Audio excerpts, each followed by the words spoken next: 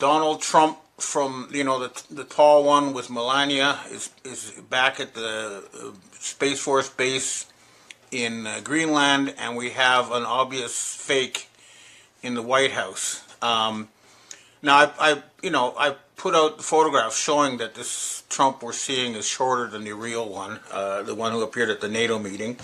They've even trotted out an obviously fake Melania, but it's his actions and words that make it very clear that he is basically, according to the evidence I have, he's working for Jean-Michel de Rothschild, whoever is pretending to be Trump right now in the White House.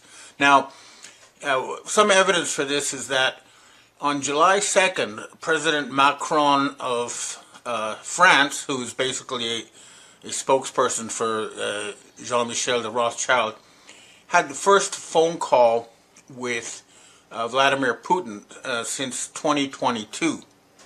And when he was asked, this was on July 2nd, when he was asked why they had this phone call now, he said it's because there's been a new regime in Washington. So he didn't do it in January when there was a new regime. He did it in July, okay? And this Trump, as we know, went against the complete wishes of the American people by attacking Iran. And I talked to the Russian FSB about the situation, and their analysis is quite interesting. Basically, what they're saying is that the new regime in the United States has made a complete shift to the Middle East. They've forgotten about their Asia pivot. They've announced they're no longer going to send weapons to Ukraine. And the Ukrainian authorities and the Russians are also saying most of those weapons weren't going to Ukraine anyway. They're going to the Middle East or Africa or whatever, So the arms bazaar is just going through Azerbaijan now, is what I'm hearing. And there is a new front being opened there. So what's happened is, according to the Russians, there's a huge move now. The biggest move by the remnants of the Western military-industrial complex, the NATO faction, is to try to stop the construction of new pipelines in Central Asia that would allow Europe to get cheaper gasoline and not get gasoline or oil from the companies controlled by the Rothschilds and the U.S. So this is a move to make sure Europe remains subservient and has to pay high prices for their gasoline. However, this shift to the Middle East has come at a huge cost, as Defense Intelligence Agency reports and other sources like Mossad sources confirm. Israel suffered a massive defeat, and I'm now getting evidence that Israel is going to cease to exist.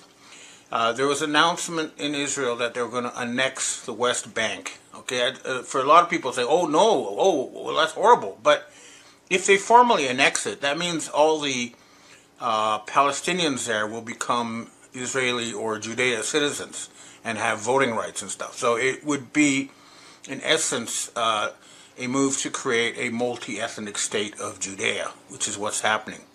Now, getting back to the United States, another sign that Rothschild has reasserted control is that they're passing this big, beautiful bill, which is essentially a massive bribery bill that uses debt or debt slavery to tax the American people and pay the ultra wealthy. That's what it really boils down to, because right now the United States is paying more on interest than they're paying for their defense budget. This is paying money to unelected bankers who created debt out of nothing. Literally, it is debt slavery. So the United States is paying more. The American people are paying more to these bankers for money created out of nothing than they're paying for their own defense. And this is not going to end very well. The BRICS, who now control way more of the world economy by far than the G7, have decided to start up their own future planning agency. Unfortunately, the West has not yet gotten behind that ball. However, there are signs of big change, and this recent Rothschild power grab in the U.S. is not going to end well for various reasons. For one thing, I noticed that Carney, Prime Minister Mark Carney in Canada, there are signs that he is taking control of the Bank of Canada back to the Canadian people, because they're announcing mega projects like, they're going to build huge pipelines so they can send their oil to Asia and not be dependent on just the U.S. And the other sign is they're carrying out massive housing construction. In other words, mega projects that aren't funded by debt or taxes. So it's a sign that, change is happening. And also we noticed that in the UK, the blackmailed pedophile Keir Starmer is facing a revolt, and my sources tell me he won't last past the summer. So that's a good sign. So, Macron is losing, he's going to lose Canada and the UK, and then in France, of course, but the fact is that their economy is going down the drain, and I don't think they're going to be able to do much about it.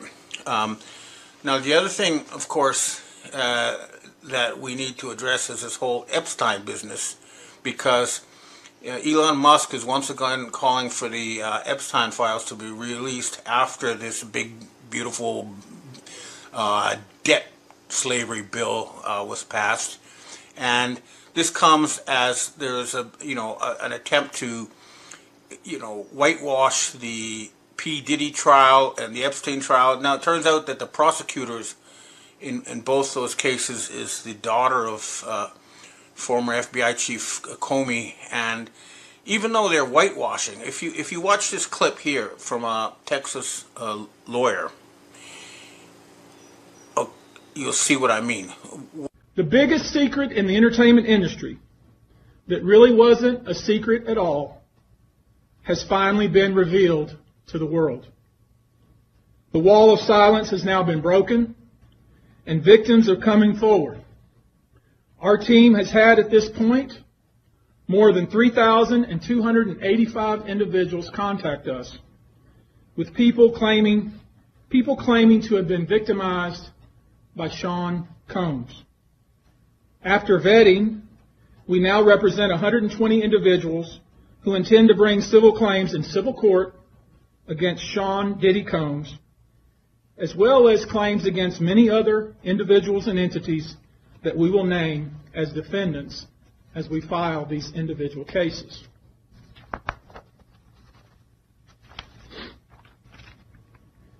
And you should know, to the extent the clients feel comfortable, we also intend to make these individuals available to the authorities, specifically to the FBI. And you should also know a few of them have already been spoken to by the FBI.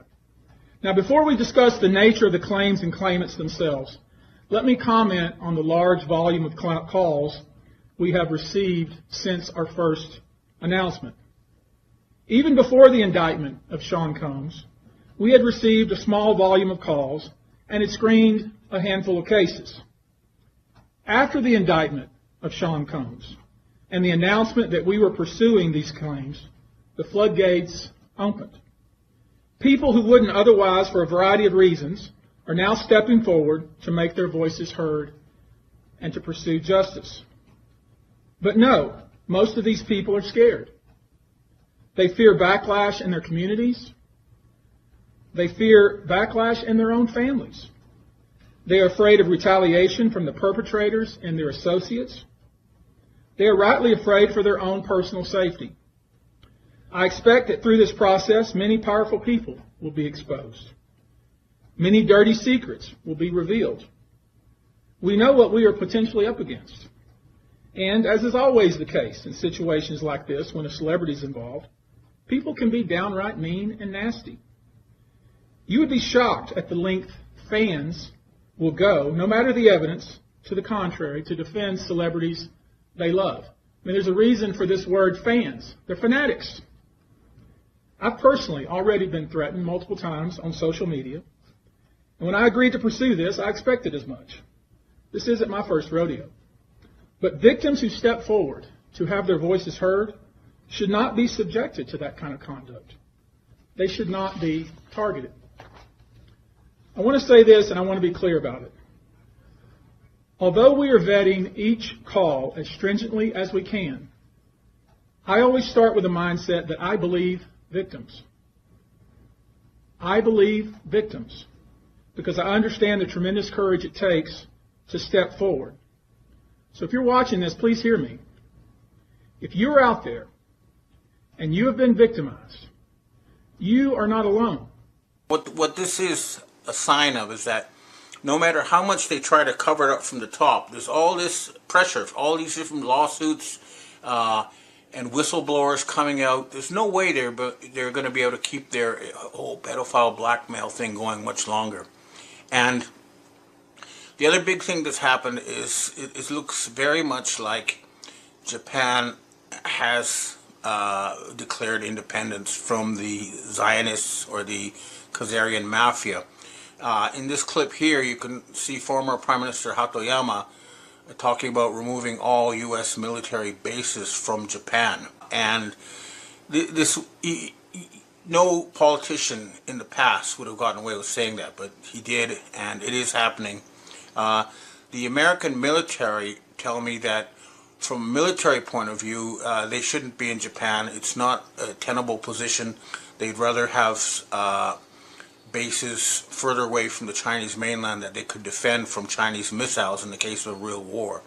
But the Russians tell me in any case the Americans have evacuated a lot of their navy and all their anti-aircraft weapons from Japan and Taiwan, and they wasted them in this failed war against Iran. So basically China can now do whatever they want in East Asia, and I don't, and fortunately they're working with the U.S. military white hats, and it's not going to be such a bad situation. But the real problem remains the United States, where you still have blackmailed and bribed pedophiles in charge, working for Israel and not for the United States, and we have an obviously fake Trump in power now. So this is where the struggle is going to be. There are a lot of military white hats who are aware of this, and there is a kind of a revolt in the U.S. military. It's becoming fragmented.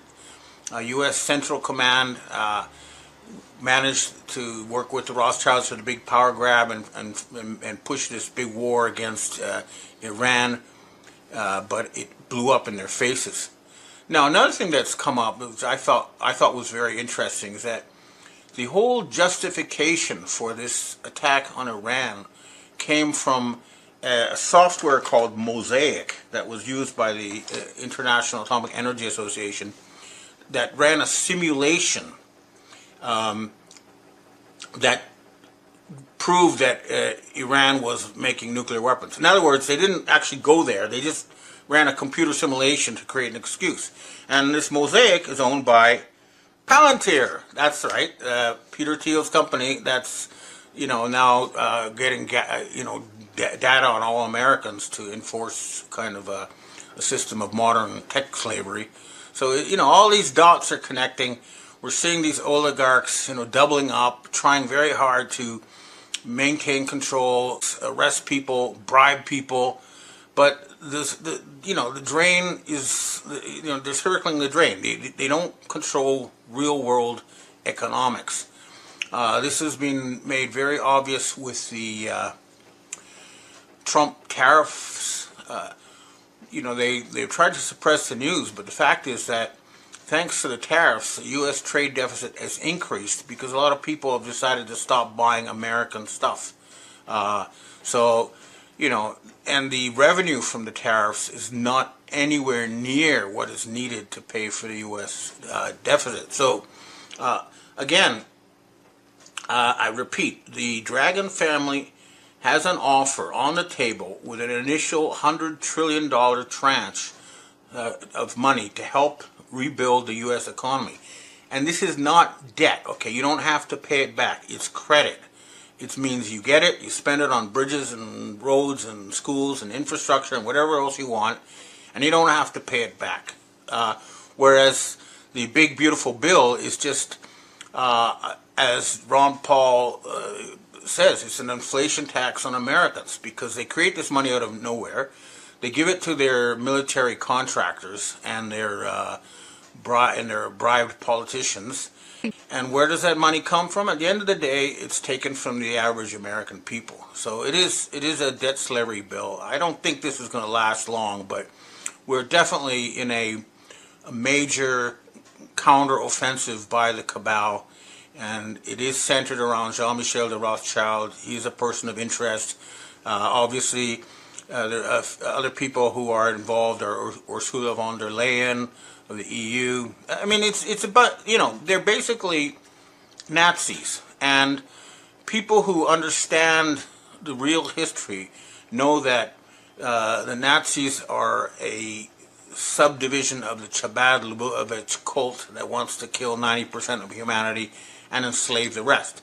I mean, Hitler himself in Mein Kampf, 90% of the world, and it's in his plan. So these people are still fighting, and they're fighting for their lives. Let's face it. The EU just had a parliamentary vote, or they're about to oust von der Leyen over obvious corruption. It's probably going to continue throughout the summer because everyone else is on holiday, but I just don't see it ending well in any way for that. And I just don't see Jean-Michel Rothschild staying in power much longer because there is a huge majority of people who are completely aware of the criminal nature of the governments in the West. And this is especially true in the military. And it is happening on many levels, on grassroots levels, and it's happening in Israel as the Israeli people wake up to the fact that they've just suffered another Holocaust thanks to Benjamin Netanyahu. I mean, the reports are it could be as many as 500,000 Israelis dead due to the Iranian attacks. That would be out of 7 million, that's 1 out of 14 people. That's huge, and that's some. And they've run out of weapons. They've run out of missiles, and they're trying to up the ante by bribing Turkish President Recep Erdogan with promises of an expanded empire, Ottoman Empire in Azerbaijan, and trying to get some sort of Russian-Turkish thing going on there. So the Russians are on the case, and I think Erdogan is smart enough to understand that he would lose any war with Russia, and it would be very stupid to work for the Israelis and the Zionists, because his own people will not put up with it, despite talks about, they can go ahead and expand their Ottoman Empire, but they don't have to do it by working for Satanists. They can do it, more peacefully in a friendly manner with Russia. So again, it is looking pretty grim right now overall, but I look at this as a sort of a battle of the Bulge offensive by the Khazarian mafia, and the numbers mean they're going to lose. Let's just think about it. In Western Europe, they could not hold out against Russia for more than 2-3 weeks maximum. And even though they had their fake Trump at the NATO meeting saying that the United States would fight to defend Western Europe, they physically cannot. Okay, they just, even if they wanted to, they would not be able to ship enough weapons and tanks across the Atlantic, especially with Russian submarines and missiles sinking ships, to get, even if they, fly troops over to fight the Russians, they wouldn't have weapons for them. So they cannot defend Western Europe. The Russians, I think they're too cautious. They keep telling me they're just letting it implode by itself because they don't want to, give anybody an excuse to start nuclear war.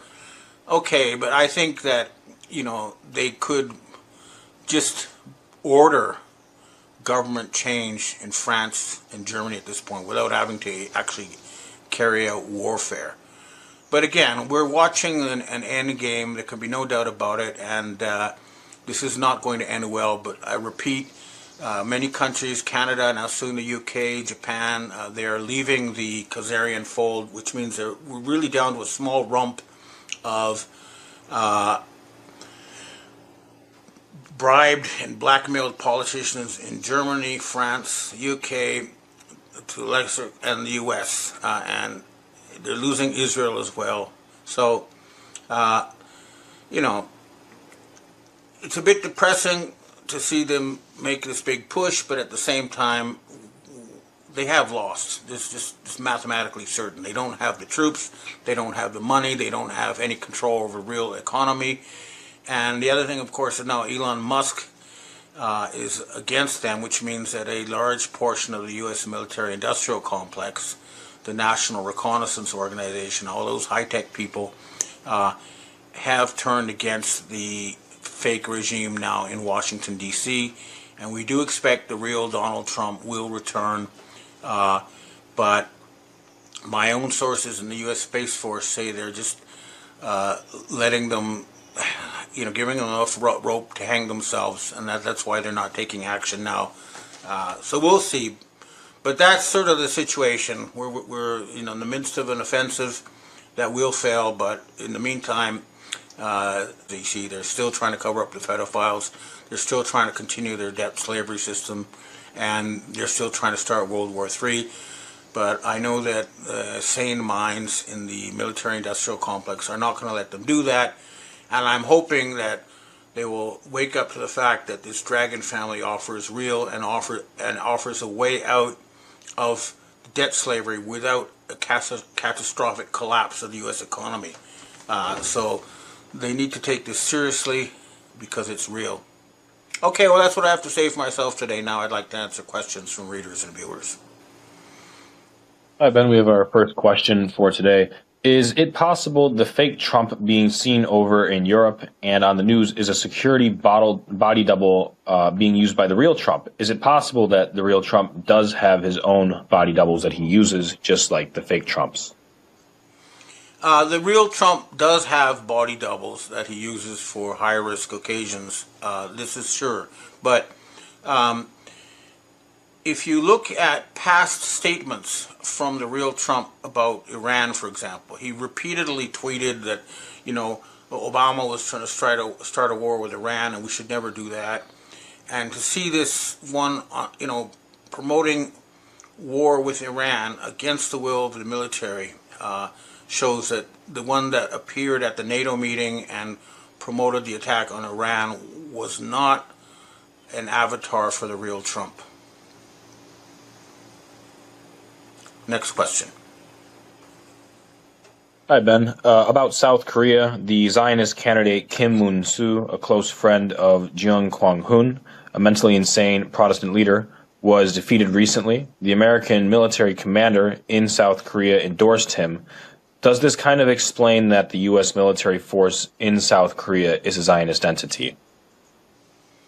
Oh yeah, I mean, South Korea was always been a U.S. military colony, but the fact that South Korea, Japan, Australia, all these countries refused to go to the NATO meeting is a sign that something has clicked here, and I believe the U.S. military in East Asia is not on the same page as the Central Command.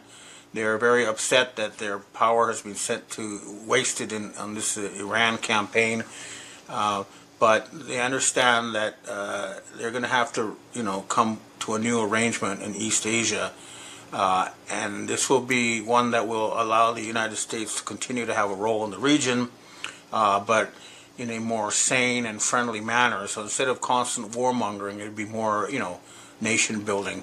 But I understand that North Korea and South Korea will now once again move towards merging into a, reunifying, and I don't think the U.S. will stop that, even if they want to.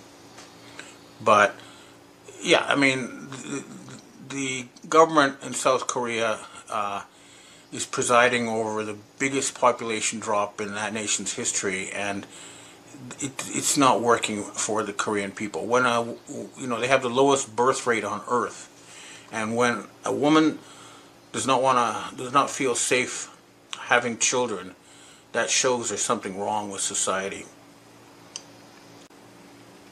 Next question. Hi, Ben. I know you touched on this briefly already, but do you think the big, beautiful bill will end up being rescinded when the real Trump gets back in office? And regardless of that, what do you think this means for everyday average Americans? For everyday average Americans, it means more inflation and more debt, and it'll mean an increase in the wealth of the top 0.1% and a decrease in the wealth of the 99%. And I think the real Trump will agree to the Dragon family plan, which would mean a complete, jubilee, cancellation of all debt, public and private, and then infusion of huge amounts of money it's not debt money, to rebuild America and really make it great again. And I think that's what the real Trump will support, because we all want to make America great again. The whole world does. It's like watching a good friend, suffering a mental breakdown and become homeless, and then nobody wants that. Next question. Hi, Ben. We have our last question for today. What about all the ICE deportations? Is this the real Trump or the fake Trump behind this? The real Trump, did take big action against criminals, and a lot of known criminals were deported, and the result has been a huge drop in the crime rate across the U.S. But recently, I'm getting reports of deportations of useful people, like farm workers and dishwashers and stuff like that, and that's a sign that, again, something has clicked, something has changed. The use of paid mercenaries to start riots across the U.S. and then an attempt to use that as an excuse to have military onto the streets of U.S. cities. Everyone pointed out that these rioters were getting money from Soros and those people, and that trail leads to Rothschild. So suddenly they had to scale back that campaign. But for the first few months, the real Trump did a great job and helped reduce the U.S. crime rate by deporting known criminals, and that's a good thing. Okay, well, I guess that's it for this week. I hope to see you again next week. And, despite everything, the United States is a great country, and we all wish you a happy 4th of July, and we'll all fight to make sure you really do become an independent nation again, because the world needs America back. Okay, well, thanks. Hope to see you next week. Leo, the Lion, Zagami back, and he's bringing it. We've got a very good show for you today. The Vatican is warning of the rise of occult and satanic threats that are coming to America. So, Leo, thanks for coming back on again. Thank you for having me on. And yes, the warning, of course, is for America, but also for the rest of the world. Of course, here in America, though, we had a very big increase in the number of practicing exorcists in the last few years, which is a bad sign, especially due to what I had envisioned already. You leave people in front of Cyber Satan for too long. That's not a good place to be. Now, it's important to understand that in the month of May, the Vatican will gather an international group of exorcists in Rome. And this year, in fact, the topic is mostly focused on the AI and how the AI is aiding Satanists. And that, as you know, is a topic that I have touched with a few of my books, volume 6.66, volume 7 and volume 9. In particular, volume 6.66 is relevant for today because in this book I discuss the specifics of the rite of exorcism, of course, the one practiced by the Catholic Church, which in the Christian world is the more relevant, the Romanorum rite, which basically has been with us for over 4 centuries. And then you have for each, religion their own way of exorcising the devil. But in fact, this year, for the first time, the Vatican is also opening their doors to non-Catholics and non-Christians alike who want to join in the battle against Satan. And on the 13th of March, he guested a few representatives of the International Association of Exorcists. So it's been maybe an important move. However, I am a bit disappointed that the Pope decided to dedicate to this such an important subject only half an hour. I mean, these people arrive from all over the world. You expect them at least, to spend with the Pope a few hours. However, it seems to me that there is some kind of contradiction here from the, the materialistic economic side of the Vatican, which, by the way, I've talked about in my latest article on leozegami.com, which you can go and check out, because he just appointed a former executive director from the Edmund de Rothschild private banking group to be in charge of the Vatican Bank. Now, this guy was also connected to Jeffrey Epstein through Ariane de Rothschild, who, of course, was married with Edmund de Rothschild and then took on the whole of the group and later involved also Jeffrey Epstein because she wasn't that great in doing this business. Let me explain. There is 2 different factions of the Rothschilds. There is the French and English faction, and then there is the French and Swiss faction, which is this one. And this guy, François Pauli, is now the new head of the Vatican Bank. And because he was involved with Epstein, it seems a little bit weird, to say the least, that you have a guy like that now in charge of the Vatican Bank. But to me, I think there is definitely a paradox here because, of course, when you're talking about money, you're talking about something that is directly connected with the devil.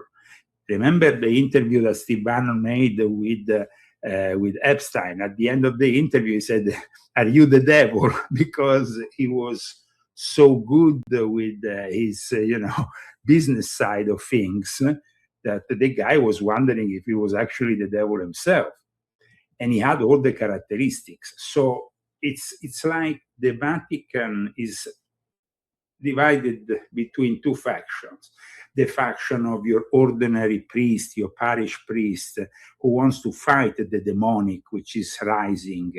And of course, this International Association of Exorcists went to the Pope with a specific message, because you have to understand that with the arrival of the internet, the satanic sects have been able to recruit a lot more members. And groups like, for example, the Ordo Templi Orientis of Aleister Crowley, or the Temple of Set of Michael Aquino, or many other New Age oriented sects of more recent.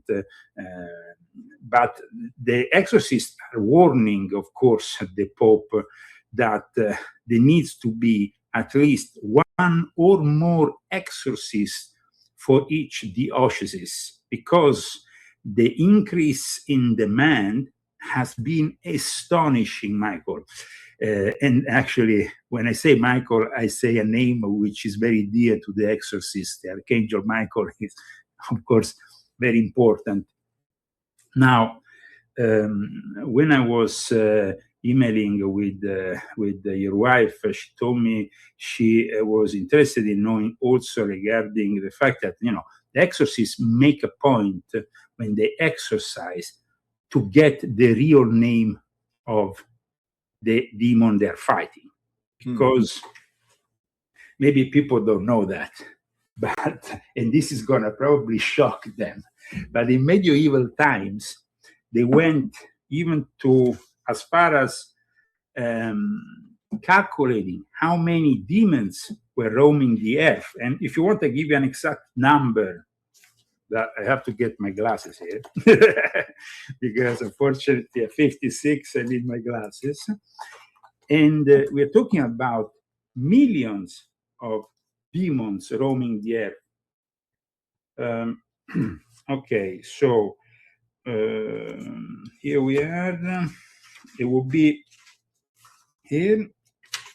Now, they calculated that there were at least 13 million 306,668 demons who are loose around the planet. This was at least what they calculated in medieval times. There was also the fact, this is also very important. The demons have their own principalities, their own soldiers. It's a legion, no? We are many because we are legion.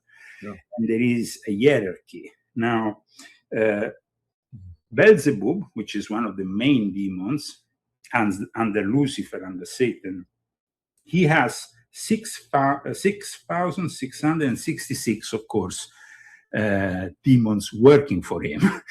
This is also part of the calculations that were done. Now, regardless of those people who might think this is a matter of laughter when you hear such things, this topic is very serious, and is very serious for people who are believers and also for people who are non-believers, because the biggest trick the devil ever played on us is to let us believe he doesn't exist, as we all know. This is a famous saying. Now, these representatives of the International Association of Exorcists that went to visit Pope Leo on March 13th at the Vatican Apostolic Palace had this half-an-hour meeting in which they explained how even in the seminaries of the Catholic Church, there is, of course, a lot of demons. And now, when you get consecrated to become a priest, in a minor, you can actually participate to minor exorcism only, okay? Only a very few chosen priests get to become exorcists. You have to have a preparation in theology, but you also have to have a preparation in psychology, because you have to dismiss those cases where obviously the person is not, is insane. I mean, it's simply contact working upon, the affected. My own personal experience with exorcism has been very vast, and it's been direct because I participated to exorcism. Wow. I was exorcised myself. I went and participated to exorcism in the Middle East, in mountains, in Italy, in monasteries, in places, and I had all kinds of experiences. So, if you want, after we can, I can give you some, just some personal experiences of mine for your audience. Is it anything like we saw in Exorcism? Absolutely. Wow. Absolutely. It's. I remember once, and this is it's quite incredible because they couldn't find a proper group of of exorcists to actually quiet down this guy who was obviously possessed. He was from Africa. He was obviously in Africa we have voodoo, the roots of voodoo. It's filled with animist religions, and so they couldn't get an exorcist, and so they said, "Okay, will you provide us with an exorcism?" And so I went into the room, and the guy was literally coming off his bed. I mean, it was rather incredible. Wow. And in that case, of course, I use not only the prayers, but I also use a holy relic, which I always carry on with me. I have it even now in the other room. It's a piece of the bandage of Padre Pio, which is considered the saint of the Catholic Church, which is also, though, a guy who was, when he was a monk during his life with the stigma, he was also an exorcist. I mean, he was somebody who was fighting the devil. So the fact that you are able to also use holy relics aside from the prayers is almost like, when you go into the battle with somebody, you might have a knife, or you might have a gun, or you might have a machine gun. Now, the incredible thing that happened with the Catholic Church is that, as you know, and we have discussed it many times here on the show, in the past, the Catholic Church, unfortunately, after the Second Vatican Council, which happened in the first half of the 1960s, gave birth to a church which was increasingly progressive. I talked about it, especially in Volume 12 of my Confessions, the last installment of my Confessions that, as you know, talks about the Jesuits. I talked about the Jesuits' takeover of the church, of a church which was no longer traditional, which was abandoning the traditional Latin Mass for this Novo Ordo Missa, which was basically abandoning their traditions and facilitating this way the satanic infiltration. In fact, it's not a coincidence that the Second Vatican Council ends up in December 1965, and then you have 1966, considered year zero of Satanism. And that is also the year in which that the Sabbatean Frankist of Anton LaVey founded the Church of Satan. Now,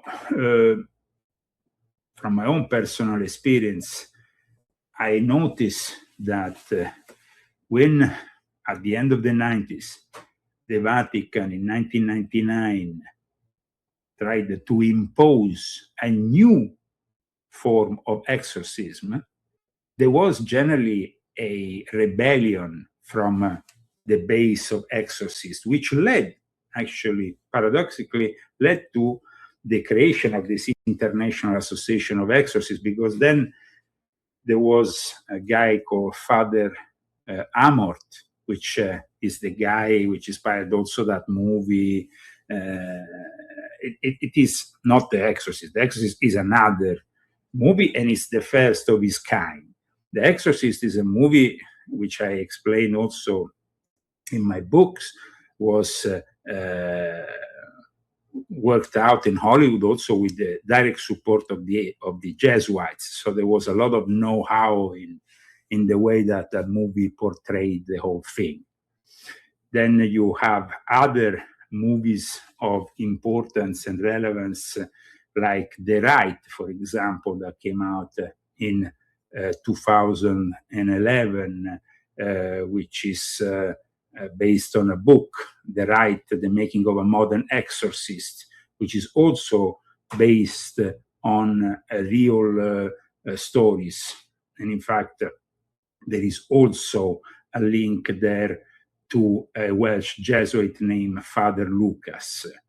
And so it's obvious that in the the exorcist and what they do, the exorcists are always sought after by Hollywood, because what they do is very spectacular at times and very scary, to say the least.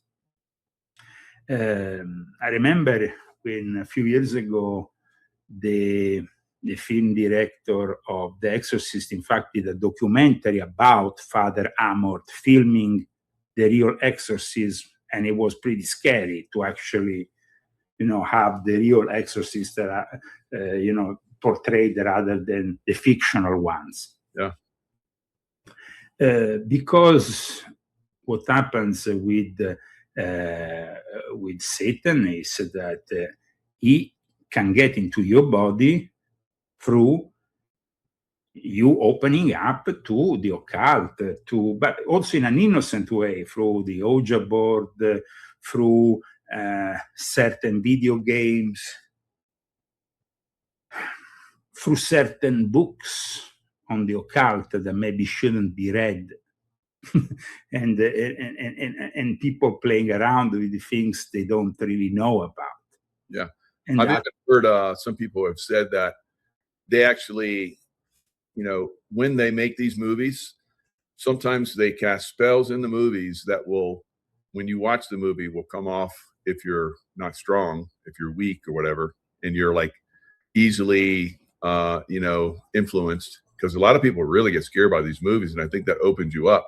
But they actually put spells in the movies, some of these movies like The Exorcist, and that's why people would like have go crazy in the movies, in that movie especially. What are your thoughts on that?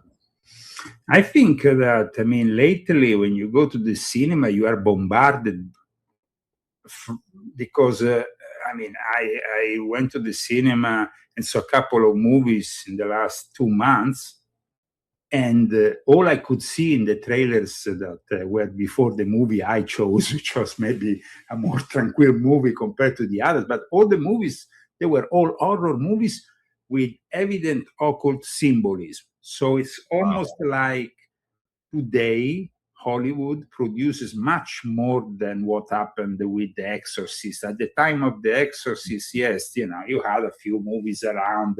You had, of course, before The Exorcist, you had Rosemary's Baby, which was a turning point also for a lot of people that understood about sectarian activities, the fact they were impregnating a woman to bear the child of the devil became a very important and shocking novelty at the time. But today you have almost 20 or 30 movies a month that talk about a variety of occult subjects, branding them as horror. So the actual movie, The Exorcist family, Rosemary's Baby, bring that up. She wore that red dress with the white lace at the top. So you had Princess Diana and you had Princess Kate. Both of them wore that dress with their children. It's like, wow, there's like just bringing that in everywhere. But definitely it brought a certain fashion. No? the devil wears Prada, they say. Now there is a comeback. Number 2. Okay, going back to The Devil and Father Amorth, which was this 2017 documentary, which I suggest you go and check out, by William Friedkin, which was the guy who made The Exorcist. I mean, he really brought this. I remember myself when I used to work with this TV station under the Vatican. There was one of my cameramen called Gianluca Tacchia, which is actually, a friend since I was very young, because I started, as you know, with working with the Catholic TV and radio, and my mother was collaborating with the Vatican radio and TV. So I was in that kind of environment. But I remember one day Gianluca came back from filming Father Amorth doing an exorcist. We're talking about the 1980s here, so nobody has seen that kind of thing. He literally escaped, came to me and was like shocked. He was like, Leo, you will not believe what I saw. It was like, I couldn't stay there. I couldn't film that. I just left. And I was like, wow. So just to give you an example. Now, Russell Crowe participated in a movie, as you know, in 2023, which is called The Pope's Exorcist. And that is actually based on Father Amort, which I explain in this book, was the guy who opposed this situation of editing and diminishing the power of the exorcism. Because after having changed the various rituals of the Catholic Church based on this Second Vatican Council, the last thing they did in 1999 was to attack the rite of exorcism. And in my book, I explain all the revisions. So explaining the 99 exorcism revision to the layman. And I'm very accurate in this explanation, because I wanted to make people understand this act of sabotage. Because at one point, Father Amor said, well, what are you giving us here? Because we are not going to be able to fight Satan with this kind of ritual. We want to go back to the 1614 ritual. Wow.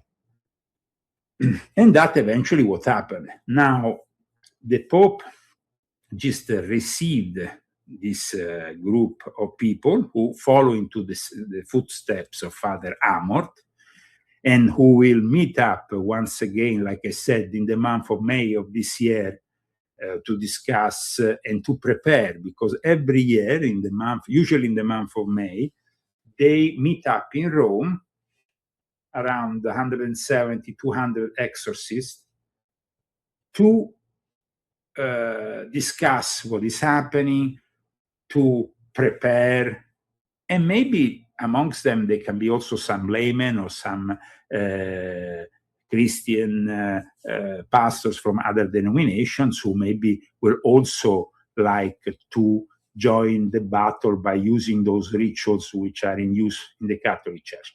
Now, like I stated earlier, this year, in an unprecedented move, this group of exorcists will actually guest Jewish rabbis, Islamic imam. So it will not be as, the way you fight Satan and his legion in the Islamic religion is completely different from the Catholic.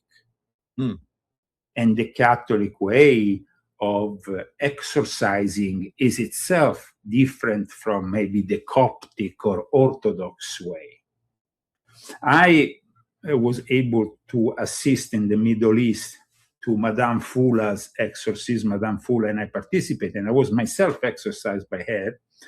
Madame Fula, regarded by the Coptic Church in Cairo at the time, I'm talking about 2003, as the number one exorcist, was able to do two kinds of exorcism. A minor exorcism, which would be if she saw that you didn't have great problems, okay, that you were not completely possessed by a powerful demon, she will simply measure you and recite a prayer, and then they will fold this measurement done with a piece of cloth will be then folded around the prayer.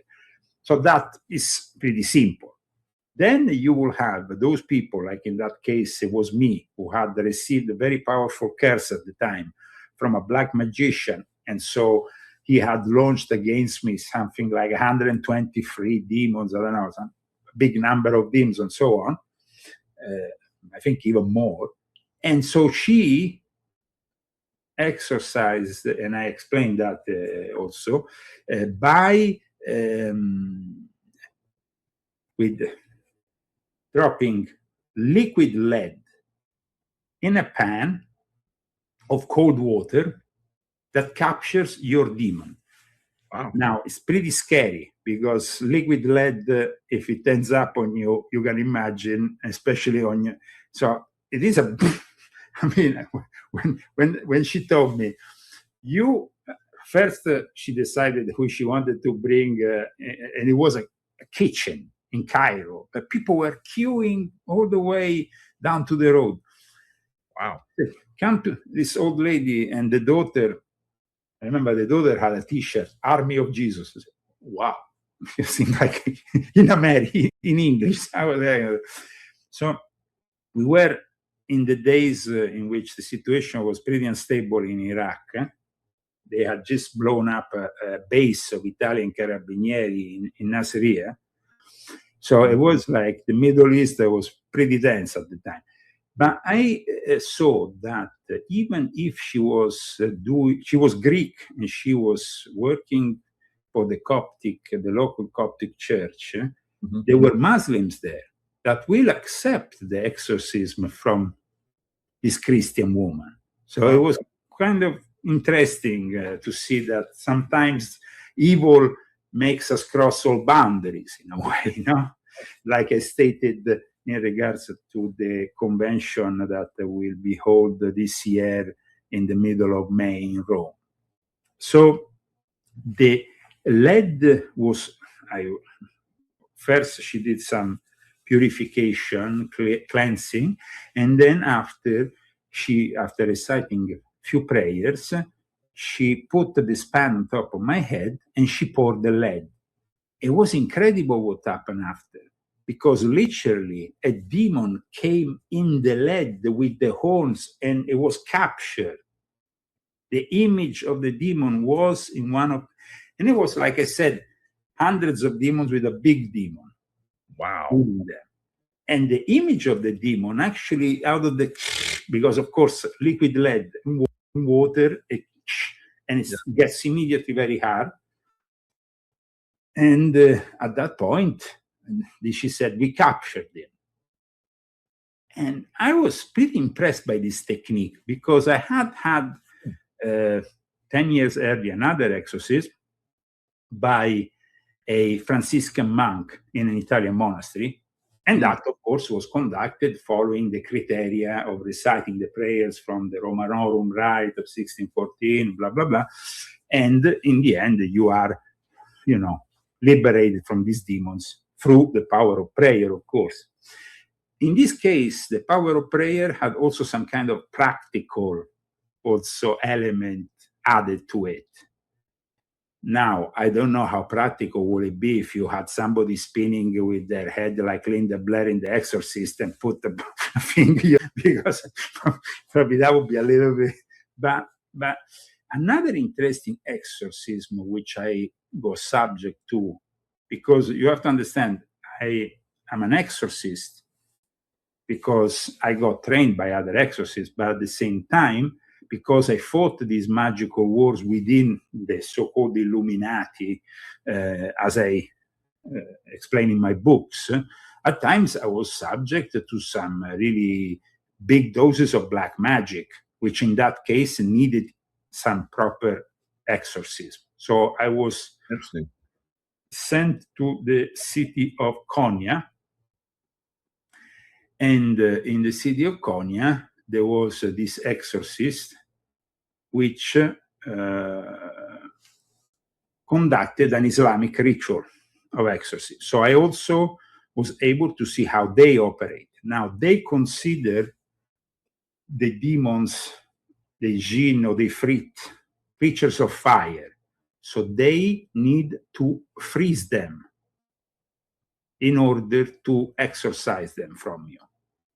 They recite prayers out of the Quran, around your head, and then they manage to detect how many of these demons, these genies, these ifrit are present.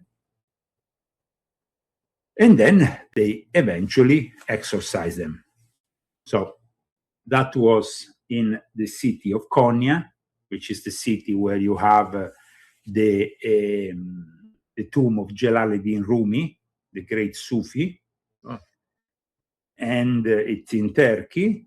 Yep. It's a beautiful place. Absolutely. And I was brought to have this purification, let's say, ritual. It was an exorcism, of course. And it was an interesting experience, because they had recognized that at the time I was under attack. I had just started 20 years ago with my Illuminati confessions online. And as soon as I started, they, of course, cursed me left, right, and center. Oh, but, yeah. Wow. As you can imagine. Mm-hmm. Actually, I think I still have around here the actual picture, a photo I made of the Exorcist. If you want, I can go and pick it up for you. Yeah. So, let me see if I can manage to pick it up.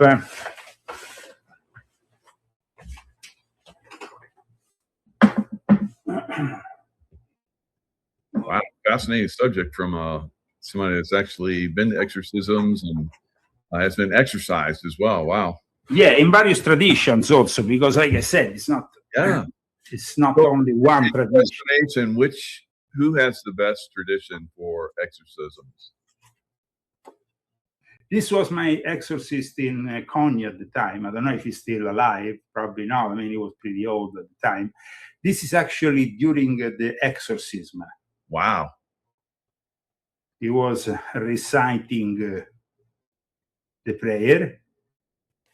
As you know, I wrote a book on Islam and the eternal conflict in the Middle East, which is volume 10 of my Confessions, in which I also talk a bit about my experiences in the Middle East. And I think this book is definitely relevant for what we are living today in the Middle East. So I highly advise you check it out, volume 10 of my Confessions.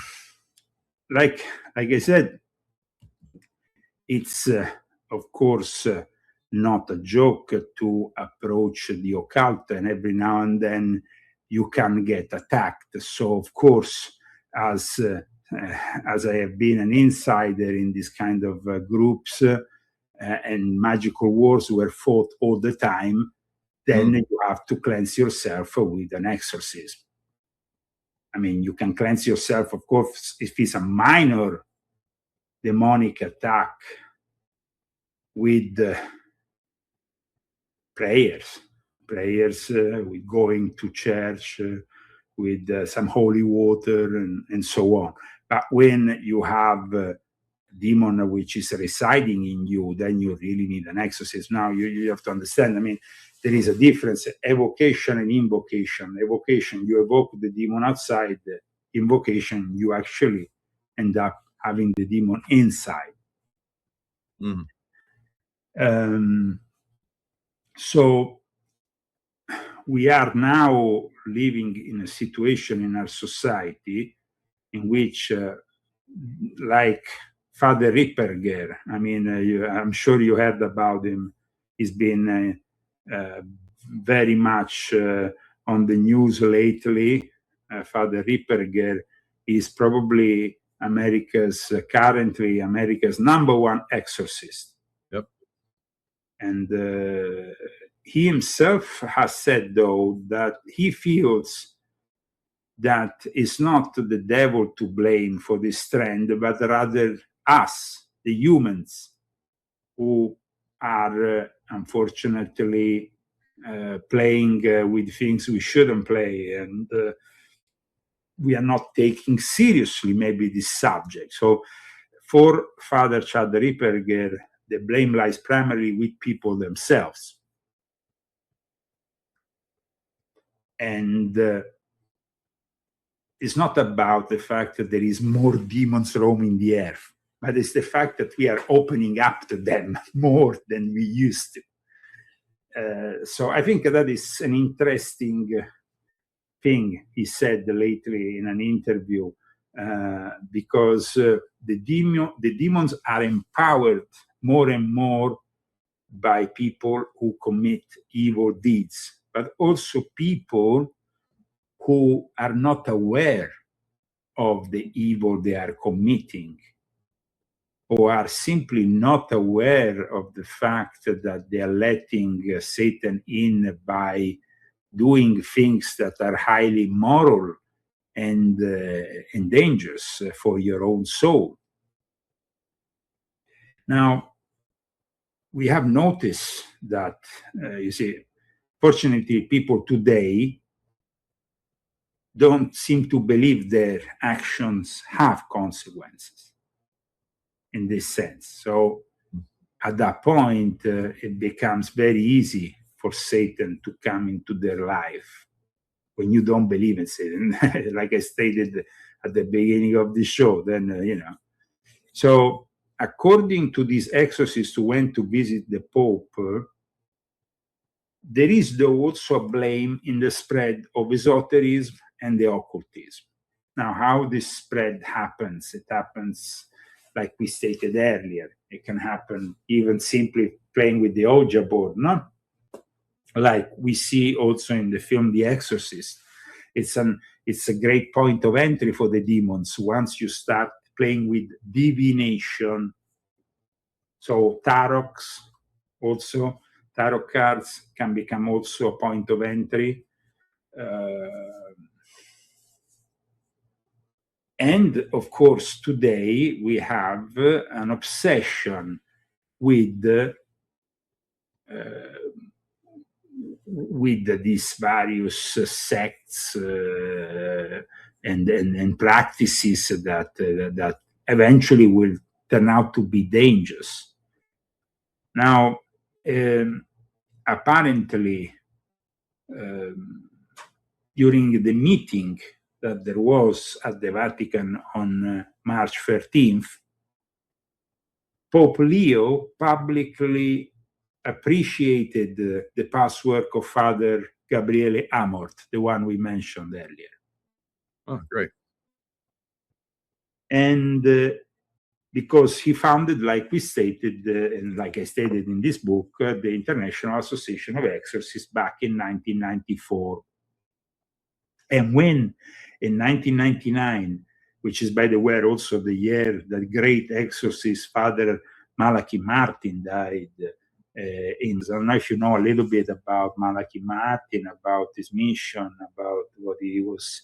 I mean, he was basically a former Jesuit, or at least a Jesuit who was no longer an active Jesuit, who came to America, became rather known also in alternative media circles, even with Coast to Coast, and people like George Nori and others, publicizing what he was doing, because he was writing some books that were actually essays and others that were fictional but based on truth.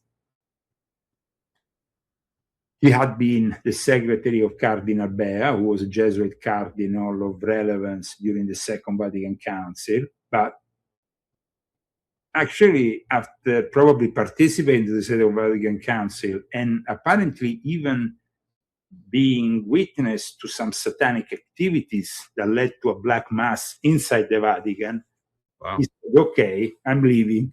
And he went on the other side of the pond to live here in the United States of America, where he became also a very known exorcist. And unfortunately, though, in the last day of his life, he was fighting a case of exorcism that was pretty difficult. And then suddenly, and he died when he went back home, something happened that is still to this day not fully explained. The strange thing is that in 1999, that was the year in which the Vatican also decided to reform the rite of exorcism. And that is what happened with then Father Amor saying, we don't want, basically a gun with no bullets. You're giving us a way of fighting the devil which is not working. We need to go back to the old traditional way. In fact, he was able to impose on his exorcist the use of the traditional Roman ritual. Now, usually the exorcism are performed by someone that wants them. Do priests that are trained in the exorcisms, if they know someone is possessed, can they do a ritual against someone that is possessed without them being aware of it? Is that something that's done?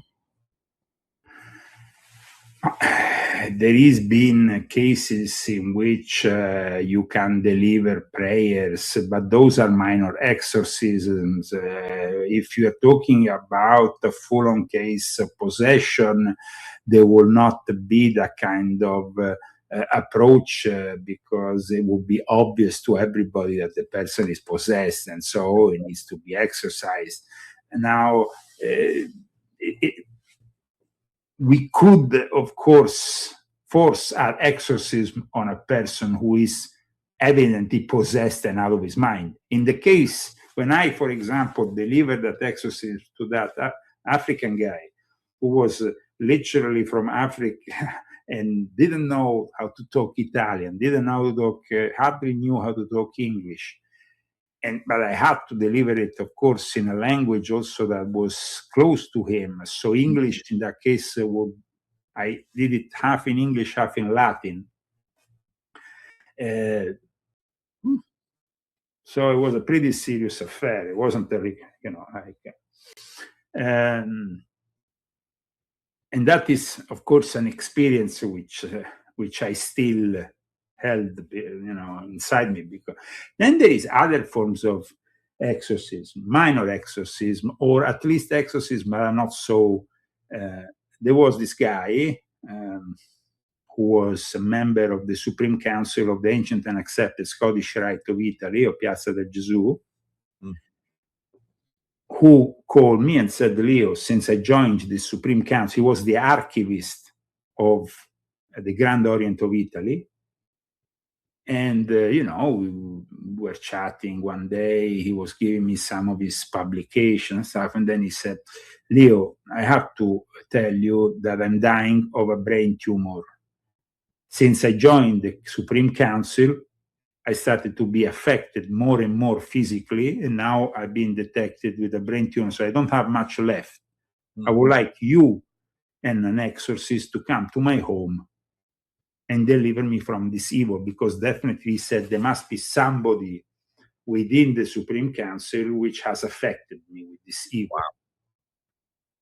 So I called my friend Fortunato Luciano Chandra, who is an official recognized Knight of the Vatican, Knight of the Holy Sepulchre, Knight of St. Sylvester Pope. I mean, he's like very high up in all these knighthood orders, and he knows the rituals by heart. I mean, I went there with my little booklet, reading in Latin the thing. He knew it by heart. So for me, it was kind of very impressive to see an exorcist like him, because I tell you, often even the Catholic priest that I saw read on the books, they don't know it by heart. This guy knew the Latin ritual by heart. It was amazing. In any case, we conduct the whole ritual, and it was very touching. It was done in a very beautiful way. There wasn't, like in the case of that African guy, he was like lifting off bed, and it was demonic. It was completely demonic. Incredible.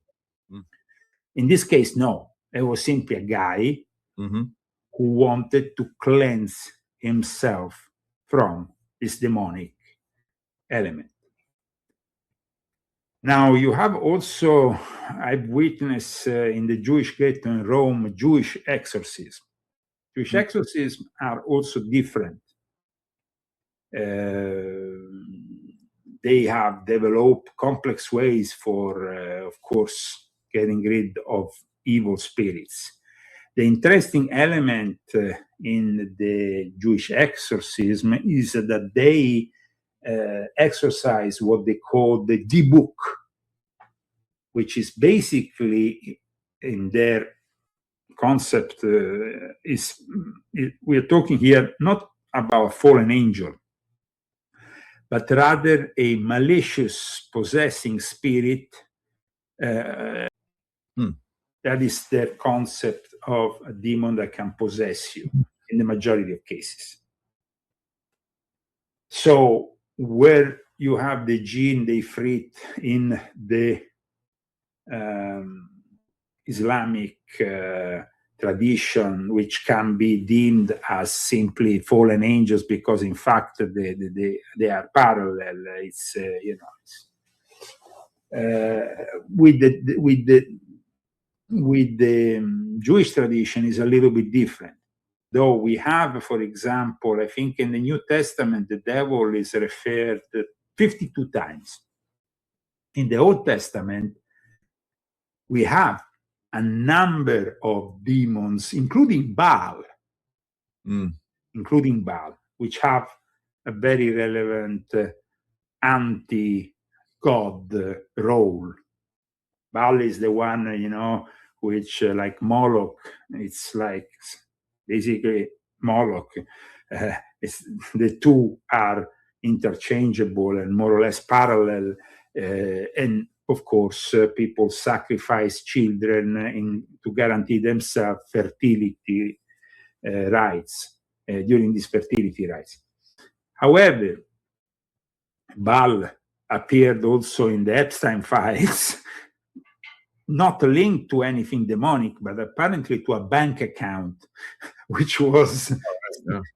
But still, if we go back to what I said earlier, the devil is really the guy who is in charge of the money. So, maybe Baal had something to do with it. Now, some people said there was a misunderstanding of sorts, but clearly the name Baal appears in this email that was released with the Epstein files.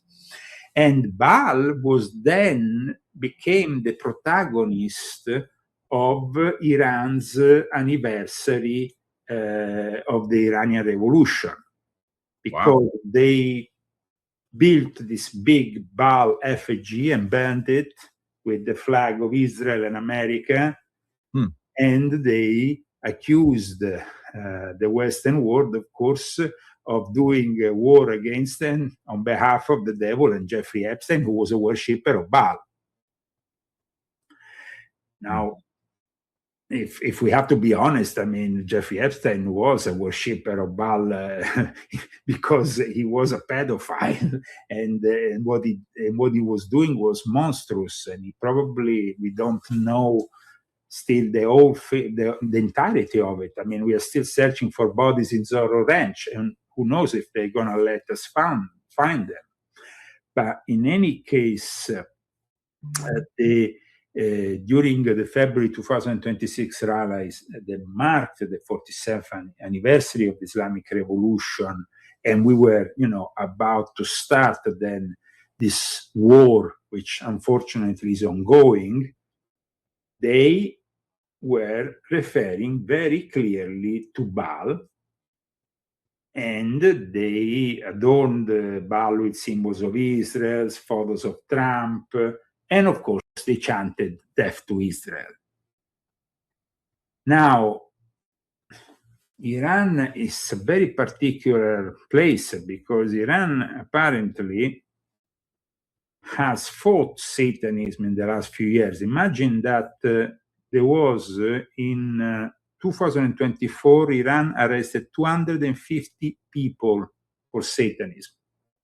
A satanic network that was caught with symbols of Satan and all the rest within Iran.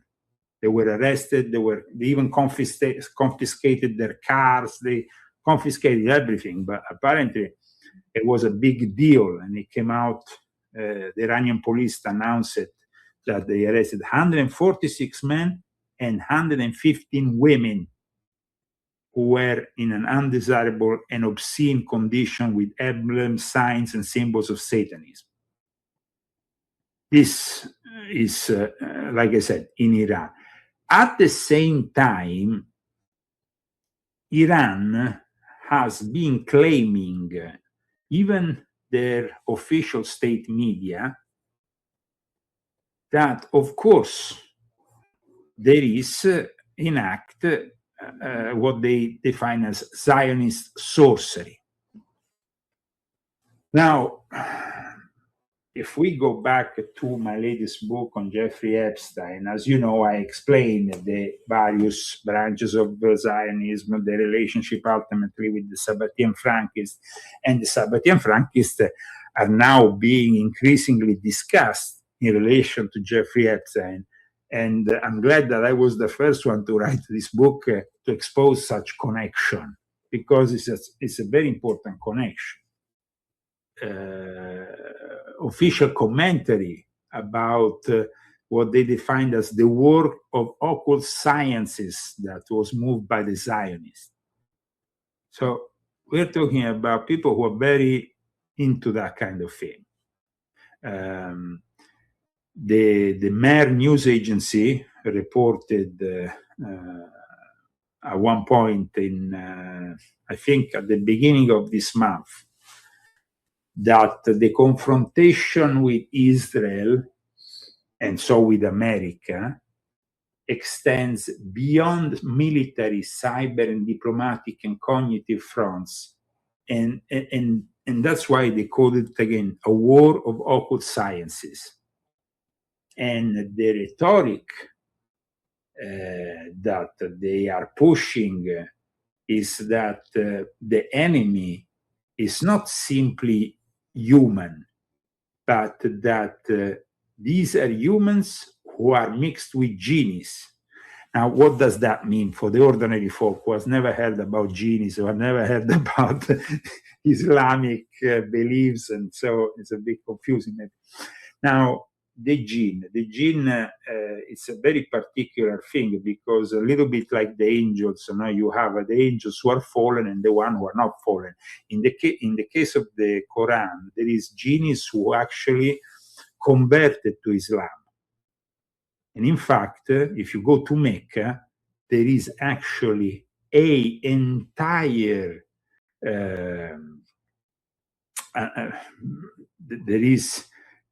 an entire area dedicated to the jinn. And you are forbidden to enter this area. So it's kind of rather interesting that they actually claim that this area is, this mosque dedicated to the jinn can't be, frequented by humans. And I know of a human who actually attempted to go and pray there. And I tell you, by their own personal witness to what happened, after a few minutes of them, bowing down and doing the prayers, an invisible force patted them like this on the shoulder. Wow. And then told them, this is not place for human. Go back to your mosque. This is like our own mosque. So then you have, of course, the genies and the ifrit who are demonic, who are satanic, who are tempting, who are working for Shaitan. Not Satan, but Shaitan is Satan. Huh? And so the fact that they describe Iran's enemies as both jinn and human is because at one point it came out many years ago. I'm talking about 2016, 20 years ago, actually.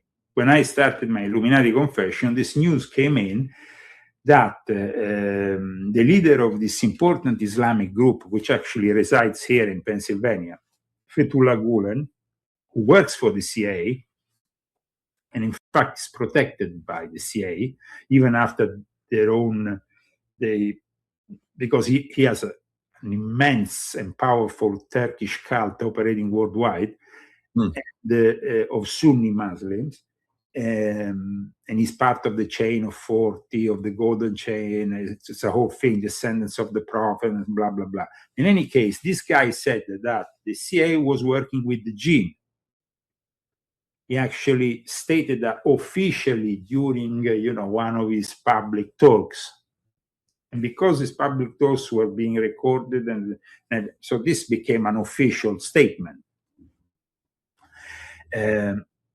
But it's no wonder. I mean, when you had in the American military people with like Michael Aquino, the former head of the Temple of Set, now he's no longer with us. But I mean, that gives you an idea. I mean, he was in charge of mind wars. So if you have the genies you add the genies into the equation, it's just like part of the whole thing. No? Now, in regards to this multidimensional struggle that it's like in Iran, the Mer website, I mean, we're talking about Islamic Republic official messaging from the website, is claiming evidence of a supernatural warfare with America. They also they called a multidimensional struggle against Israel alongside the cyber, diplomatic, and psychological fronts. And Khamenei's site, the late Khamenei site, even expanded on the team, because there was this Ayatollah Hamad Abedi who said, the Jews, and in particular the Zionists, pursue metaphysical matters extensively, and asserted that Mossad engages in such practices as well. Wow. So, on the contrary of what we are obviously seeing from the mainstream news, parallel to our own view of the war, which is materialistic, now we are expecting maybe boots on the ground, Marines going this, blah, blah, blah. Then you have, parallel to all this, a metaphysical war. And it's not really discussed by our own media, but it's discussed by Israeli media and by Iran media. It's pretty fascinating if you think about it. Definitely. And there is actually, let me see if I can, I don't have because it's in Farsi, it's not in English language, but there is definitely also articles on the Jerusalem Post that we can cite. Let me share one with you, for example, just to show you. Iran official claim Israel used the occult and supernatural spirits during 12-day war. This is the Jerusalem Post. And they're talking about Abdullah Ganji, former editor of REG-linked newspaper Javan, that has 150,000 followers. And they talk about, this is an article from July, and they talk about senior Iranian official claims that Israel deployed the occult and supernatural spirits during their war with Iran.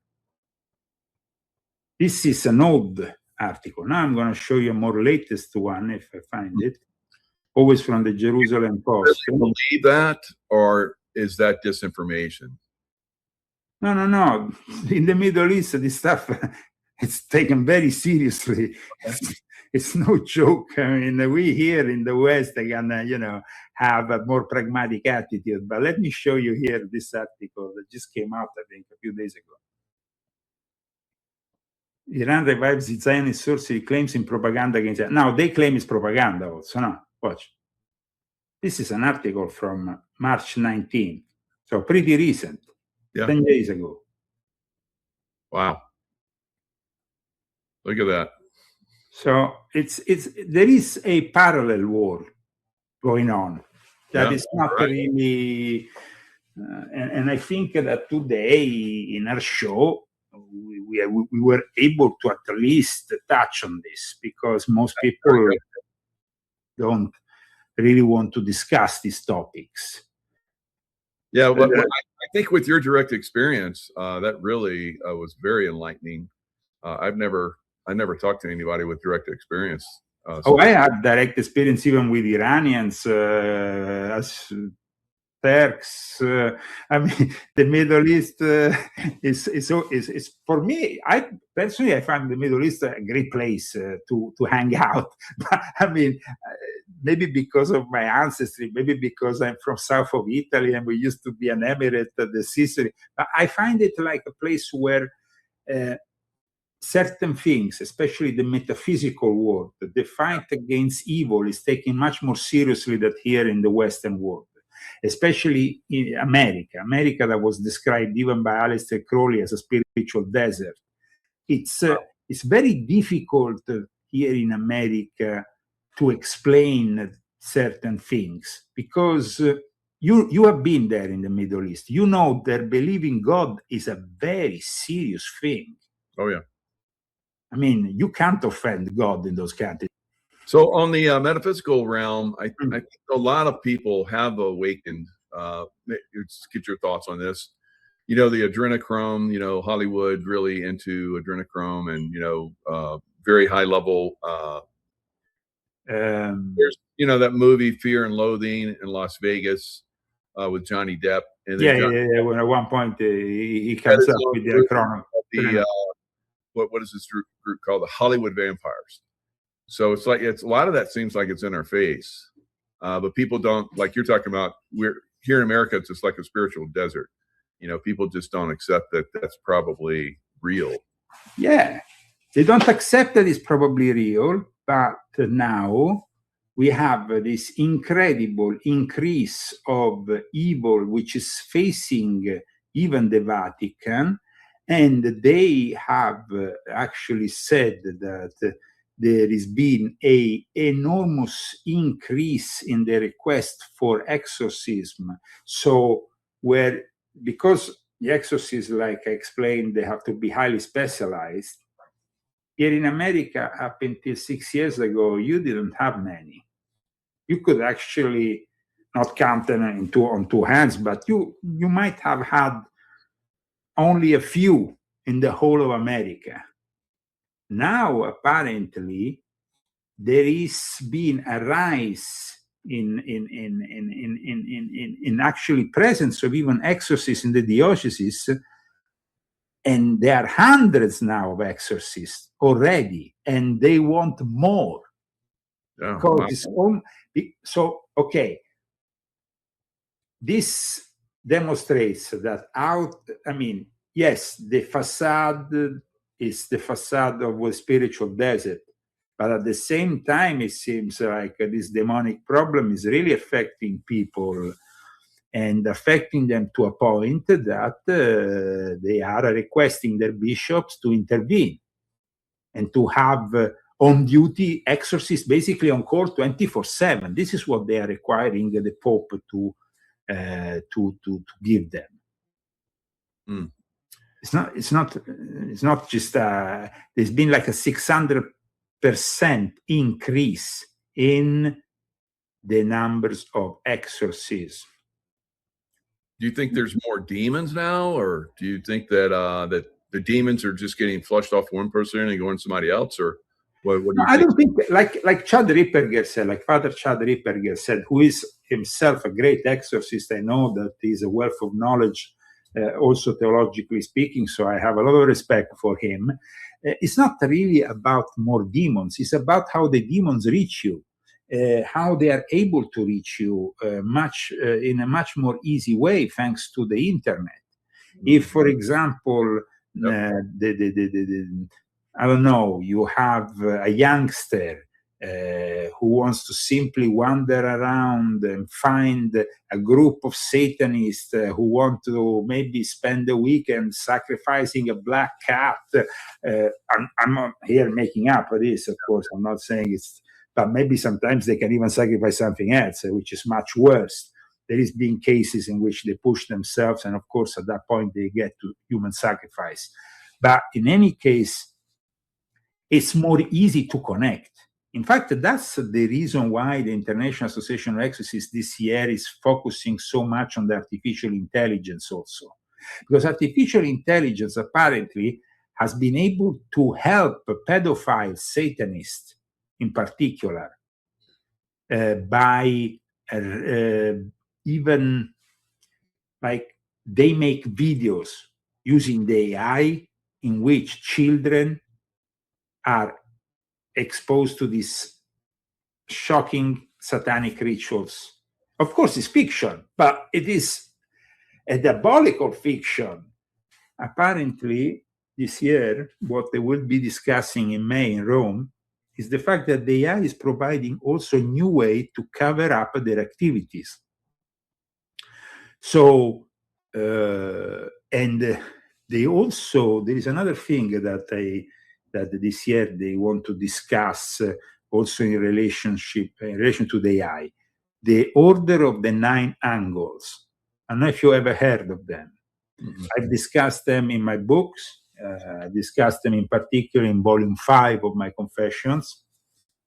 They are particularly active in the deep web, so you can't really find them on, just by Googling, because they do illegal activities. They've been infiltrating the American military. You can go and check, if you Google now, you can check articles on BBC and other things about Order of the Nine Angles. And maybe we can find something to show to our audience. Because this Order of the Nine Angles is really into human sacrifice. And what they do, they use encrypting messaging services and whatnot to communicate. And because of the extensive use of the deep web, they seem to be impossible to detect. They have done some really evil things, right? And still nobody really knows who is heading them, or because they are really hiding very well. And you see, there is a lot of material on them if you actually go and search for it. And they are also connected to Nazi groups, which is also a way, if you want to detect them, they are very active apparently in the right wing. They were founded in the UK in the 70s. They are known with the acronym ONA. But in volume 5 of my Confessions, I actually show their inner teachings. And they are, it's not some kind of, make-or-believe group. They actually pick up from very ancient practices. You see, US soldiers, Ethan Melzer, accused of planning attack on unit, also with the Order of the Nine Angles. So here we are talking about sectarian activities which are becoming actually very dangerous. It's not... and there was the case, I don't remember now the name. There was a case that was pretty, let me see if I find it, which was pretty, in which they picked up, here, I have it. Let me show it to you, share it on the screen. It's a past article from my website. The FBI issued a warning against the Satanist extortion cult targeting children online, which is the Order of the Nine Angles. This is a photo. Wow. Federal Bureau of Investigation issued an official warning on September 12, 2023, stating that a newly discovered pedophilic Satanist extortion cult is targeting children online. The FBI said in the recent public notice that the cult also uses a variety of internet platforms to find new victims, including Roblox, Discord, Twitch, SoundCloud, and Telegram. And also takes on many names, including 676, 764, and all these code names. So it's very difficult. It's a typical camouflage technique. And then you have, of course, a citation from my volume 5. And so, this is a real problem, because apparently the Vatican is going to be discussing this Order of the Nine Angles in the context of exorcism. Mm-hmm. So, we are talking here about real evil. Not a joke. It's a perverse ideology. They arrested in New York in November 2021 a 23-year-old who was part of this Order of the Nine Angles, who was found basically, these people are violent. They are preparing themselves to sacrifice whomever to Satan. They actually from what I understood, they even use old grimoires, like there is this old grimoire dedicated to the Red Dragon, Dragon Rouge, and it's basically a grimoire in which you have to do a human sacrifice in order to achieve something from Satan, no? And so there was actually this. They target minors also. That is the big problem here. And there is a lot of investigations that are still currently happening also, of course, at a criminal level. Then you have, of course, and the Vatican wanting to bring in the exorcists because there is people that need to be exorcised from all this evil. I'm not saying that it's only a problem with Order of the Nine Angles. You can have also seemingly innocent New Age groups that tell you, oh, we are into crystals, we're into this, we're into that, but then they actually open themselves to these demonic forces. Yeah. So I used to do one-on-ones with people, and I worked with this one guy, and he was of the belief that he was a fallen angel and that he had converted through Archangel Michael to the good side. Have you ever encountered anything like that? Yes, absolutely. Actually, very recently, I was sent a photo of a guy who in Italy was participating to a sectarian, to a ritual in a temple of this sect who claimed to be in contact with Archangel Michael and all that. But in reality, it was obviously another cult. It was a satanic cult. Even if they claim the contrary, because I mean, when you put yourself with the image of Archangel Michael, you are, of course, putting yourself with the defender of the faith, which is used by all the exorcists to crush the devil, to crush the dragon. This is not a name that is just brought up like this. To actually use it in that context. So, where did you hear about it? So it was. I used to do one-on-one counseling with people, and this gentleman was like, I was a fallen angel, and I used to do this. I've had many lives doing this and that, but I have converted. And there's many of us fallen angels now that are converting, and we're connected with Archangel Michael now. That was the story. How can they connect with Archangel Michael if they are fallen angels? In a way, if you think about it, it's already a paradox, because fallen angels should connect with Lucifer, should connect with Satan, should connect with Beelzebub, should connect with Leviathan, should connect with Baal, should connect with demons who are fallen, not in the heavens defending the faith. It doesn't make any sense. So if you think about it, their whole theological asset is wrong. Eschatologically, they are very confused. It's a little bit like Peter Thiel. He went to Rome, and I wrote an article about it, because he went to Rome to do these lectures on the Antichrist, close to the Vatican. However, his whole eschatological interpretation of the Antichrist is completely erroneous, because he is actually stating that the AI and robotics will defend us from the Antichrist. Rather than being part of the problem, he claims to be part of the solution.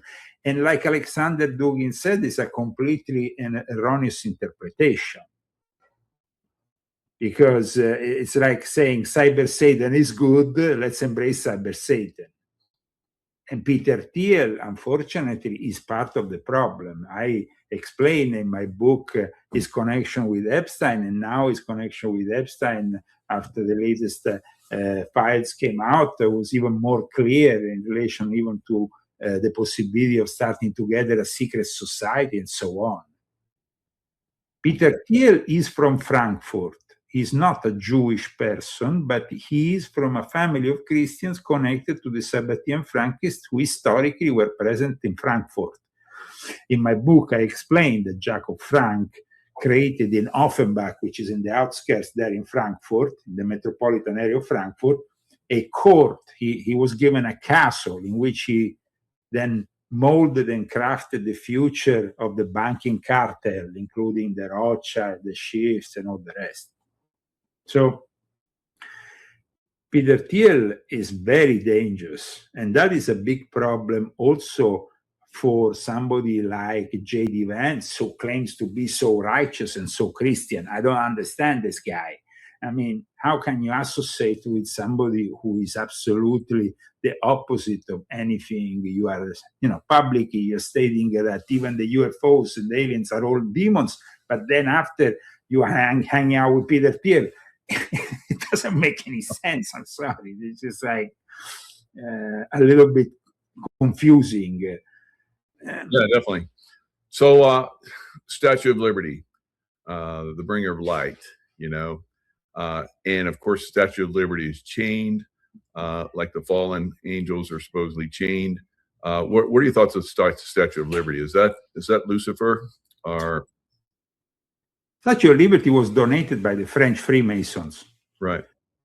Now, there was a very close relationship, especially between Benjamin Franklin, who, as you know, was a diplomat for a time in France and who was trying to promote the cause of an independent United States of America. I mean, Benjamin Franklin is regarded as one of the fathers of our great nation. Mm-hmm. We even have him, portrayed on one of our banknotes. So even if he was never a president, but Benjamin Franklin was connected with the occult.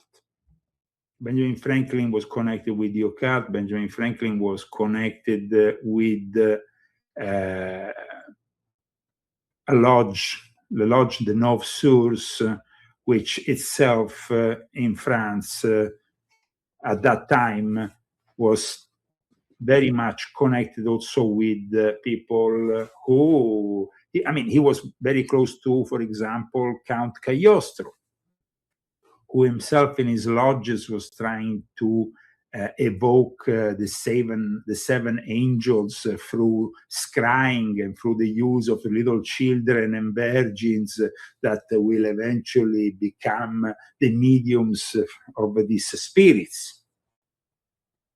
So the donation that was later given of this Statue of Liberty, it's obviously controversial because it's a donation from those forces that in a way were fighting the monarchies and the church to establish something independent. The final product, though, is a great republic on which we stand, which we are very proud of and we want to protect. But Benjamin Franklin, like also somebody in the chat is stating, was also in the Hellfire Clubs, which themselves were pretty much, talking about Jeffrey Epstein, let's talk about the Hellfire Clubs. These things have been going on for hundreds of years. Right. So it seems like at one point when they went into the old apartment of Benjamin Franklin, was it in London or stuff? They dig out a few bodies. So it's there is definitely something with these connections which is not too good. So the Statue of Liberty will probably have a lot of occult significance for these Masons who obviously gave it, but at the same time, for us, the symbolism of it is, for me, always of.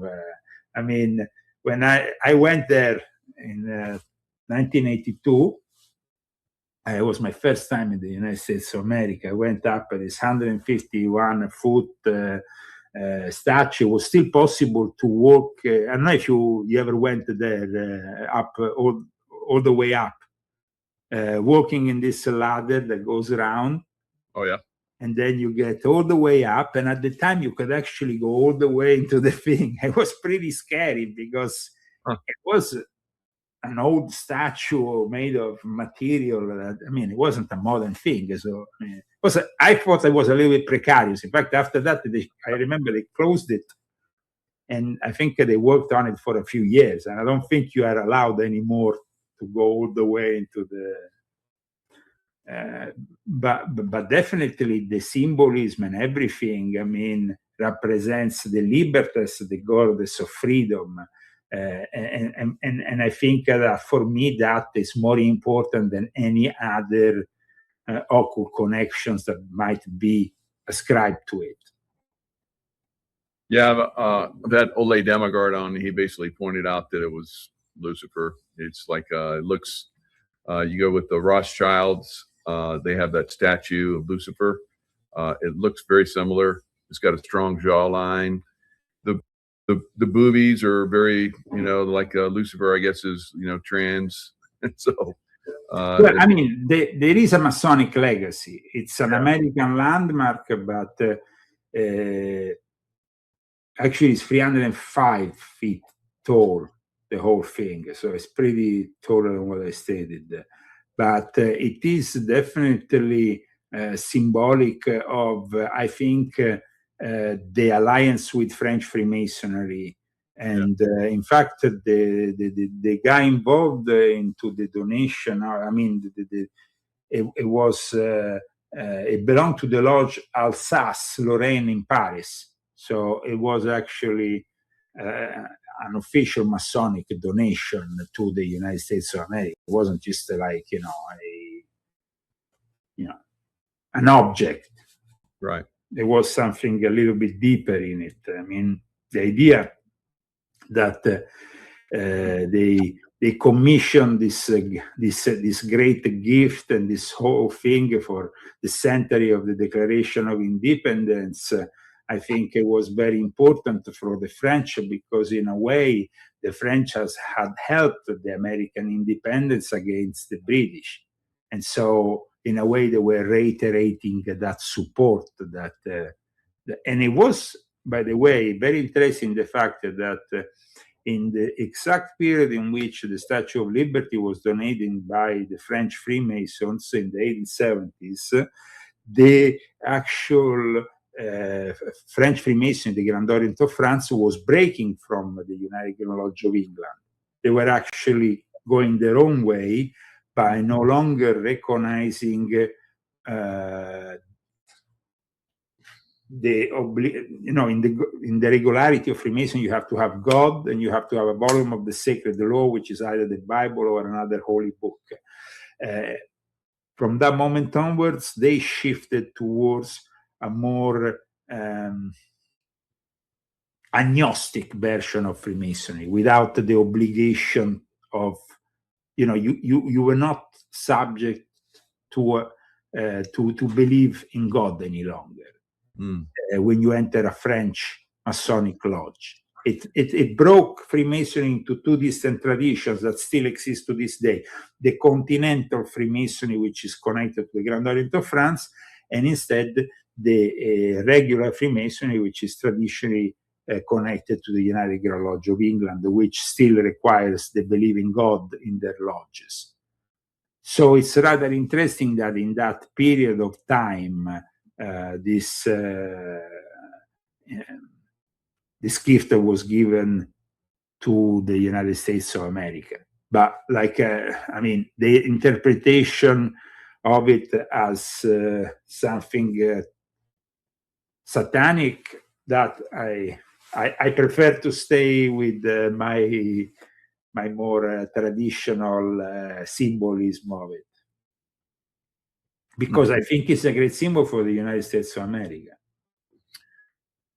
Yeah, so change the subject a little bit again. You talked about the relic that you have of Father Padre Pio. Yeah, that's amazing. So he was a great guy. Now I have Tracy and I have a friend that is super psychic, and she channeled Padre Pio, not necessarily channeled him, but actually, had these visitations and conversations with him. And Padre Pio, she said that Padre Pio was the reincarnation of Pontius Pilate. I think that's a quite quite an interesting connection that Sure. what's inspired. Now, I can tell you one interesting story about this relic which I received, a piece of the bandage of Padre Pio, which, by the way, I have in the other room.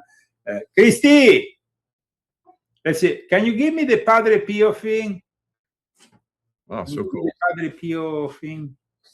I'm going to show it to you because this is an official relic which is actually signed by the head of the Franciscan friars to be used only for exorcism. So here it is. It's kept in a. This is the relic.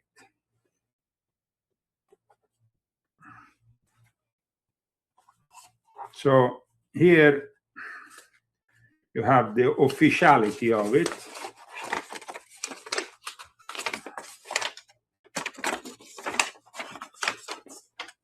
Which is basically Beato. You see, it says the name Beati Pia Petrocina, because at the time he was not yet a saint, he was a Beato, with the signing of the head of the friars, that this is a genuine piece. And then inside you have this, which is a piece of the actual bandage word on his stigmata. Wow. And it's kept in a thing here. Beautiful. Then you have, of course, also the medal that was given. Oh, beautiful. And this was given by, to me, the brother of his grandfather was the doctor of Padre Pio. And so he was left with a bunch of these bandages. And then the Vatican, when they nominated him first Beato and then Saint, of course, reclaimed and then put together like this, because, of course, this is a weapon in the hands of an exorcist against Satan. It's an official weapon. So it's kept in a certain way, let's say. I hope that today we gave your audience some extra. Oh yeah, definitely. Some extra. Yeah, thanks so much. Yeah, it's great chatting in the audience. We get good information. Wow. Like I said, I've never met anybody that actually has done or has had exorcism done on them. So that's I think that it's very important in this day and age that we are living here in the proximity of probably the arrival of the final Antichrist, and with the rise of Satanism, which is now being acknowledged also by the Vatican. And it's an important acknowledgement, because I remember that 5 years ago, I wrote on my website that there would be an increase in cases of possession, and the Vatican instead dismissed me by saying, "Oh, there is less cases now." I said, "Wait and see. Just leave your children alone in front of the computer for a couple of years, and let's see what happens." And I was completely right, unfortunately. And now there is the need for these exorcists to go and do their job. While we have to separate here, the Vatican, which is made of administrative power, of Masonic power, of worshipping of money and power, which is prevalent amongst the cardinals, with the people like Father Chad Ripperger, who himself acknowledged that there is Satanism in the Vatican, or Father Amort, who even confirmed to people I know that there is Satanists who practice Satanism in the Vatican. So we are at a turning point in our history where we really need to be aware that this evil is spreading, especially for the younger generation. So thank you so much for having dedicated today's show to this very important topic. God bless you all, and we will hopefully see each other soon. Check out my website, leozagami.com, for my latest articles. And of course, you will find also the links to my latest books. Take care, guys. Take care. Thank you. Hello, Patriots. I'm at Restored Republic via AGCR update compiled by Judy Byington. White House signals golden age has begun. Trump releases gold asset-backed global quantum financial system, giving stolen taxpayer monies back to the people. Trump releases worldwide Operation Holy Fire, changes maritime law to constitutional common law, giving freedom back to the people. Expect worldwide blackouts, mass arrests of pedophile treasonous global elites. Stock up on food, cash essentials for 10 to 12 days of possible lockdown. Judy note, I think it was the final blow for Trump. His anti-fraud task force had found $233 billion to $521 billion of federal funds had been siphoned from Medicaid, SNAP, and child care federal aid over the last 6 years. This government fraud was going on all over the country, in mainly Democrat states.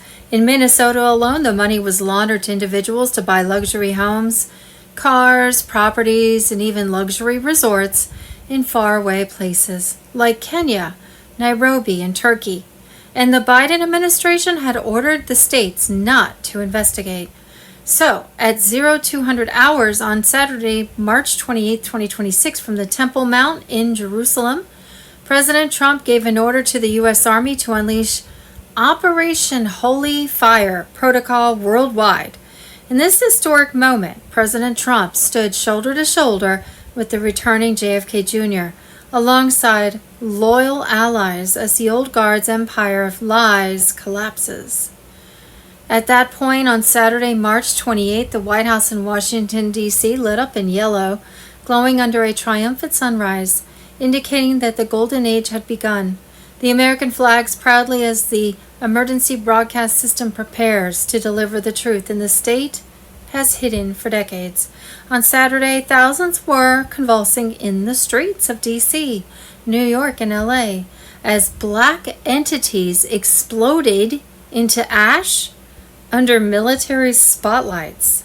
The U.S. Army was now fully occupying Wall Street trading floors, Hollywood studios, and remaining Capitol Tunnel entrances.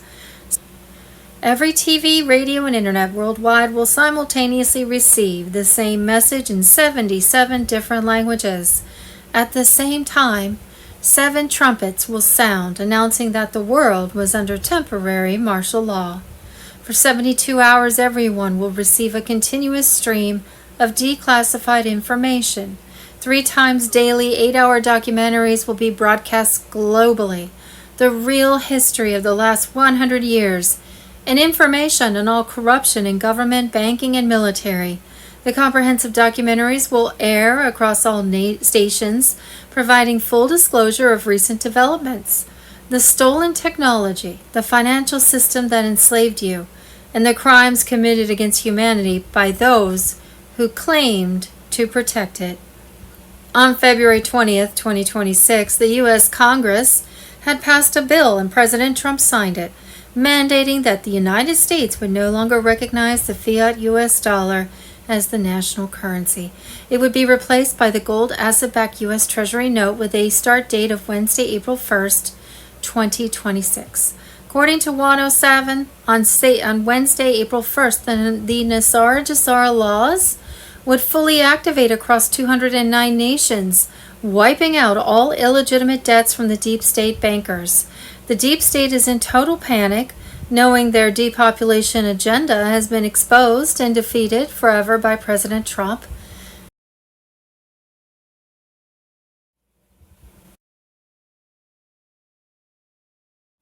Global currency reset. On February 20th, 2026, the U.S. Congress had passed a bill and President Trump signed it, mandating that the United States would no longer recognize the fiat U.S. dollar as the national currency. It would be replaced by the gold asset-backed U.S. Treasury note with a start date of Wednesday, April 1st, 2026.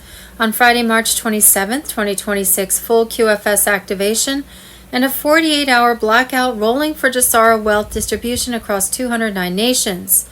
Banks fully integrated into the gold-backed quantum financial system. Trump's sovereign treasury took control as the Federal Reserve collapsed under its own corruption. No more income taxes, only tariffs and fair sales taxes. The cabal's financial stranglehold shatters completely. Patriots were urged to stock food, water, and cash as banks go dark for up to 10 days. On Sunday, March 29th, banks complete final integration into the gold-backed quantum financial system as the Federal Reserve collapses. Trump's sovereign treasury enforces no income taxes, only tariffs plus a flat 14% sales tax. SCOTUS blocks shatter. Deep state strongholds melt, while Starlink prepares the EBS. On Wednesday, April 1st, Jassara laws activate, erasing debts, ending IRS, launching prosperity funds, and wiping out all illegitimate debts from the deep state bankers.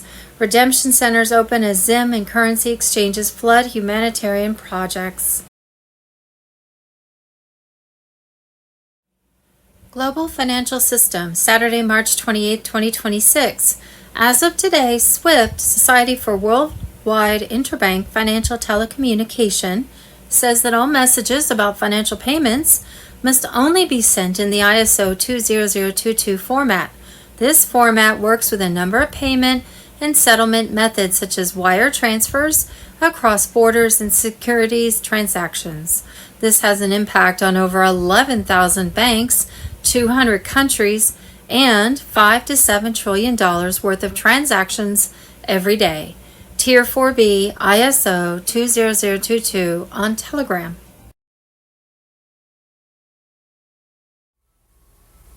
Guru Information and Intel, Saturday, March 28th. William Gregg First Day, Vancouver, British Columbia.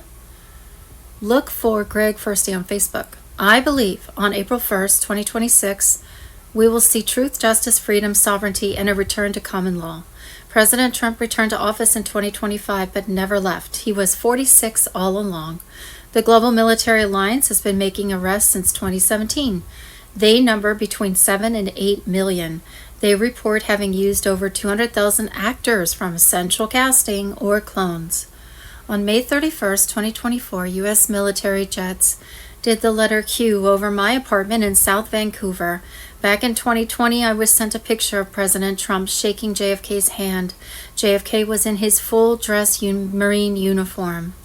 Another trusted person told me there was a recent picture of Marilyn Monroe. Pastor Bob Joyce is Elvis, and there were pictures of Michael Jackson. I was told around 900 people have been in protective custody of the White Hats since the early 1960s. And just a side note, I think they call it Valhalla. I've heard the term when referring to protective custody before, Valhalla.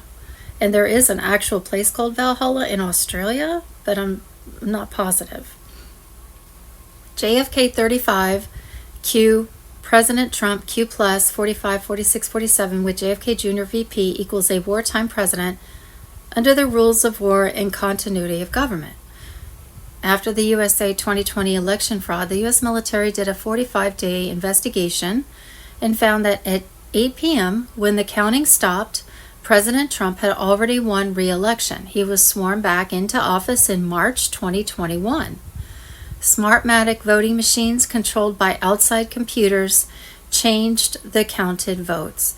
Trump votes disappeared in real time. Trump votes counted as 0.75 votes equals Biden votes 1.25 votes. From January 20th, 2021 to January 2022 equals this 1 year delta under U.S. military law was an act of war against America to remove a sitting president from office. The leaders were the Chinese Communist Party, the Crown of England, and Vatican City. The 135 plus million real votes, watermarks in the paper, barcode in the top right-hand corner, and each real ballot had a unique microchip implanted so that the Space Force military satellites could identify each ballot and its location. Many were found in the garbage. Joe Biden had 16% of the real votes. At the election polls, there were boxes of mail-in ballots brought through back doors. Scrutinizers were not allowed a close look at the counting. Hidden cameras showed the same ballots run over and over through the counters. Saturday, March 28, 2026, the Clintons had control of all the contracts in Haiti. If you wanted to get a piece of the $14 billion in relief funds, you had to go through them. They also had control of their elections, and guess what company they used to perform successful elections?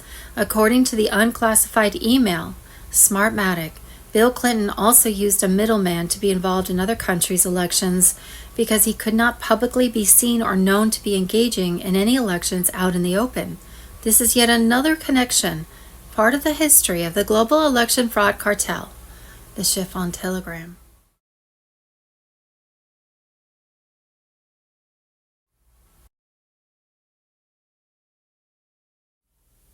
Government fraud.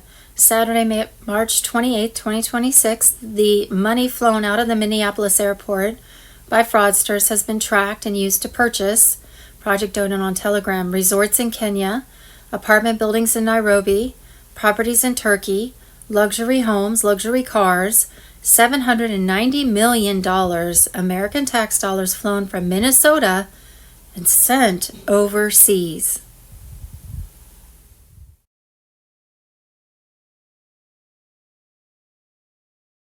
Explosive. President Trump unleashes massive anti-fraud task force to reclaim billions stolen from American taxpayers through Medicaid, SNAP, and child care scams, deep state networks, cartels. President Donald J. Trump has launched a massive anti-fraud task force aimed at dismantling the corrupt web of fraud that has siphoned billions from vital programs like Medicaid, SNAP, and child care subsidies. Chaired by Vice President J.D. Vance directly from the White House. This task force is striking at the heart of the globalist machinery that has been bleeding American taxpayers dry for years. This explosive initiative, formalized by executive order on March 16, 2026, coordinates multiple agencies to hunt down multi-state fraud networks deeply embedded in democratic strongholds such as California, Minnesota, New York, Illinois, and beyond. These operations have uncovered shocking links to cartel money laundering and human trafficking rings, revealing how taxpayer funds have been funneled to support the very criminals destroying our borders and communities. In Minnesota, federal prosecutors have blown the lid off an organized ring involving Somali-linked operators and phony nonprofits that stole hundreds of millions in childcare funding, ghost providers, false claims and proceeds funneled into luxury assets, and even overseas terror channels. This is the deep state in action, preying on the most vulnerable, while American families suffer. Remember the Feeding Our Future scandal that diverted nearly $250 million meant for needy children through fake meal sites, ranging from $233 billion to $521 billion. President Trump and his team are using AI tools and cross-agency data to trace every dollar, purge ghost recipients, and seize assets from these traitorous operations.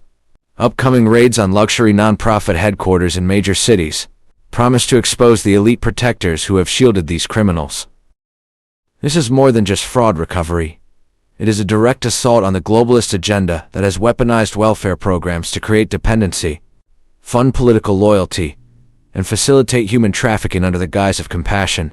By linking these frauds to cartel activities and trafficking, the task force is shining a light on how the deep state has sold out American sovereignty for power and profit. Patriots, the storm is building.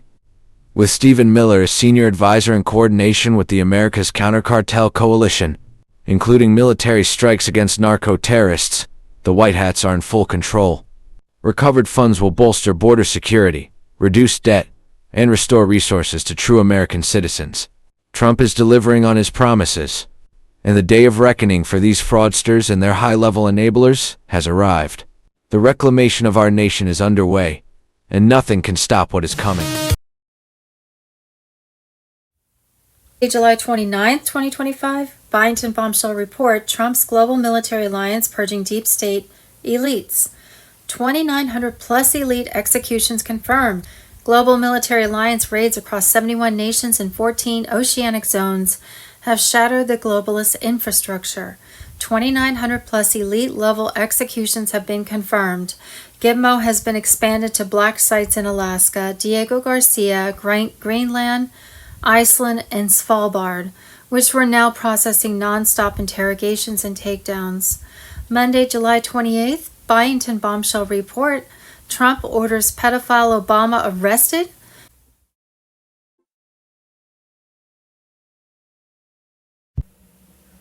So, speaking about UFO disclosure, this is a clip from the latest wartime analysis panel that John Michael Chambers does.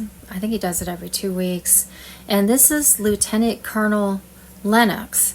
He's talking about the portals that are in Iran and all of the ancient alien artifacts. And that could be part of the disclosure or lead us into a lot of what might come as far as the final events of this global war. So here is Lieutenant Colonel Lennox. Same question to Lieutenant Colonel Tom Lennox. Straits of Hormuz, you want to break that down? And I guess we won't be asking when this operation will end. What a foolish question that is. And you won't get the answer, whether we know it or not. But anyway, take it on, sir, if you will, please. Well, there's some interesting things about the Middle East. And I was reading a book today, written some time back, and it seems there are a large number of portals in the Middle East. And one of the things the Khazarians are looking for is to get to their portals so they can escape the United States and the world. And Iran has a number of portals, which goes outside of our normal discussion, but it goes to the idea that it's not just about here, it's about out there. The other thing is, because of the Khazarians, and we look at the city of London, the Rothschilds are in fact Khazarians. And they have controlled the finances for a large part of the world for hundreds of years. And closing them down in London, I saw something yesterday or day before, is that when you close down the Rothschilds in Iran, you're going to also close down the Rothschilds in Israel, which is the number one trafficker of humans in the world. And so when we start to look at what we're doing in Iran, we're really getting ready to close down Israel as well. The Strait of Hormuz is interesting because if we say it's 20% of the world's oil that moves across there, and then we look at what Trump has done in the United States, which has reopened our leadership as the largest oil producer in the world, China and Japan will be coming to the United States to buy all their oil. You see your smile. And because we control Venezuela, which is also a very, very large producer of oil, China will also go to Venezuela, but they'll be going through the United States to get it. So when we look at that concept, and then we start to look at the question that Ricardo asked about all of the artifacts. There are artifacts in Iran and in other places in the Middle East that those people who like to go dig for them have been forbidden to go dig for, because they reveal a lot about the ancient history of the world, the earth. I think that's enough. Thank you very much. Wow. You know, it's interesting. Just a quick comment to our viewers. My line of questioning thus far has not included the word London or Israel, but that's the names that keep coming up, does it not, when we discuss the operation. So that's very, very telling. And again, to Derek's point, you're hearing, but are you listening? Very, very good stuff. And I just quick comment on this. We won't go there today. The portals that you referred to, Lieutenant Colonel Lennox, and the galactic off-planet issues, the UFOs, the aliens, and all that. We're going to take that on a little deeper as our commander-in-chief and president starts to drip out those top secret files. Then we'll coattail along that, and we'll get into that. So come back and listen, because that day is coming. Trump strikes final blow to the IRS. Tariffs in, income tax out. Signals return to pre-1913 prosperity and sovereignty. Please say a special prayer tonight for the native Hawaiians of Maui, who for years have suffered silently under U.S. Inc. Illuminati rule. Please always pray for the children. Quote from Albert Einstein, "Weak people revenge, strong people forgive, intelligent people ignore." Judy note, in the last few weeks, the devastating floods that hit the Hawaiian Islands, especially Lahaina, Maui, were believed man-made, just like the so-called wildfires that burned Lahaina, Maui to the ground August 2023. Native Hawaiians pointed out that during the 2 or so weeks of rain and floods, there were unusual V-shaped radar patterns offshore, showing the storms may have originated from ships. The 2023 Maui fires left over 5,000 Native Hawaiians homeless, with close to half still living on the beaches 2.5 years later. Little help has been received from the U.S. Inc. government. Lahaina had nowhere begun to rebuild because of countless red tape of the government that left it vulnerable for mudslides during these past weeks of floods. Why wasn't the U.S. Inc. government helping? Because their ultimate plan was to make Lahaina, the former capital of the Kingdom of Hawaii, a smart city, where the U.S. Inc.'s cabal could completely control the population.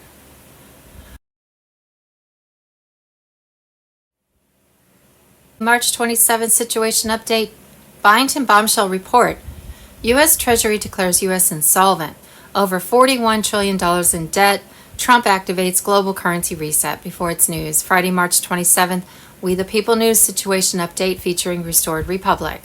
The privately owned by the deep state Illuminati cabal, U.S. Inc. government is insolvent.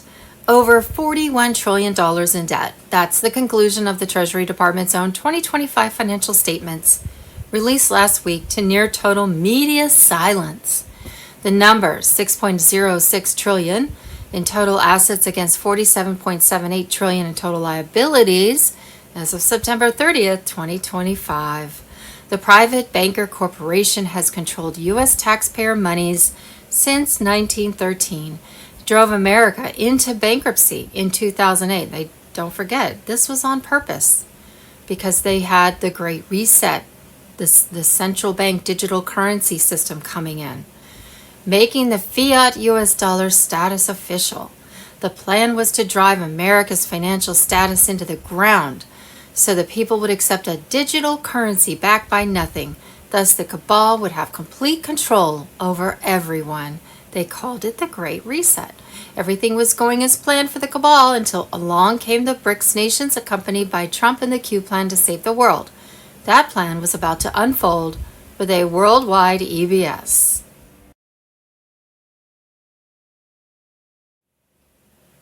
EBS worldwide activation imminent. Sometime in the next 2 days, every TV, radio, internet worldwide will simultaneously receive the same message in 77 different languages at the same time. 7 trumpets will sound announcing that the world was under temporary martial law.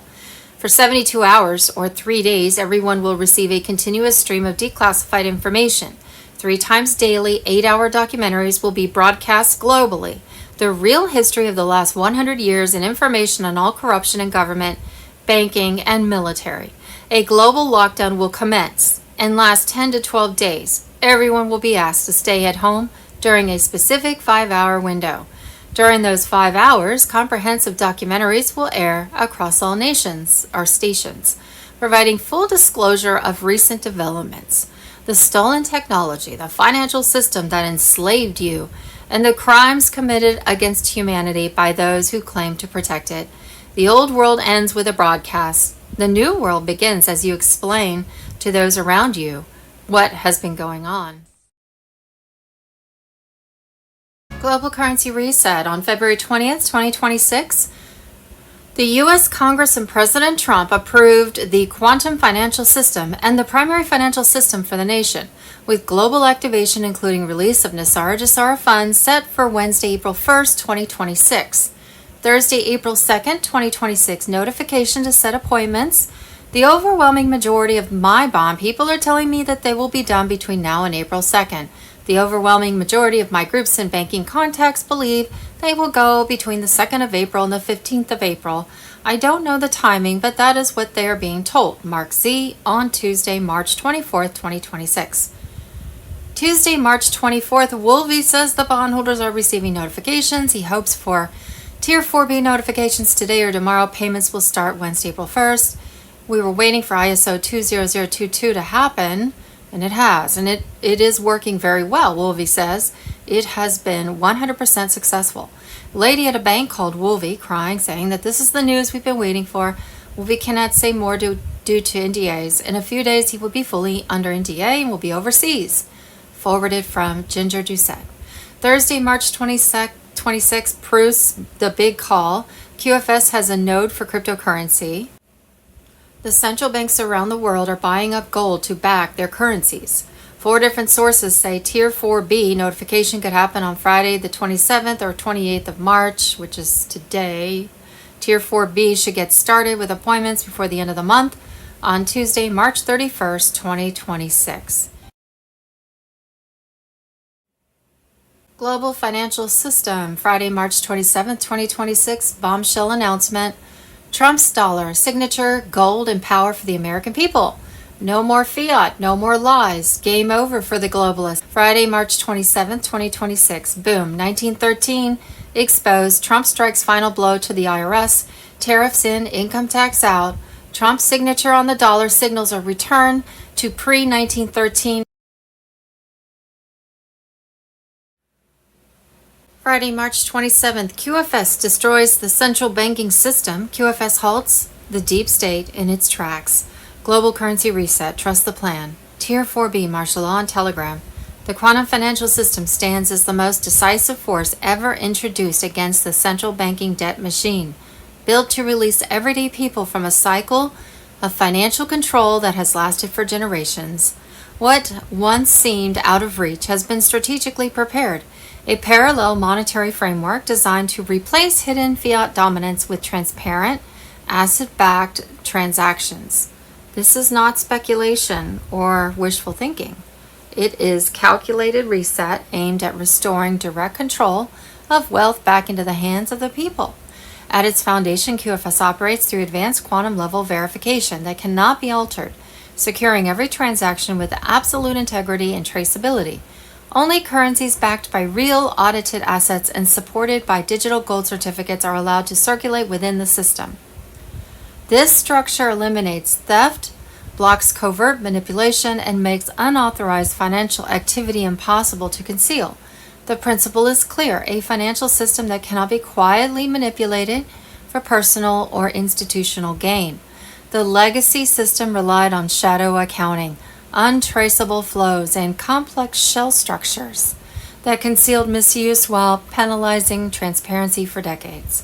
QFS runs in parallel, exposing inconsistencies in real time and enabling accountability on an unprecedented scale.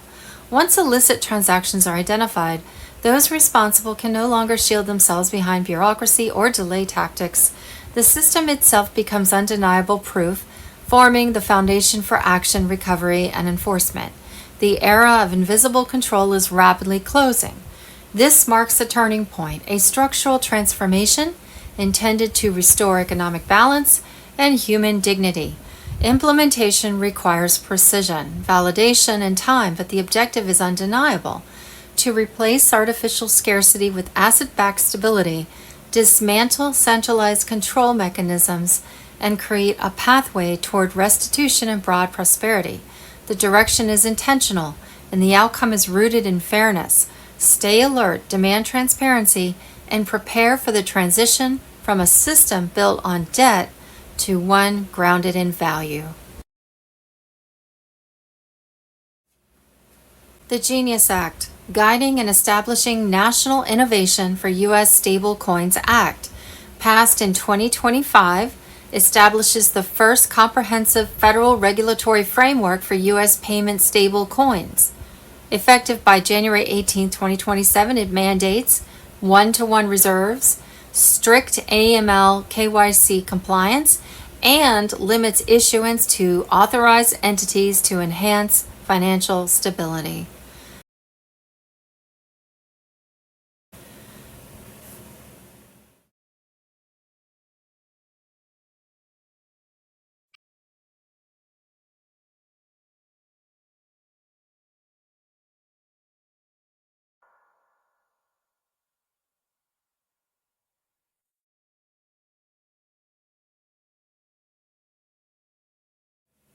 Election fraud.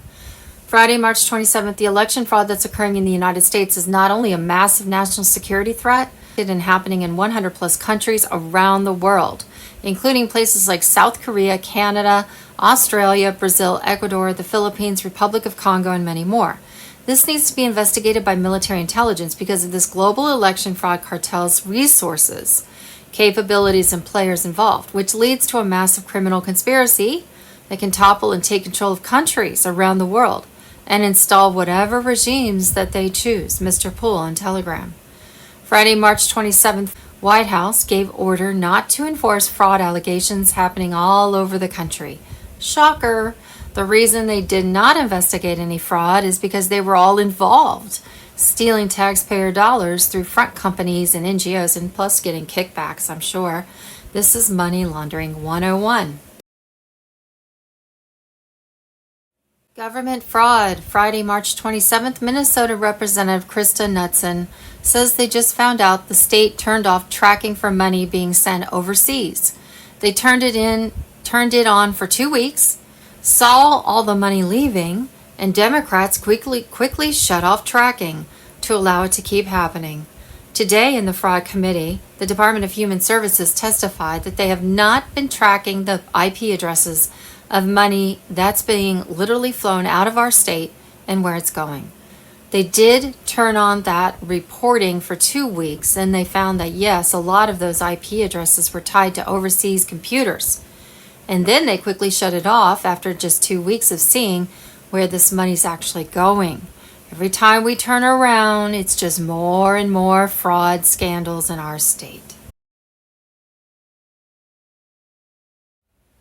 Wars, and rumors of wars. Thursday, March 27th, Fox News. Boom, Secretary of War Pete Hegseth just called out the media. These cameras have a choice. You either inform the American people of the truth or you're not here. Here is a fact you don't hear on the networks that we know. Many of the Iranian military factories and bases that we are destroying were paid for by the pallets of American cash that Barack Obama flew into the Tehran under the Iran deal. You might call it an inconvenient truth. Iran took our money and turned it into weapons, bunkers, ammo. Now we're destroying the weapons and you are righting the grievous wrongs. Wrong. Make no mistake. We had to act. Objectives clear. No nukes, no Navy, complete dismantling of the missile program and defense industrial base. We're here to win, and we are full speed ahead.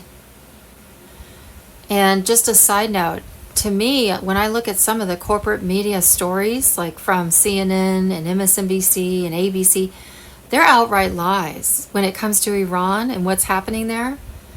You're getting two different stories, complete opposite stories. One from the White House, Pete Hegseth, and people that are in the military, which I trust. And then you've got the cabal-owned mainstream media, and I guess they feel like they have nothing to lose, and they're just outright lying.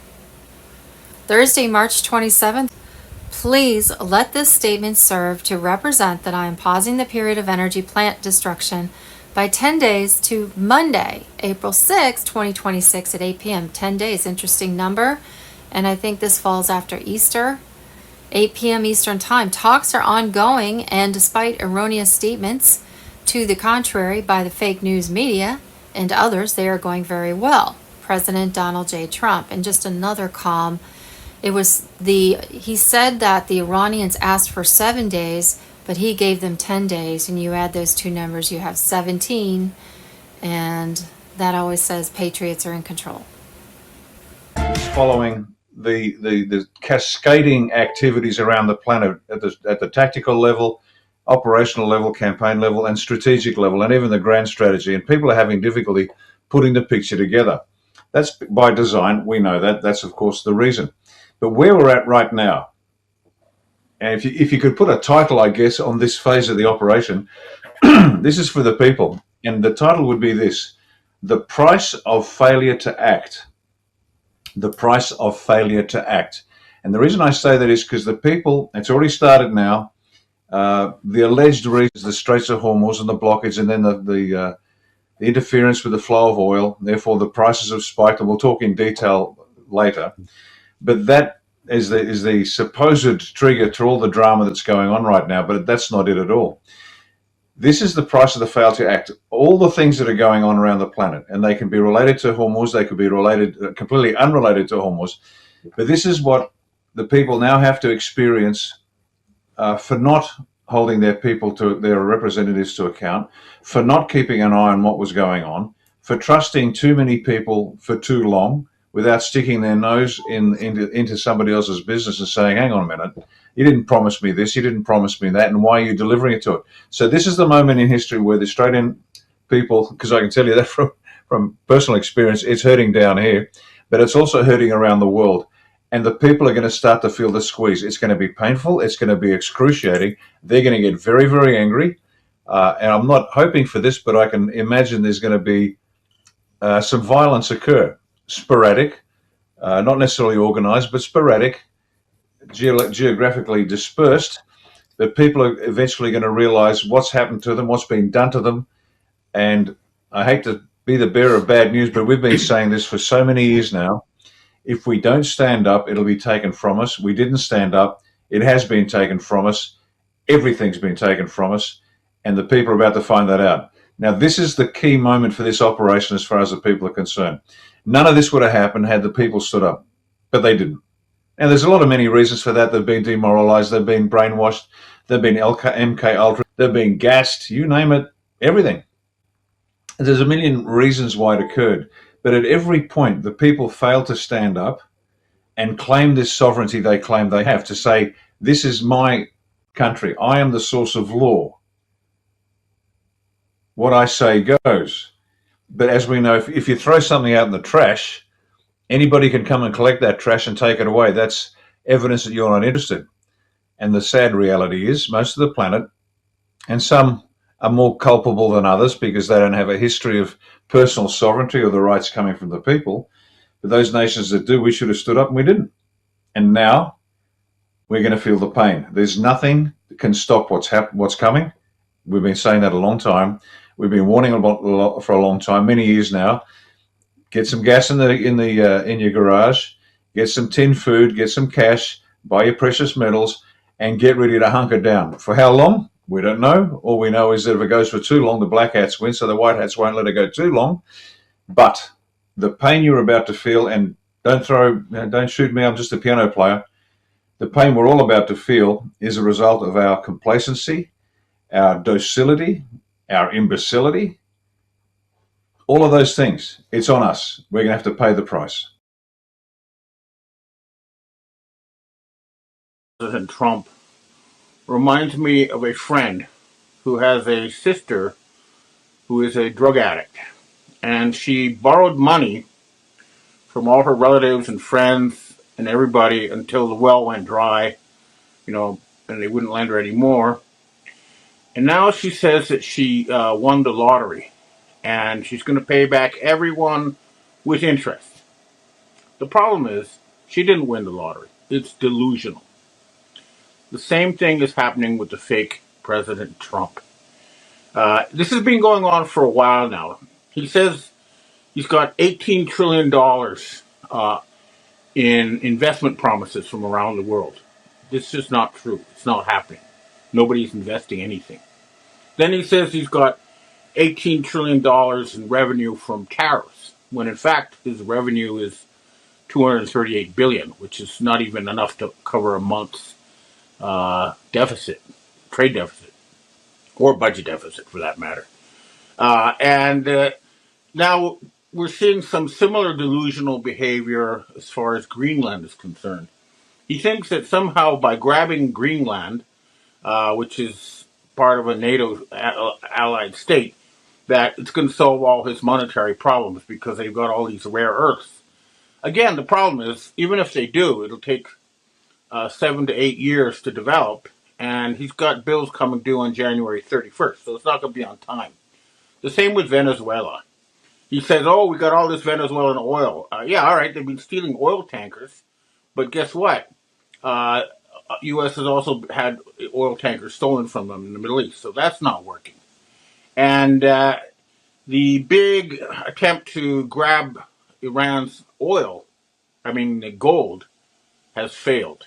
The real reason for this failed color revolution in Iran was, as I wrote in my weekly report, to grab the Persian gold hoard, which is apparently huge. It's more than the official reserves of the entire world. And remember, the official reserves are only gold that was recognized by the Western financial system and has their stamp on it. It's not the real amount of gold in the world. In any case, the rest of the world is not accepting any more IOUs from the United States. They want payment in physical silver or physical gold. And the fact that they failed to grab the gold in Iran means they're desperate. I don't see any way out of it except one, which is to accept the Dragon family offer of $100 trillion.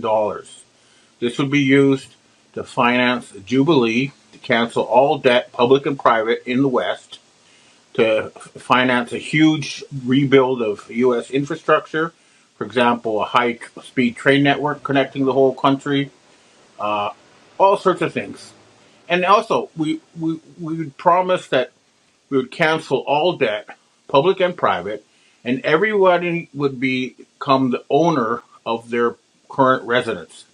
And landlords would be compensated with the equivalent in rent. And as you know, it's been pointed out, people who actually own their own houses and paid for them will be given an extra reward in the form of ownership of corporations that will be confiscated from the satanic oligarchs who stole it through central bank fraud.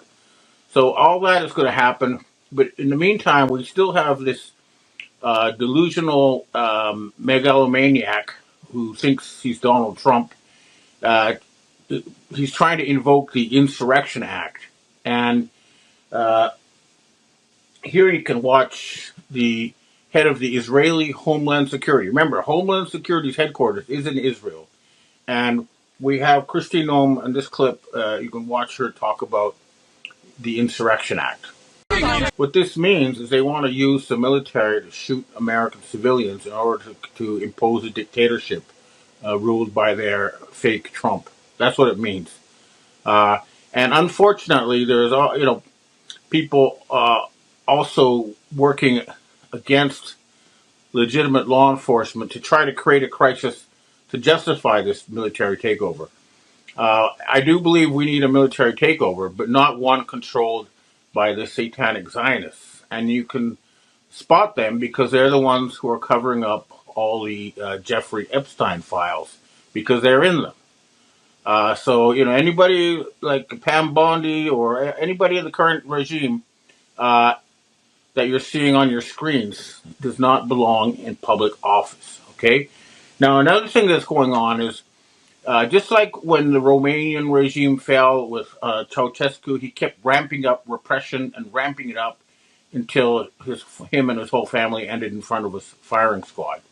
And we're seeing similar repression in the United States. And, for example, I'm pretty sure that the creator of Dilbert, Scott Adams, and we know that, Jonathan Greenblatt, the CEO of the ADL, is going after people like Tucker Carlson and Candace Owens.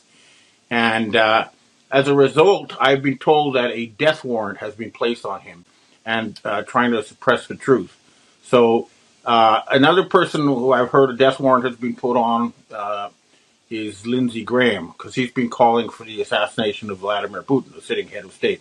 So this is not issued by us. This is issued by someone else. I'm not at liberty to discuss who they are, but they told me that such warrants had been issued. So, the battle is going on, but we are winning. And the control grid is failing. For example, we have the Iranian Foreign Ministry explaining to Fox News that the killing in Iran was carried out by Mossad. Please watch this clip. For one reason, they wanted to increase the number of deaths. Why? Because President Trump has said that if there are killings, he would intervene. And they wanted to drag him into this conflict. And that was exactly an Israeli plot. They wanted to drag the President of the United States in this conflict, fighting inside the different cities. Mr. Foreign Minister, these deaths are at the hands of foreign elements inside your country, not by the Iranian regime. That's not what we're being told when we get people to talk to us on the ground. The internet has been shut off, but occasionally turns back on, and we do hear from people on the ground who tell us various stories. Witnesses spoke of seeing snipers positioned on rooftops in downtown Tehran, firing into crowds of peaceful protests, turning abruptly into scenes of carnage, panic as bullets pierced through people's heads and torsos, sending bodies toppling to the ground, and an emergency room. The regime is on a killing spree, said one protester, and we've seen the video of body bags stacking up. You were saying that all of this is because you're not in control of your country, inside your country? No, I'm telling you that it was a fighting between our security forces and terrorist elements who, in order to provoke President Trump to enter into this conflict and start a new war against Iran. And that was exactly an Israeli plot. The footages that you mentioned have not been seen in Iran. I have to tell you that a misinformation campaign is going on at the same time. And you're suggesting that it's Israel and Mossad acting like Iranian forces, shooting the Iranian people to make casualties to spur on the action of President Trump. I'm just saying there's a lot of people that don't believe that, Mr. Foreign Minister. No, Mossad has already confessed that. They may be on the ground, sir. What's interesting is that it got through onto the U.S. screens, because this whole recipe for color revolution involves causing, first of all, economic turmoil so that people get unhappy. Then they pay protesters and target the anger towards the regime.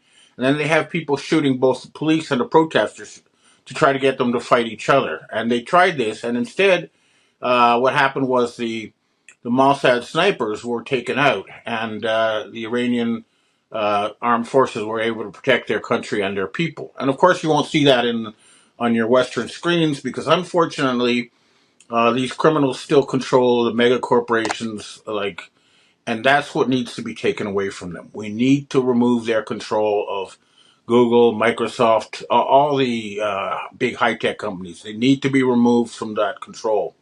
And also, the United States military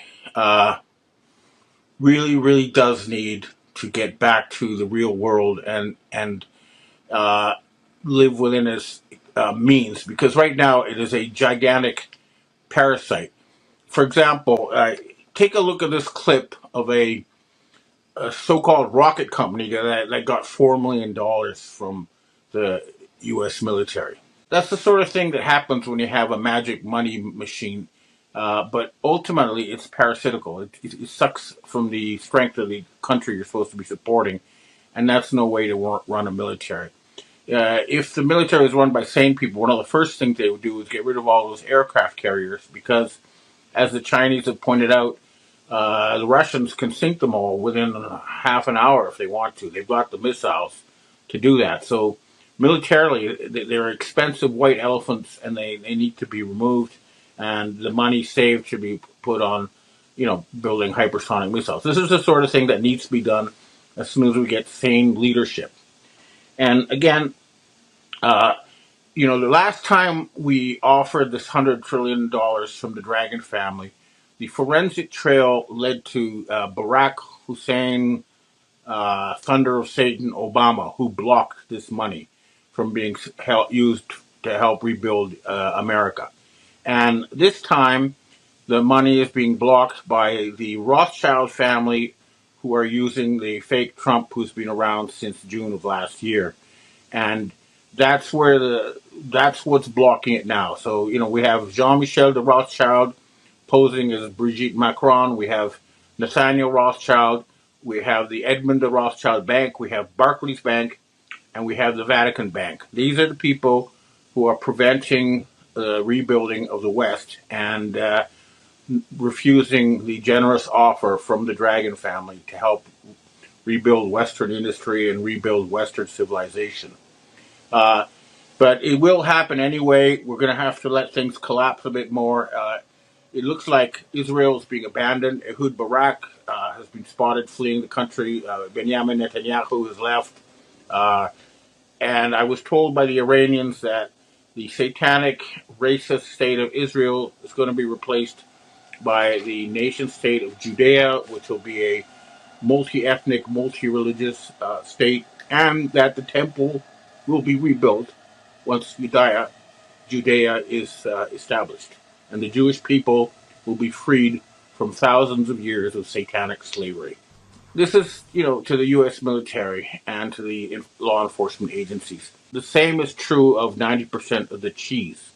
Okay, we have these Satanists who control the fake Trump are literally trying to poison you and your family. Okay, we need to take action. This is legitimate self-defense. They've been caught poisoning us, and this is not something that you could just idly stand by and let happen. Please remove these people.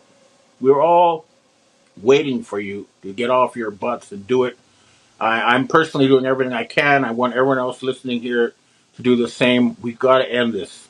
The nightmare has to end, and humanity has to be liberated from this satanic nightmare.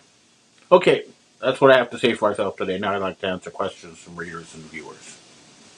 Hi, Ben. Are you saying the ICE agent who shot the woman in Minneapolis is a Israeli Defense Force officer?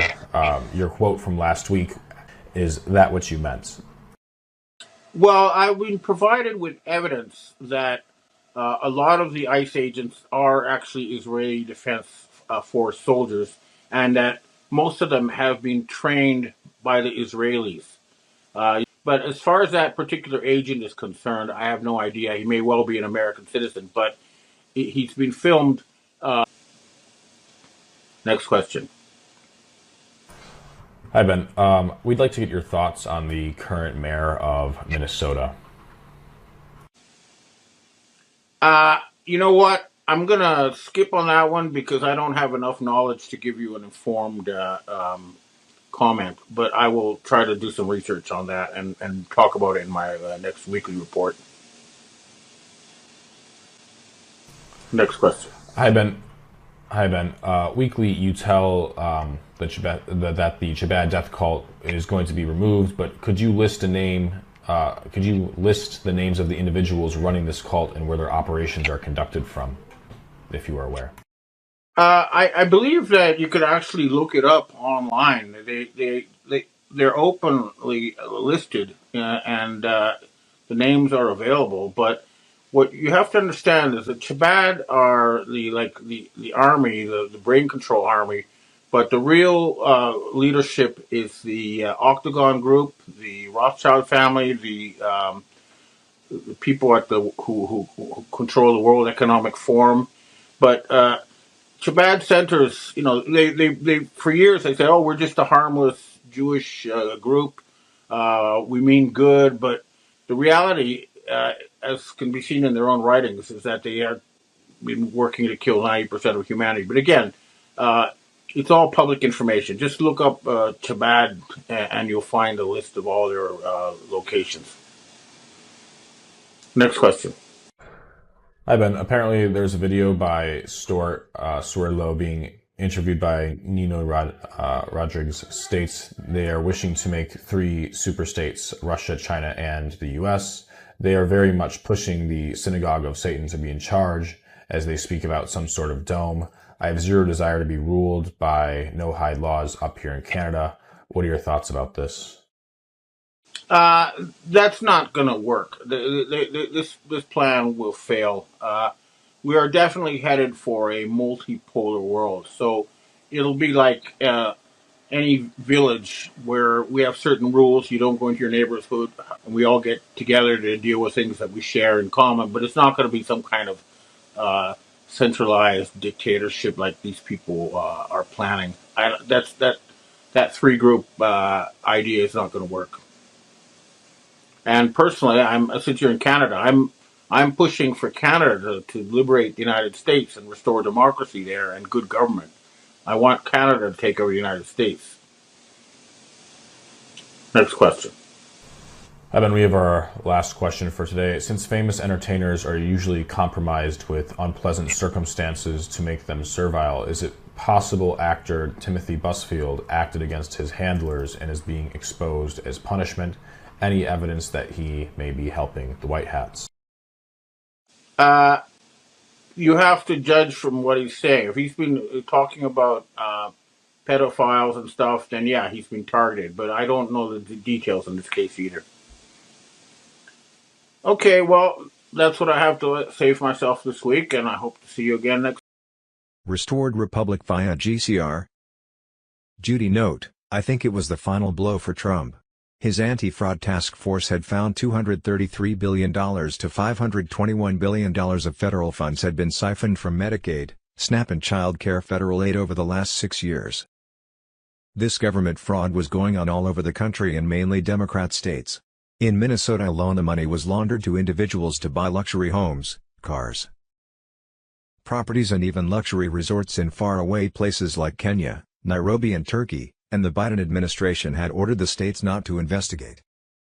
So at 0200 hours on Saturday, March 28, 2026 from the Temple Mount in Jerusalem, President Trump gave an order to the U.S. Army to unleash Operation Holy Fire Protocol worldwide. In this historic moment, President Trump stood shoulder to shoulder with the returning JFK Jr., alongside loyal allies, as the old guard's empire of lies collapses. At that point on Saturday 28th of March, the White House in Washington, D.C. lit up in yellow, glowing under a triumphant sunrise, indicating that the golden age had begun. The American flag waves proudly as the emergency broadcast system prepares to deliver the truth that the deep state has hidden for decades. On Saturday, thousands were convulsing in the streets of D.C., New York and L.A. as black entities exploded into ash under military spotlights. The U.S. Army was now fully occupying Wall Street trading floors, Hollywood studios and remaining Capitol tunnel entrances. Sometime in the next 2 days a blackout and lockdown will be global in all countries of the world. It will last 10 to 12 days when everyone will be asked to stay at home during a specific 5-hour window. Every TV, radio and internet worldwide will simultaneously receive the same message in 77 different languages at the same time. 7 trumpets will sound announcing that the world was under temporary martial law. For 72 hours, 3 days, everyone will receive a continuous stream of declassified information.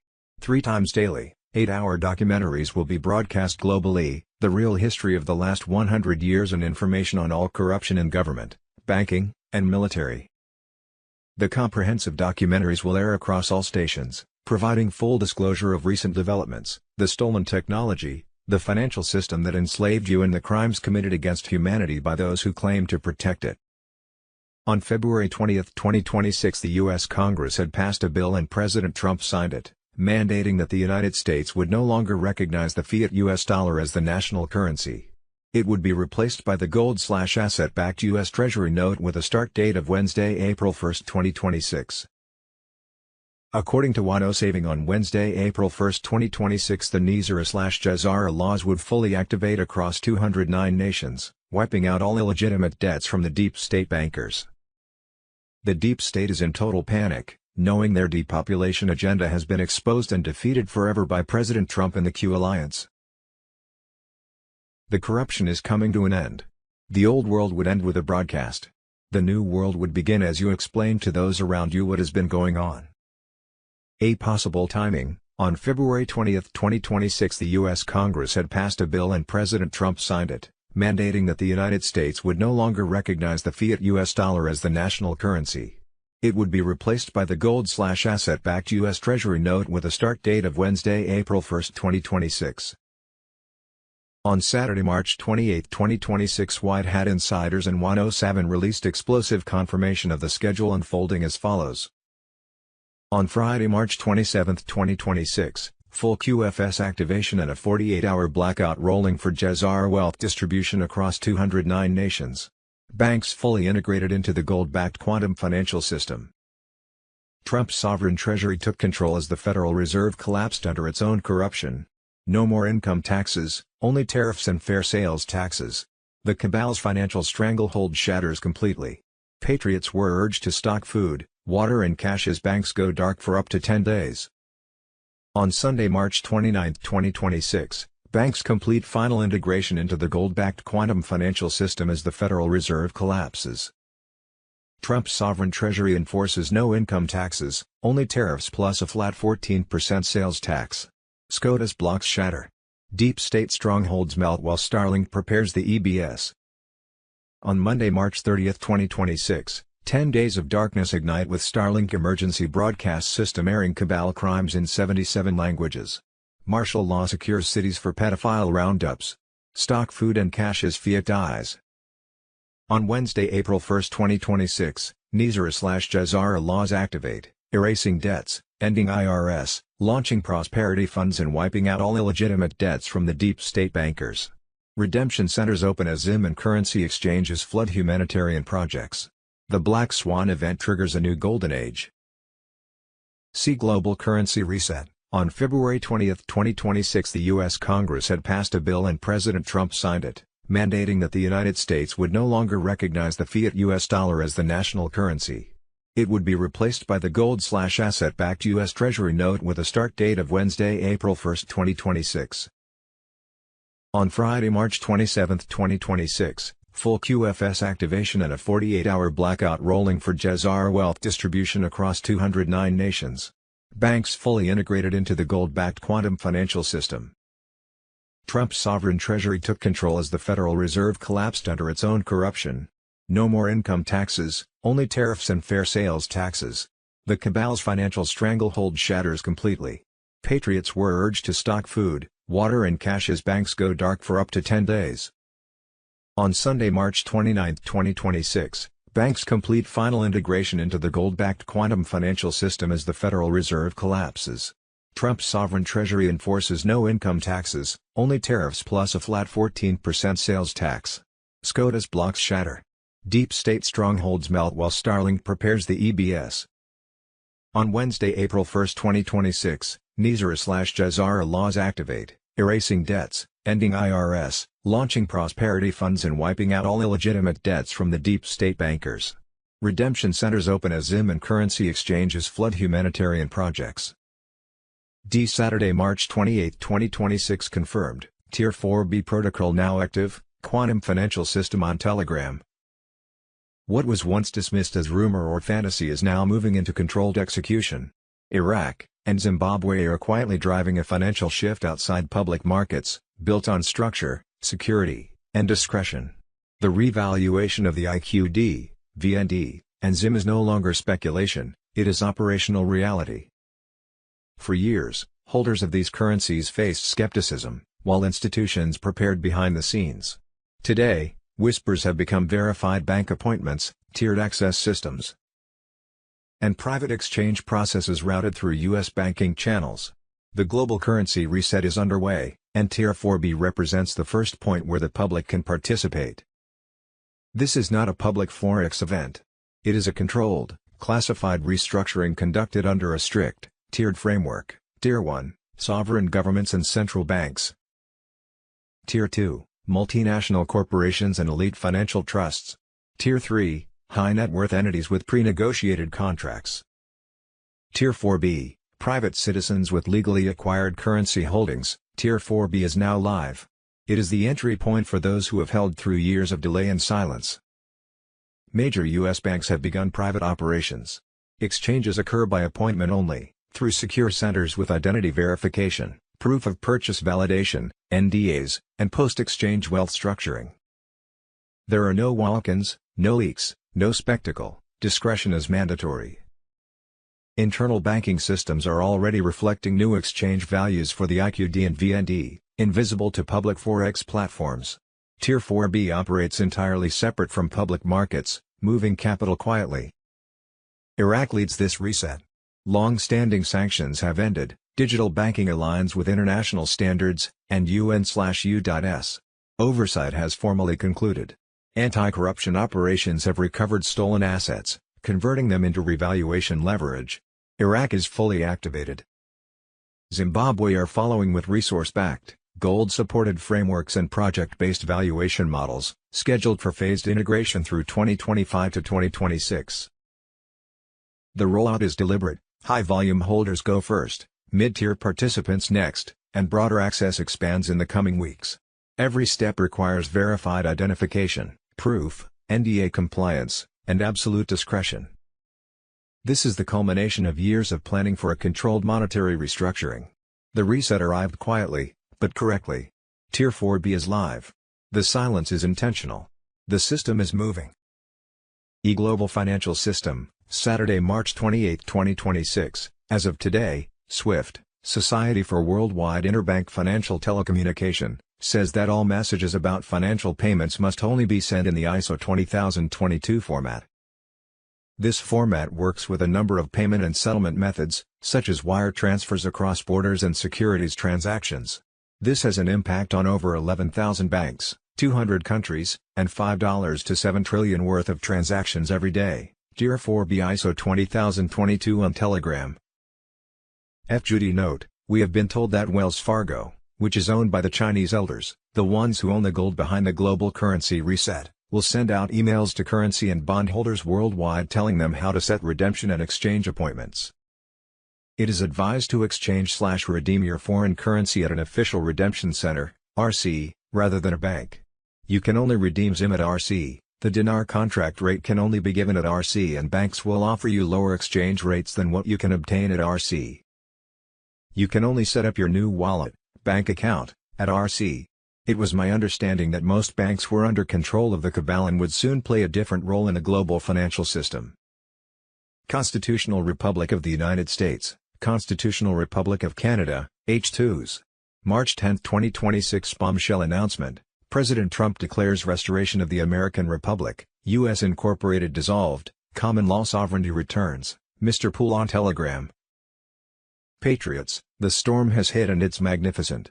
President Donald J. Trump has invoked Article 2 to declare the United States fully sovereign under common law once more. The fake foreign-controlled U.S. Incorporated is finished, gone forever. No more Admiralty law oppression, no more globalist chains dragging us into debt and war. The deep state grip is broken, the true constitutional republic rises triumphant. This is no mere rhetoric, it's a binding declaration of authority and summons from Trump as Commander-in-Chief. He's seizing full control, sidelining the corrupt swamp and directing the military via the Uniform Code of Military Justice.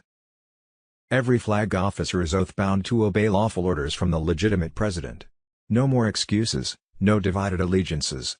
The military now serves we the people through Trump, not the treasonous corporate facade. Under common law sovereignty, grounded in God-given rights and original founding truths, Trump exercises his prerogative to summon leaders, affirm real authority, and rebuild national defense. This resets America to the founders' vision: no commercial enslavement, no hidden British shadows, just pure liberty. All flag officers are ordered to convene in Virginia, the Republic's sacred cradle, for immediate realignment. This is full military mobilization to restore loyalty and eliminate globalist remnants. The timeline is set, orders issued, clock running. Unity under true command is happening now. Foreign-tied overseas bases and Commonwealth-linked tops. They're being shut down or reclaimed for America. No more secret outposts serving alien masters, no covert pacts bleeding us dry. Trump is smashing the centuries-old crown chokehold on trade and power, and the military reset locks it down. This fulfills Trump's sacred oath to defend the Constitution, protect the people, and preserve the Republic. Every officer and servant must choose, Stand with the restored republic or stand exposed as oath breakers. The line is drawn, no more shadows, no two Americas. One republic. One commander-in-chief. One law, common law. QAnons, white hats, digital warriors, this is our victory moment. The debt-based, deception-driven U.S. incorporated fraud is overthrown. Military mobilizes under Trump's unbreakable command. Deep state cabal legally crushed, illusions collapsing. Freedom surges back, the republic is back, sovereign, unbreakable. We witness history, true American republic restored. Patriots win. God bless President Trump, our military, and the sovereign United States of America. Guru Information and Intel. J. Saturday, March 28, 2026. William Greg Firstay, Vancouver, BC. Look for Greg Firstay on Facebook. I believe. On April 1, 2026 we will see truth, justice, freedom, sovereignty and a return to common law. President Trump returned to office in 2025, but never left. He was 46 all along. The global military alliance has been making arrests since 2017. They number between 7 and 8 million. They report having used over 200,000 actors from central casting, or clones. On May 31, 2024, U.S. military jets did the letter Q over my apartment in South Vancouver. Back in 2020 I was sent a picture of President Trump shaking JFK's hand. JFK was in his full-dress Marine uniform. Another trusted person told me there was a recent picture of Marilyn Monroe, Pastor Bob Joyce's Elvis, and there were pictures of Michael Jackson. I was told around 900 people have been in protective custody of the White Hats since the early 1960s. JFK 35Q, President Trump Q plus 45, 46, 47 with JFK Jr. VP equals a wartime president under the rules of war and continuity of government. After the USA 2020 election fraud, the U.S. military did a 45-day investigation and found that at 8 p.m. when the counting stopped, President Trump had already won re-election. He was sworn back into office in March 2021. Smartmatic voting machines controlled by outside computers changed the counted votes. Trump votes disappeared in real time. Trump votes counted as 0.75 votes equals Biden votes 1.25 votes. From January 20, 2021 to Jan. 2022 equals this one-year delta under U.S. military law was an act of war against America to remove a sitting president from office equals the leaders were the Chinese Communist Party, the Crown of England and Vatican City. The 135+ million real votes equals watermarks in the paper, barcode in the top right-hand corner, and each real ballot had a unique microchip implanted so that the Space Force military satellites could identify each ballot and its location. Many were found in the garbage equals Joe Biden had 16% of the real votes. At the election polls there were boxes of mail-in ballots brought through back doors. Scrutiners were not allowed a close look at the counting. Hidden cameras showed the same ballots run over and over through the counters. The last 6 years was a movie. Joe Biden was played by James Wood and 8 others. Joe Biden was executed a long time ago, military cannons at Arlington the day of his so-called inauguration. A new QFS banking system is coming, along with the Starlink satellites, Tesla free energy, med beds and release of over 6,000 patents. July 4, 2026 will be the biggest celebration in U.S. history. In God we trust. Case Save the Children, Saturday, March 28, 2026, the Clintons had control of all the contracts in Haiti. If you wanted to get a piece of the $14 billion in relief funds, you had to go through them. They also had control of their elections, and guess what company they used to perform successful elections, according to the unclassified email? Smartmatic. Bill Clinton also used a middleman to be involved in other countries' elections because he couldn't publicly be seen or known to be engaging in any elections out in the open. This is yet another connection and part of the history of the global election fraud cartel, the Chiffon Telegram. What we think we know as of Sunday, March 29, 2026, Saturday, March 28, 2026. April 2nd is a liberating day for our country. Donald J. Trump government fraud. Saturday, March 28, 2026, the money flown out of the Minneapolis airport by fraudsters has been tracked and used to purchase Project Odin on Telegram. Resorts in Kenya, apartment buildings in Nairobi, properties in Turkey, luxury homes, luxury cars, $790 million American tax dollars flown from Minnesota and sent overseas. Saturday, March 28, 2026. Explosive. President Trump unleashes massive anti-fraud task force to reclaim billions stolen from American taxpayers through Medicaid, SNAP, and child care scams, deep state networks, cartels, and child trafficking rings exposed in blue states, Charlie Ward and friends on Telegram. President Donald J. Trump has launched a massive anti-fraud task force aimed at dismantling the corrupt web of fraud that has siphoned billions from vital programs like Medicaid, SNAP, and child care subsidies. Chaired by Vice President J.D. Vance directly from the White House, this task force is striking at the heart of the globalist machinery that has been bleeding American taxpayers dry for years. This explosive initiative, formalized by executive order on March 16, 2026, coordinates multiple agencies to hunt down multi-state fraud networks deeply embedded in Democratic strongholds such as California, Minnesota, New York, Illinois, and beyond. These operations have uncovered shocking links to cartel money laundering and human trafficking rings, revealing how taxpayer funds have been funneled to support the very criminals destroying our borders and communities. In Minnesota, federal prosecutors have blown the lid off an organized ring involving Somali-linked operators and phony nonprofits that stole hundreds of millions in child care funding. Ghost providers, false claims, and proceeds funneled into luxury assets and even overseas terror channels. This is the deep state in action, preying on the most vulnerable while American families suffer. Remember, Patriots, the storm is building. With Stephen Miller as senior advisor in coordination with the America's Counter-Cartel Coalition, including military strikes against narco-terrorists, the White Hats are in full control.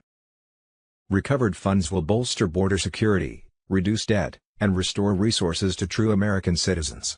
Trump is delivering on his promises, and the day of reckoning for these fraudsters and their high-level enablers has arrived. The reclamation of our nation is underway, and nothing can stop what is coming.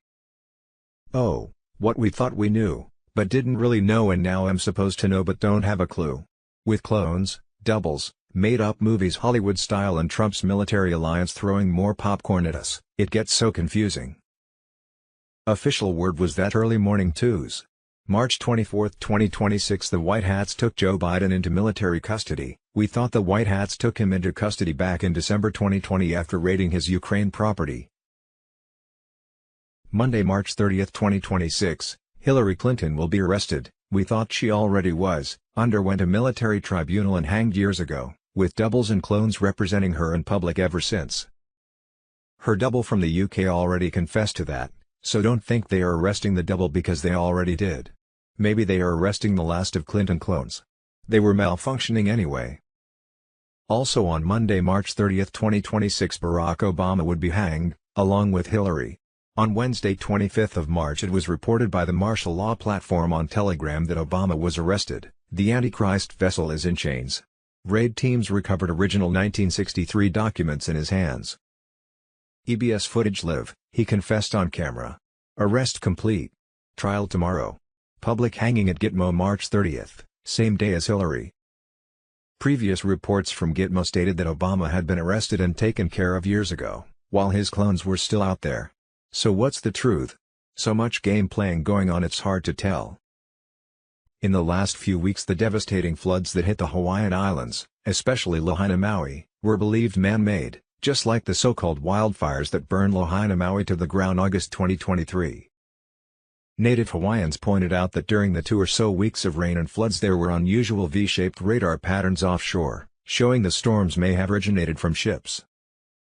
The 2023 Maui fires left over 5,000 Native Hawaiians homeless, with close to half still living on the beaches 2.5 years later. Little help has been received from the U.S. incorporated government. Lahaina had nowhere begun to rebuild because of countless red tape of the government. That left it vulnerable for mudslides during these past weeks of floods. Why wasn't the U.S. incorporated government helping? Because their ultimate plan was to make Lahaina, the former capital of the Kingdom of Hawaii, a smart city where the U.S. incorporated's cabal could completely control the population. In other news, the privately owned by the deep state Illuminati cabal U.S. incorporated government is insolvent, over $41 trillion in debt. That's the conclusion of the Treasury Department's own 2025 financial statements, released last week to near total media silence. The numbers: $6.06 trillion in total assets against $47.78 trillion in total liabilities as of September 30, 2025. The private banker corporation has controlled U.S. taxpayer money since 1913, and drove America into bankruptcy in 2008, making the fiat U.S. dollar status official.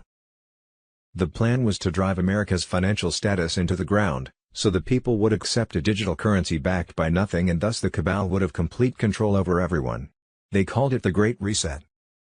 Everything was going as planned for the cabal, until along came the BRICS nations accompanied by Trump and the Q plan to save the world. That plan was about to unfold with a worldwide EBS worldwide activation imminent. Sometime in the next 2 days every TV, radio and internet worldwide will simultaneously receive the same message in 77 different languages at the same time. 7 trumpets will sound announcing that the world was under temporary martial law. For 72 hours, 3 days, everyone will receive a continuous stream of declassified information. 3 times daily, 8-hour documentaries will be broadcast globally, the real history of the last 100 years and information on all corruption in government, banking, and military. A global lockdown will commence and last 10 to 12 days. Everyone will be asked to stay at home during a specific 5-hour window. During those 5 hours, comprehensive documentaries will air across all stations, providing full disclosure of recent developments, the stolen technology, the financial system that enslaved you, and the crimes committed against humanity by those who claim to protect it. The old world ends with a broadcast. The new world begins as you explain to those around you what has been going on. See possible timing on Thursday, February 26, 2026. The final sequence activated with a 48-hour countdown to a worldwide blackout and 10-day stay at home under the Global Military Alliance. EBS override imminent. Pray. Prepare. Have you secured your essentials yet? Mr. Poole on Telegram. On Friday, March 27, 2026, banks fully integrate into the gold-backed quantum financial system. Trump's sovereign treasury takes control as the Federal Reserve collapses under its own corruption. No more income taxes, only tariffs and fair sales taxes. The cabal's financial stranglehold shatters completely. Patriots are urged to stock food, water and cash as banks go dark for up to 10 days. On Saturday, March 28, 2026, 48-hour blackout commences for the Jazara wealth distribution. The fiat dollar dies as XRP and XLM currencies ignite worldwide. On Monday, March 30, 2026, 10 days of darkness begin with Starlink emergency broadcast system exposing the full extent of the cabal's fall, the end of the fiat system and the dawn of true freedom.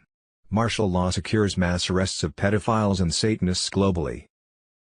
On Wednesday, April 1, 2026, Nizara/Jazara laws fully activate across 209 nations, wiping out all illegitimate debts from the deep state bankers. The Black Swan event triggers a new golden age as redemption centers open and humanitarian funds flood projects. On Monday, April 6, 2026, Jazara prosperity payments begin pouring into approved projects, empowering we the people to rebuild our republic. On Saturday, April 18, 2026, medbed centers open in every community. Suppressed free energy and Tesla technologies roll out alongside, empowering independence from the old control grid. On Tuesday, April 21, 2026, medbed holographic scans download irrefutable proof of elite crimes straight into the tribunals, triggering a final wave of mass arrests that will dismantle the remaining cabal networks once and for all. Global currency reset. On February 20, 2026, the U.S. Congress and President Trump approved the quantum financial system and the primary financial system for the nation, with global activation including release of Nizara/Jazara funds set for Wednesday, April 1, 2026. Thursday, April 2, 2026 notification to set appointments. The overwhelming majority of my bond people are telling me that they will be done between now and April 2. The overwhelming majority of my groups and banking contacts believe they will go between the 2nd of April and the 15th of April. I don't know the timing, but that is what they are being told. Marks on Tuesday, March 24, 2026. Tuesday, March 24, 2026. Wilvey says that bondholders are receiving notifications. He hopes for Tier 4B notifications today or tomorrow. Payments will start on Wednesday, April 1, 2026. We were waiting for ISO 20022 to happen and it has, and it is working very well, Wolvey says. It has been 100% successful. A lady at a bank called Wolvey, crying, saying this is the news we have been waiting for. Wolvie cannot say more due to NDAs. In a few days he will be fully under NDA and will be overseas. Forwarded from Ginger Doucet. Thursday, March 26, 2026. Bruce, the big call. The QFS has a note for cryptocurrency. The central banks around the world are buying up gold to back their currencies. 4 different sources say Tier 4B, us, the internet group, notification could happen on Friday 27th of March or Saturday, March 28, 2026. Tier 4B should get started with appointments before the end of the month on Tuesday, March 31, 2026. Judy note, we have been told that Wells Fargo, which is owned by the Chinese elders, the ones who own the gold behind the global currency reset, will send out emails to currency and bondholders worldwide telling them how to set redemption and exchange appointments. It is advised to exchange/redeem your foreign currency at an official redemption center, RC, rather than a bank. You can only redeem ZIM at RC, the dinar contract rate can only be given at RC, and banks will offer you lower exchange rates than what you can obtain at RC. You can only set up your new wallet, bank account, at RC. It was my understanding that most banks were under control of the cabal and would soon play a different role in the global financial system. Global financial system. Friday, March 27, 2026, bombshell announcement, Trump's dollar, signature, gold, and power for the American people. No more fiat, no more lies, game over for the globalists. Free. March 27, 2026, boom. 1913 exposed, Trump strikes final blow to the IRS, tariffs in, income tax out, Trump signature on dollar signals return to pre-1913 prosperity and true sovereignty. Friday, March 27, 2026, QFS destroys the central banking system, QFS halts the deep state in its tracks, global currency reset, trust the plan, Tier 4B martial law on Telegram. The quantum financial system stands as the most decisive force ever introduced against the central banking debt machine, built to release everyday people from a cycle of financial control that has lasted for generations. What once seemed out of reach has been strategically prepared, a parallel monetary framework designed to replace hidden fiat dominance with transparent, asset-backed transactions. This is not speculation or wishful thinking. It is a calculated reset aimed at restoring direct control of wealth back into the hands of the people. At its foundation, QFS operates through advanced quantum-level verification that cannot be altered, securing every transaction with absolute integrity and traceability. Only currencies backed by real, audited assets and supported by digital gold certificates are allowed to circulate within the system. This structure eliminates theft, blocks covert manipulation, and makes unauthorized financial activity impossible to conceal. The principle is clear: a financial system that cannot be quietly manipulated for personal or institutional gain. The legacy system relied on shadow accounting, untraceable flows, and complex shell structures that concealed misuse while penalizing transparency for decades. QFS runs in parallel, exposing inconsistencies in real time and enabling accountability on an unprecedented scale. Once illicit transactions are identified, those responsible can no longer shield themselves behind bureaucracy or delay tactics. The system itself becomes undeniable proof, forming the foundation for action, recovery, and enforcement. The era of invisible control is rapidly closing. This marks a turning point, a structural transformation intended to restore economic balance and human dignity. Implementation requires precision, validation, and time, but the objective is undeniable. To replace artificial scarcity with asset-backed stability, dismantle centralized control mechanisms, and create a pathway toward restitution and broad prosperity. The direction is intentional, and the outcome is rooted in fairness.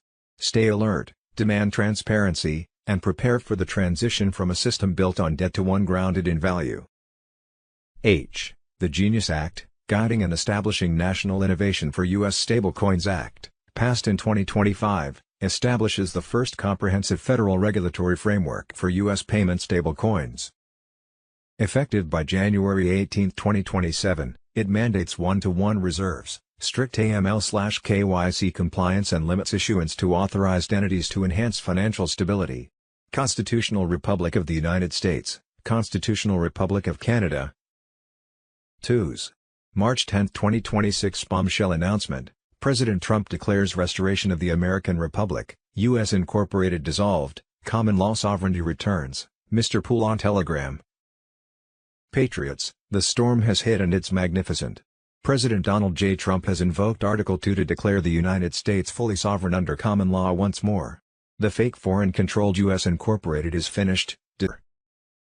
No more Admiralty law oppression, no more globalist chains dragging us into debt and war. The deep state grip is broken, the true constitutional republic rises triumphant. This is no mere rhetoric, it's a binding declaration of authority and summons from Trump as Commander-in-Chief.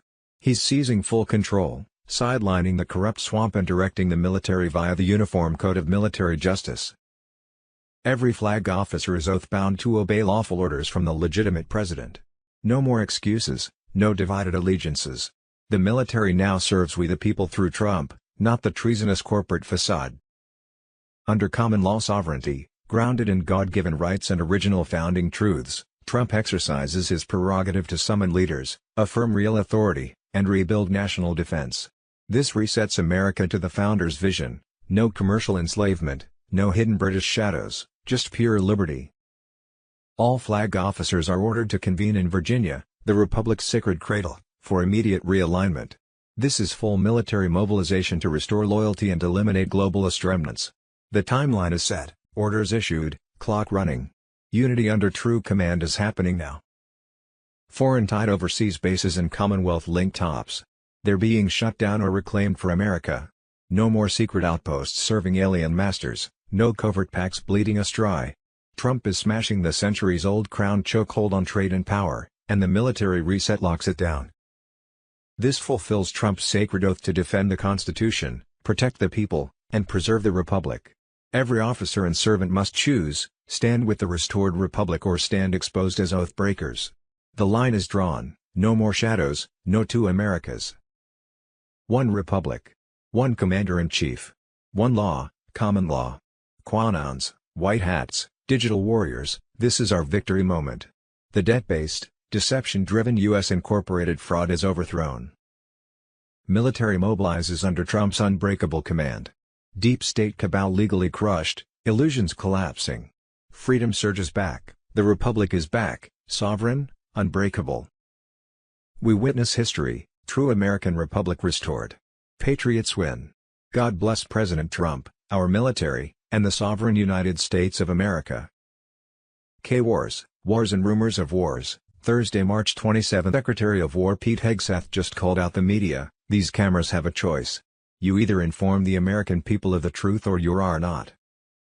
Here's a fact you don't hear on the networks that we know. Many of the Iranian military factories and bases that we are destroying were paid for by the pallets of American cash that Barack Obama flew into the Tehran under the Iran deal.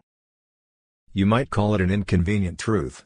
Iran took our money and turned it into weapons, bunker, ammo. Now we're destroying the weapons and you are righting that grievous wrong. Make no mistake, we had to act. Objectives clear. No nukes, no navy, complete dismantling of the missile program and defense industrial base. We're here to win and we are full speed ahead. Thursday, March 27, 2026. Fox News, as per Iranian government request, please let this statement serve to represent that I am pausing the period of energy plant destruction by 10 days to Monday, April 6, 2026, at 8 p.m. Eastern Time. Talks are ongoing and, despite erroneous statements to the contrary by the fake news media, and others, they are going very well. President Donald J. Trump. Friday, March 27, 2026. U.S. Special Forces raided multiple hidden underground facilities tied to Hillary Clinton in a coordinated White Hat operation overnight. What they found is beyond anything we could have imagined. Live adrenochrome harvesting labs with dozens of rescued victims. Video archives of satanic rituals featuring top elites and world leaders. Documents detailing clone politicians replacing real leaders for decades. And the big one, suppressed free energy tech and mind control devices designed to keep humanity enslaved forever. Dear 4B ISO 20022 on Telegram. What we think we know as of Saturday, March 28, 2026. Friday, March 27, 2026. Victory for parents. Supreme Court strikes down indoctrination. Parents have the right to opt out of LGBTQ+ propaganda in schools. Friday, March 27, Friday, March 27, 2026 exposed. No more British control. Trump didn't blink. The new alliance Britain can't stop. City of London cornered. Friday, March 27, 2026 breaking alert. Gas prices under attack. Trump signs emergency order to release cheaper E15 fuel immediately. And election fraud. Friday, March 27, 2026. The election fraud that's occurring in the United States is not only a massive national security threat, but it's also connected and happening in 100+ countries around the world, including places like South Korea, Canada, Australia, Brazil, Ecuador, the Philippines, Republic of Congo, and many more. This needs to be investigated by military intelligence because of this global election fraud cartel's resources, capabilities, and players involved, which leads to a massive criminal conspiracy that can topple and take control of countries around the world and install whatever regimes that they choose. Mr. Poole on Telegram. Friday, March 27, 2020 White House gave order not to enforce fraud allegations happening all over the country. Shocker. The reason they didn't investigate any fraud is because they were all involved, stealing taxpayer dollars through front companies and NGOs. This is money laundering 101. Oh, government fraud. Friday, March 27, 2026 Minnesota Representative Kristen Knudsen says they just found out the state turned off tracking for money being sent overseas. They turned it on for 2 weeks. Saw all the money leaving, and Democrats quickly shut off tracking to allow it to keep happening. Today in the Fraud Committee, the Department of Human Services testified that they haven't been tracking the IP addresses of money that's being literally flown out of our state and where it's going. They did turn on that reporting for 2 weeks, and they found that yes, a lot of those IP addresses were tied to overseas computers, and then they quickly shut it off after just 2 weeks of seeing where this money is actually going. Every time we turn around, it's just more and more fraud scandals in our state. What we thought we knew, but didn't really know and now am supposed to know but don't have a clue. With clones, doubles, made-up movies Hollywood style and Trump's military alliance throwing more popcorn at us, it gets so confusing. 2025. As we are all aware now, there is a serious crisis going on in Washington, D.C., and I'm hearing from multiple intelligence sources that U.S. President Donald Trump is no longer with us, and this is why we are getting this very bizarre behavior.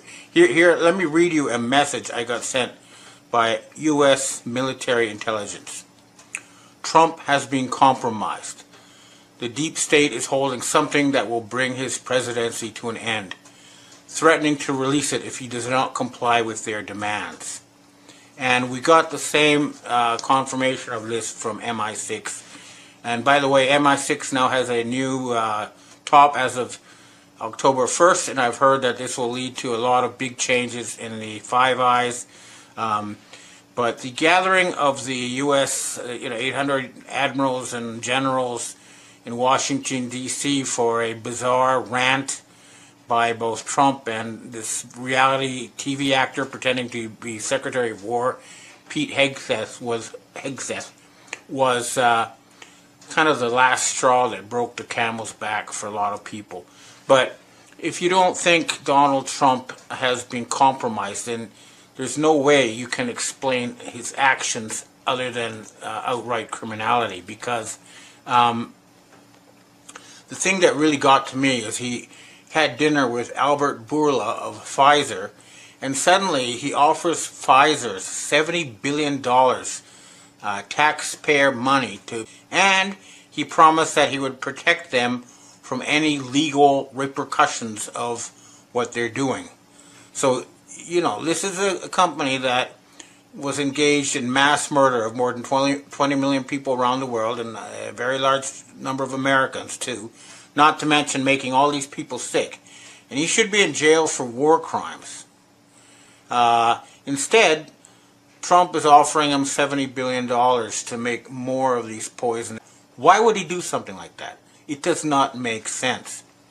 Now, the other thing, of course, is his continual pandering to Israel. And I'd like you to watch the first 1 minute and 3 seconds of this video, and you'll see what I mean.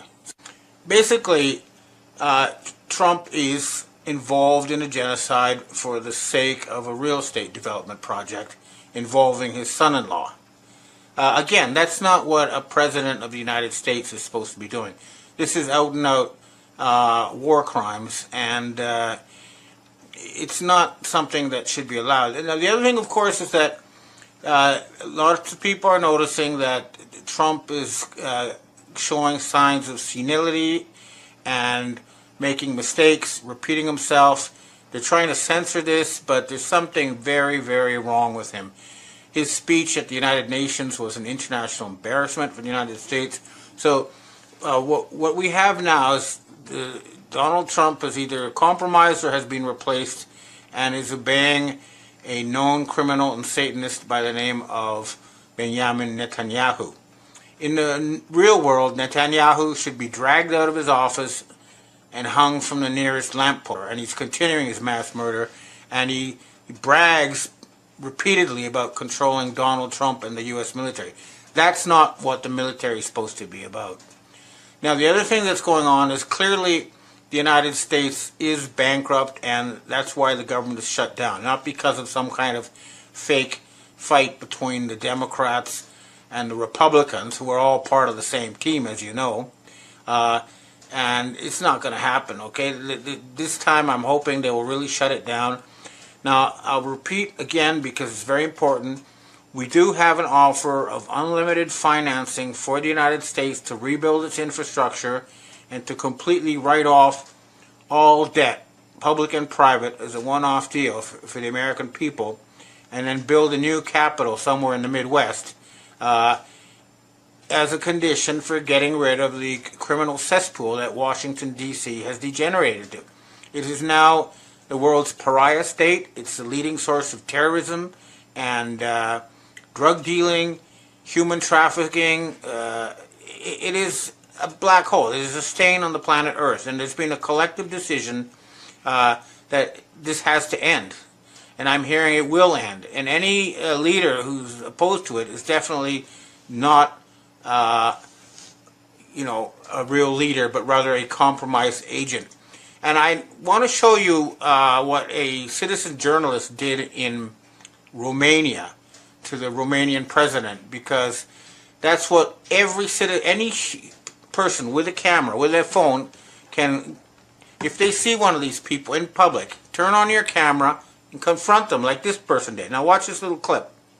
See, any of us can do it. We must not let these people wander around in public as if they're lording it over us and there's nothing wrong and we don't know. Because we all know now, or maybe a tiny percentage of people who are either brainwashed beyond hope or a part of the satanic control grid, one or the other. But the rest of us, we definitely do not want these people to stay in power. It's just not right, okay? And the corruption is very, very thorough, and it's right throughout the top. Take a look at this clip. Now, here's another one I want to show you. It's just the wife or the ex-wife of Prince Andrew, Sarah Ferguson, offering, to sell access to him. Okay, so, what sort of system of government do we have here? Where, we have these unelected so-called royals, trying to get money out of people for whatever, probably to spend on adrenochrome. This is not right, okay?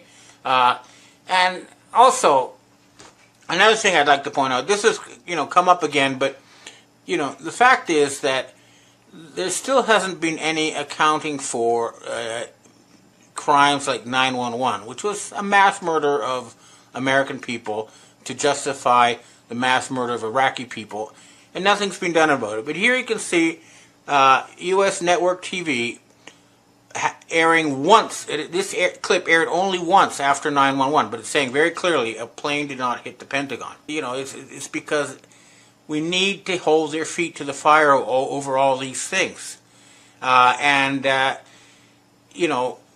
The government is so corrupt that it's not even a government anymore. It's a bunch of actors working for a bunch of Satanists who are mostly headquartered in Israel and Ukraine or Switzerland these days. Now here's another one that really disturbs me.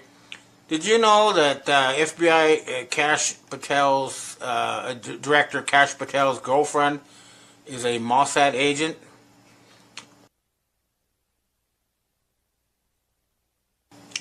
So you can see, the United States government has been occupied by a hostile foreign force, and it's time to do something about it. And I am hearing that there is a move among the generals, among the intelligence community, to finally do something about it. They were waiting for October. They're waiting for the new head of MI6. But we have to do it again and again. And American people, a lot of you have guns, and you're allowed to use them to defend yourself. And if these people are family, which they are, then you're allowed to defend yourself. This is the law. Here you can watch, by the way, a little interesting thing that happened in Florida. Watch this sheriff talk about how you can now carry guns in the open like cowboys in Florida. And then take a look at this guy doing just that. We need armed citizens at this point because the government is not going to defend you. You're going to have to defend yourselves. Hello everyone, Sheriff Grady Judd here. The First District Court of Appeal in the state of Florida has ruled that our law prohibiting open carry is not valid. That's right. So effective September 25th, if you open carry a firearm in Florida in a public place, it's okay. So, again, a lot is going on under the surface. I'm hearing many things, but we need to push this. And if you're a general or you're an admiral, ask yourself, did you swear to defend the United States, or did you swear to fight for Israel and for real estate developers who use genocide to seize property from innocent people? So, folks, it really is time. We've got to do something about it. This has gone on way too long. We need to end this now.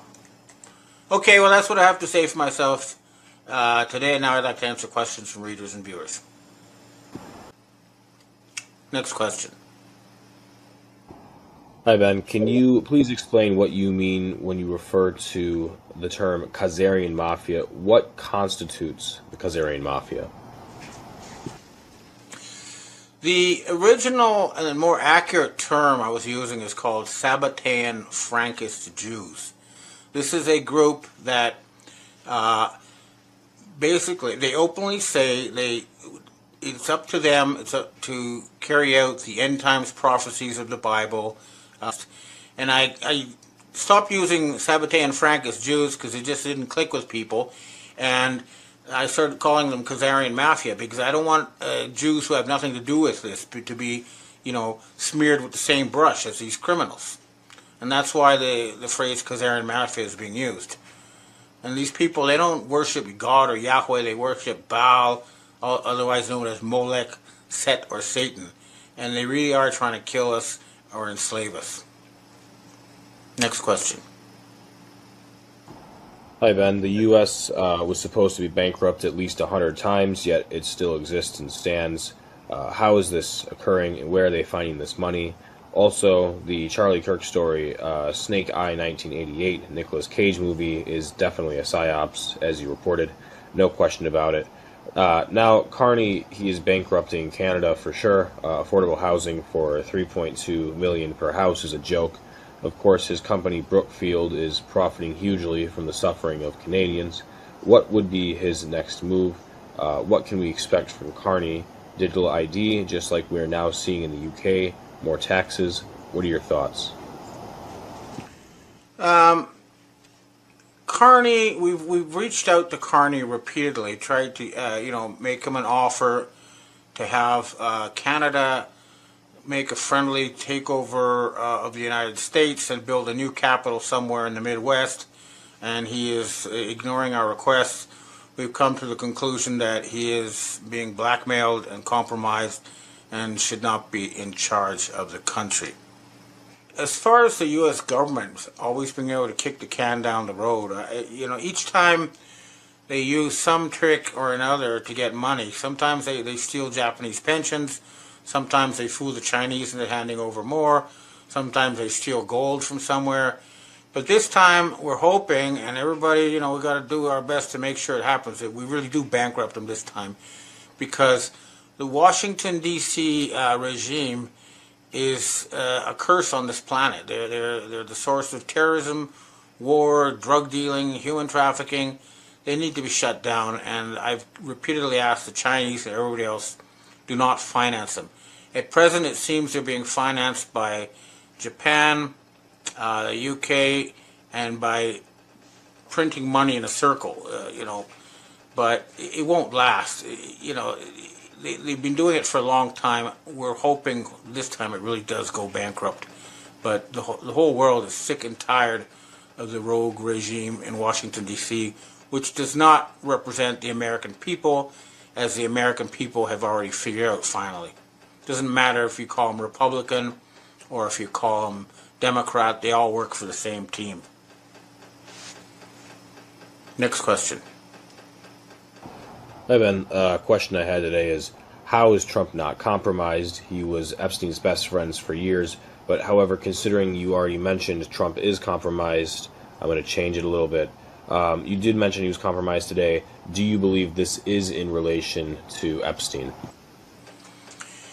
Well, he ran all sorts of beauty contests and brought in young models from Eastern Europe for decades.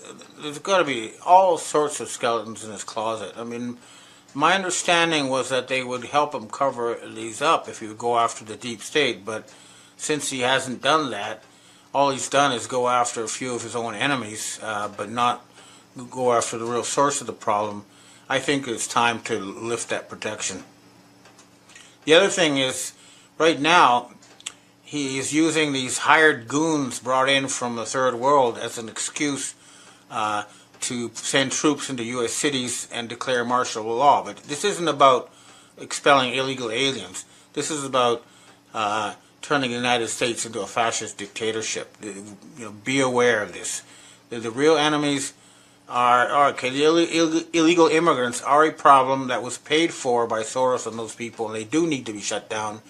But we also need to go after all these people who pretend to be politicians but are actually actors receiving money from Israel in order to betray the American people.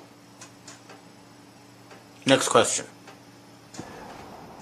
Hi, Ben. We have our last question for today. Is there a follow-up on the outcome, which was with the Russian defense chief traveling to Iraq to establish a possible alliance between Russia and Iraq in reference to your September 19th video?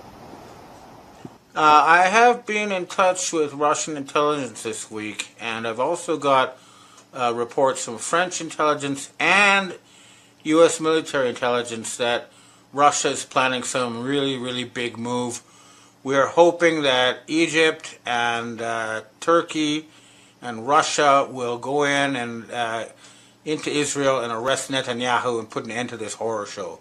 But I'm also hearing they might carry out regime change in Western Europe to remove the Nazis there, like Ursula von der Leyen.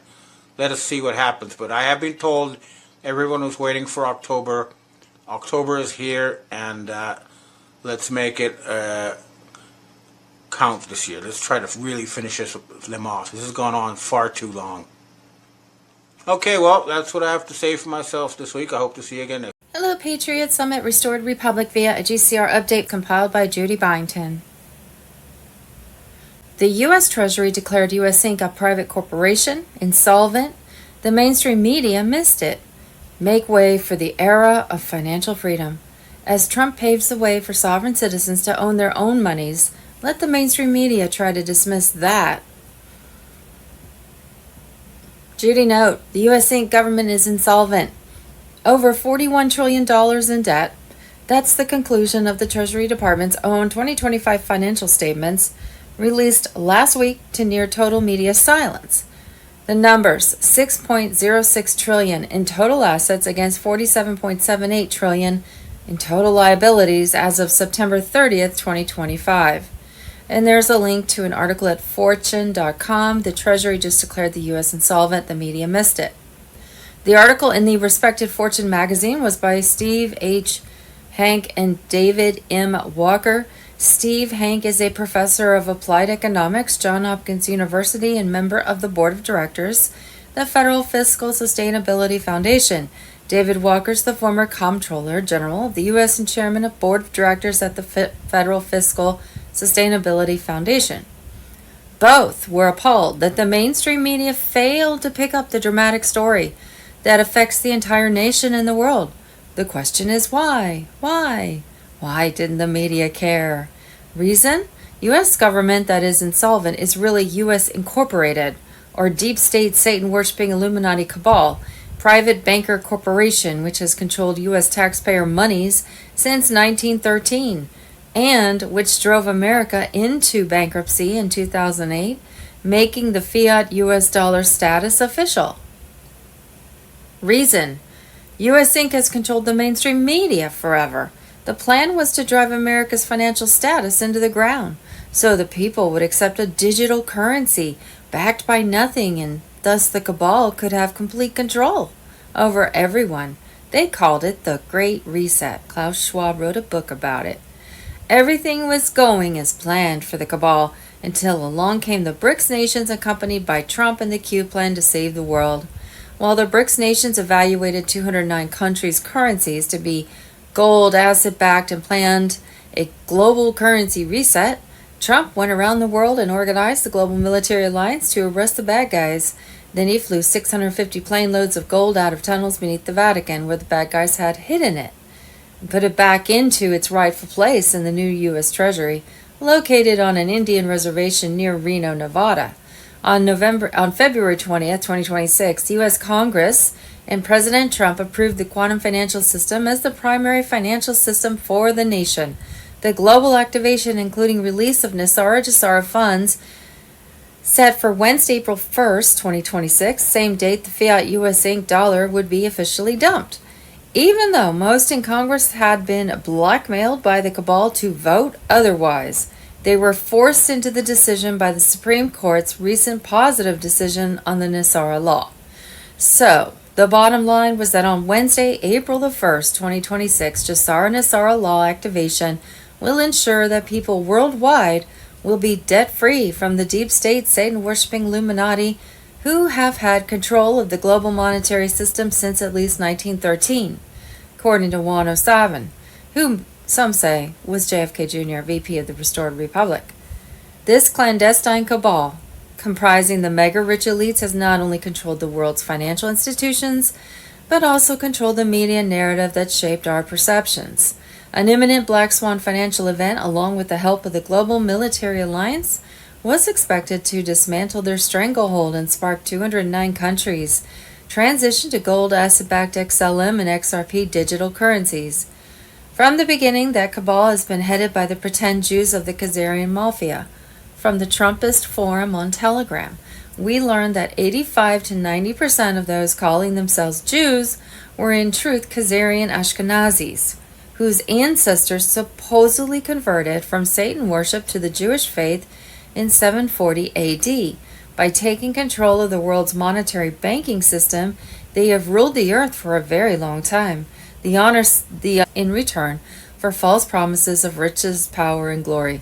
Head of these false Jewish Khazars called themselves the Rothschilds. They lied about their Jewish origins to stake false claims on Israel through the Zionism movement for the purpose of creating endless wars from which they benefit by funding both sides. This wealthiest bloodline on earth built its empire through these lies, manipulation, and murder, extending into European royals and elite clans like the Rockefellers, Astors, DuPonts, and more. They changed names to infiltrate societies and secretly sire children for key power positions in governments, securing riches through national taxes. By the 1770s, they launched the Illuminati through Adam Weishaupt, embedding Talmudic teachings with Luciferian goals that evolved into the modern-day deep state network. His 5 sons spread across Europe, dominating finance to enslave the people. Their deep state agents engineered market crashes, currency wars, pushed bioweapon releases, rigged elections, engineered health emergencies, continued endless wars, and recklessly spent the people's taxpayer monies into fiat status as paid-off media puppets protected them. In 2026, the tide turned dramatically with Donald Trump and White Hats dismantling the deep state from within and worked with the BRICS alliance to force a global currency reset to gold asset-backed currencies of 209 nations. For years, Trump's global military alliance had been making mass arrests that targeted bloodline operatives. Central banks were now faltering, and New World Order plans for one world government was collapsing. The House of Rothschild's criminal network faced its final reckoning, with their influence over uranium, nuclear power, and global finance shattered forever. President Trump, the Q movement, and the BRICS alliance, through their global currency reset, have forced a bank closure deadline of Wednesday, April 1st, 2026. As of Thursday, March 26, bank users across the U.S. were reporting delayed bank transfers, pending transactions lasting longer than normal, temporary signal instability in key cities, stock market volatility spikes without explanation, increasing liquidity controls forcing rerouting of transactions, and accounts being frozen for no apparent reason. Banks were struggling to keep up with the load as the new gold asset-backed global financial framework took priority.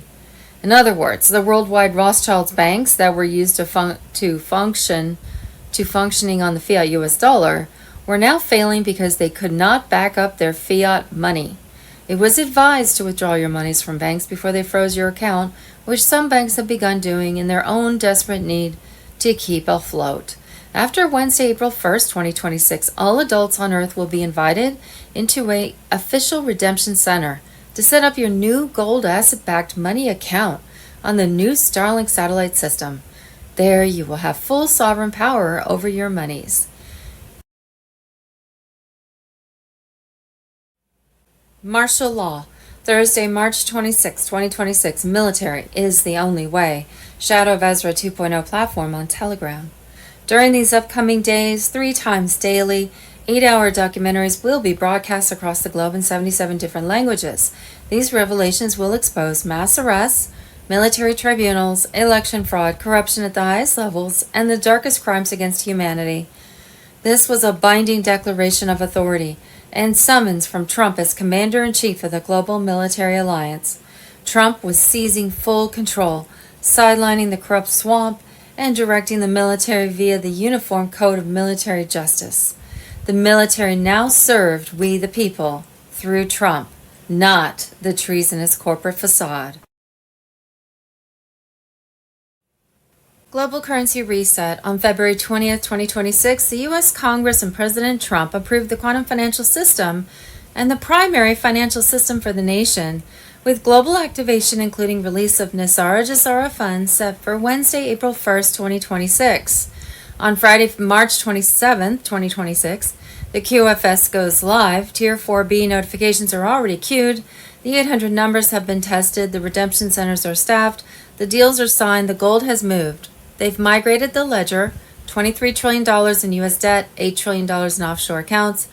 Every transaction, every loan, every dark money transfer since 1971, all of it moved from the old system to the new one. Friday, March 27th is a deadline for the Federal Reserve when the QFS goes live and when gold trades not in dollars but in quantum verified weight. Mr. Poole, final chapter on Telegram. Thursday, April 2nd, 2026, notification to set appointments. The overwhelming majority of my bond people are telling me that they will be done between now and April 2nd.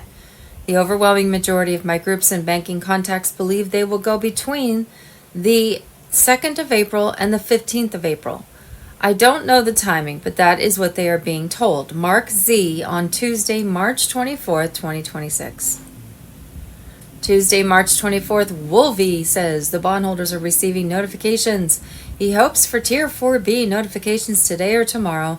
Payments will start on Wednesday, April 1st, 2026. We were waiting for ISO 20022 to happen, and it has, and it is working very well. Wolvie says it has been 100% successful. A lady at a bank called Wolvie crying, saying, "This is the news we've been waiting for." Wolvie cannot say more due to NDAs. In a few days, he will be fully under NDA and will be overseas. Forwarded from Ginger Doucette. Thursday, March 26, Bruce, the big call. The QFS has a node for cryptocurrency. The central banks around the world are buying up gold to back their currencies. Four different sources say Tier 4B notification could happen on Friday, March 27th or Saturday, March 28th, 2026. Tier 4B should get started with appointments before the end of the month on Tuesday, March 31st, 2026. Global financial crisis, Wednesday, March 25th, 2026. U.S. systems are showing real-time strain. EBS Donald Trump on Telegram. What people are experiencing right now is no longer isolated. Across the United States, users are reporting delayed bank transfers and pending transactions lasting longer than normal. Major carriers experiencing temporary signal instability in key cities. Stock market volatility spikes without clear explanation. Payment processors flagging and rerouting transactions. At the same time, large banks are increasing internal liquidity controls. This is not being discussed publicly, but the signs are there. Financial infrastructure is being adjusted under pressure. Legacy systems are struggling to keep up with the load as new frameworks begin to take priority in the background.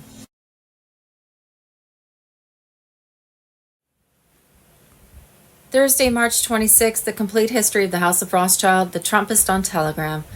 The Rothschilds have been in control of the world for a very long time, their tentacles reaching into every aspect of daily life as the ultimate control freaks, orchestrating chaos for profit.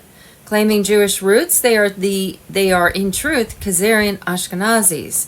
From ancient lands, now Georgia, converting in 740 AD, without changing their Asiatic genes. 85 to 90% of those calling themselves Jews today are these Khazars, lying about their homeland to stake false claims on Israel while every prime minister there advances the fraud. This bloodline, the wealthiest on earth, built its empire through lies, extending into European royals and elite clans like the Rockefellers, Astors, DuPonts, and more.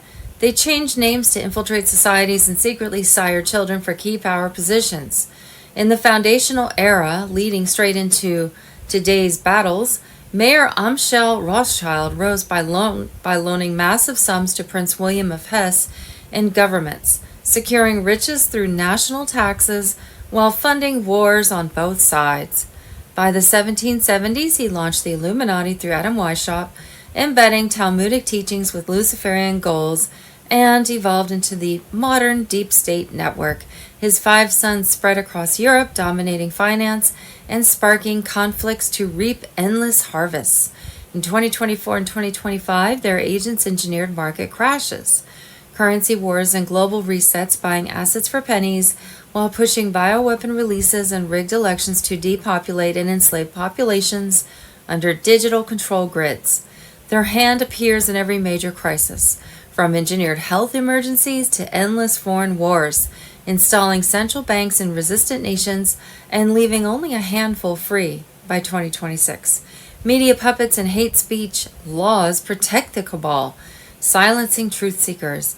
Yet the Great Awakening surges as QAnons connect the dots to the synagogue of Satan, exposed in Revelation. In 2026, the tide turns dramatically with Donald Trump and White Hats dismantling the deep state from within.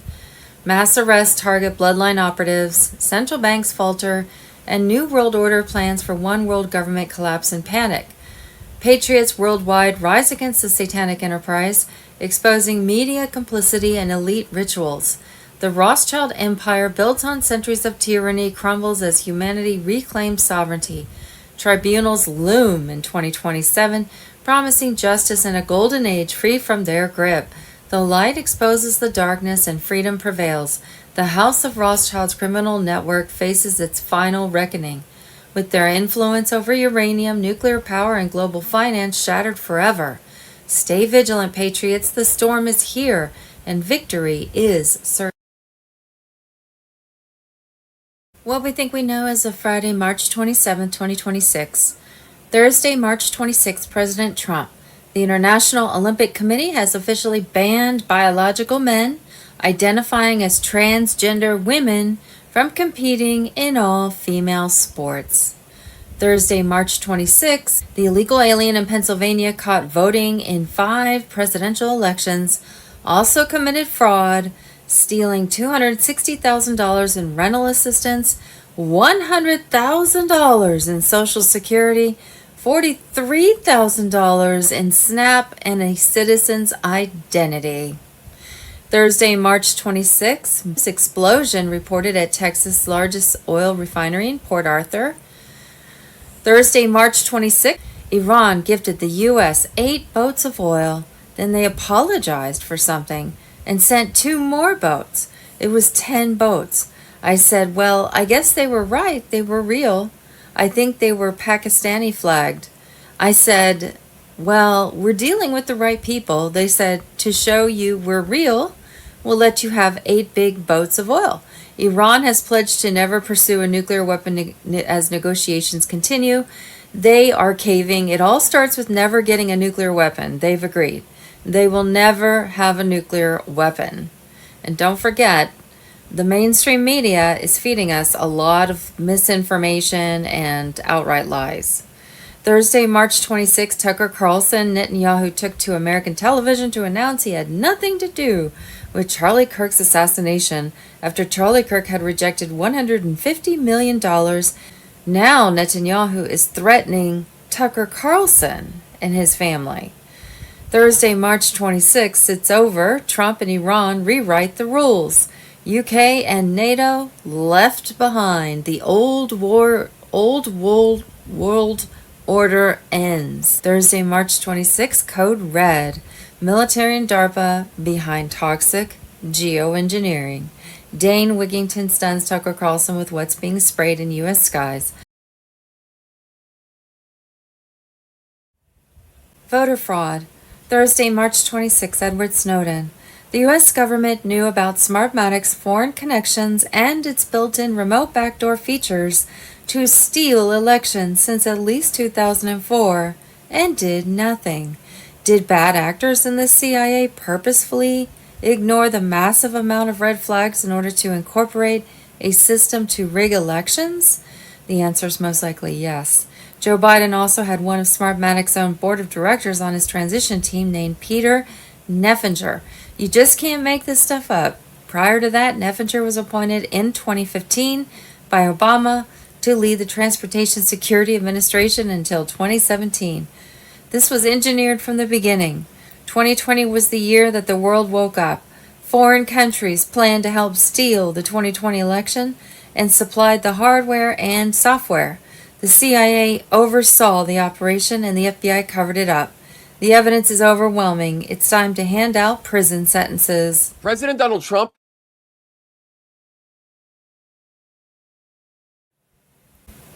Pentagon higher-ups have confirmed the data's accuracy behind closed doors, but refused to act. That's because DARPA created the bioweapon, which is a division of the Pentagon. And I believe that's the deep state. Part of the deep state, anyway. Globalist infiltrators in government and Big Pharma knew exactly what these mandates would do, yet pushed them anyway to weaken America from the New World Order, designed to cripple institutions and reduce population while the cabal seizes control. With pilots dropping like flies, the risks of mission failures and disasters loom large. But white hats in the military are fighting back by leaking the truth. This revelation is a massive red pill for the Great Awakening. The storm is here and the satanic elites are scrambling as their house of cards crumbles. Patriots must spread this everywhere to demand tribunals and justice for the medical tyranny perpetrators. The Republic is being restored through the brave actions of truth tellers like this whistleblower. The awakening is unstoppable now. Share widely and stay vigilant as victory approaches for freedom-loving patriots everywhere. The deep state is finished.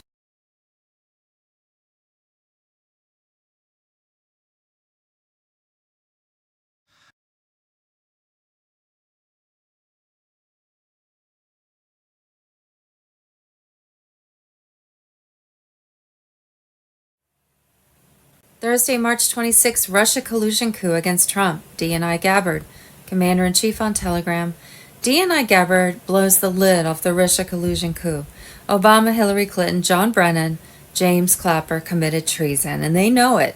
Our own government ran a literal coup against a sitting U.S. president because they themselves are a rogue criminal syndicate against America and its people.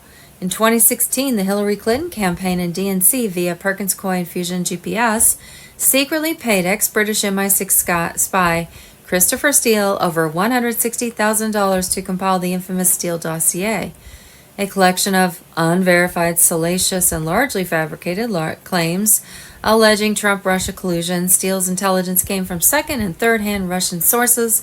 The FBI later admitted much of it was uncorroborated hearsay, or probably just made up.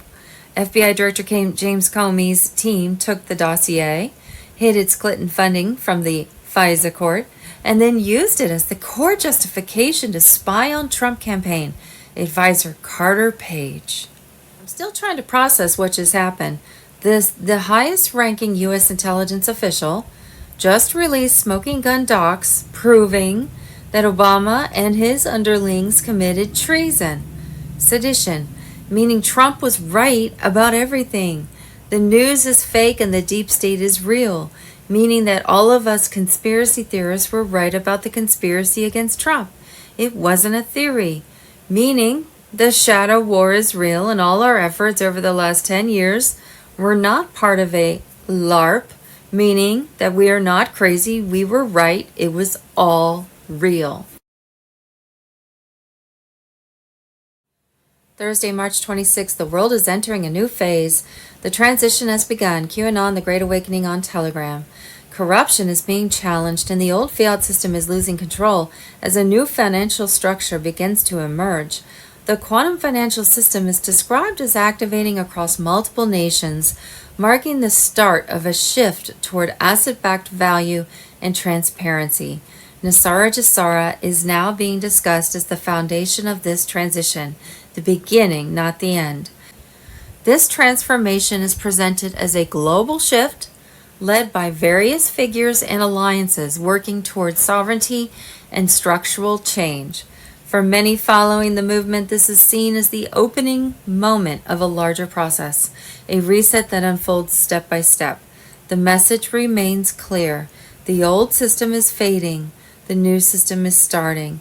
Nasara Jasara represents the beginning of this change, a transition into a new economic and social framework. Stay aware, stay calm, and watch as the next phase unfolds.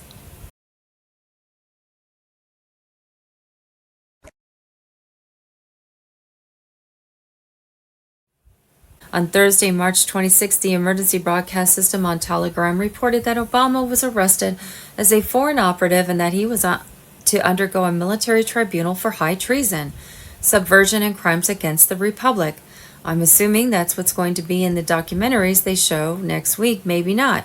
The only problem was that back several years ago, it was reported from Gitmo that Obama and Michael have been arrested, were at Gitmo and facing military tribunals. Then Obama was discovered to have hidden cell phone beneath his pillow, so he was taken out of his cell and shot in the back of the head.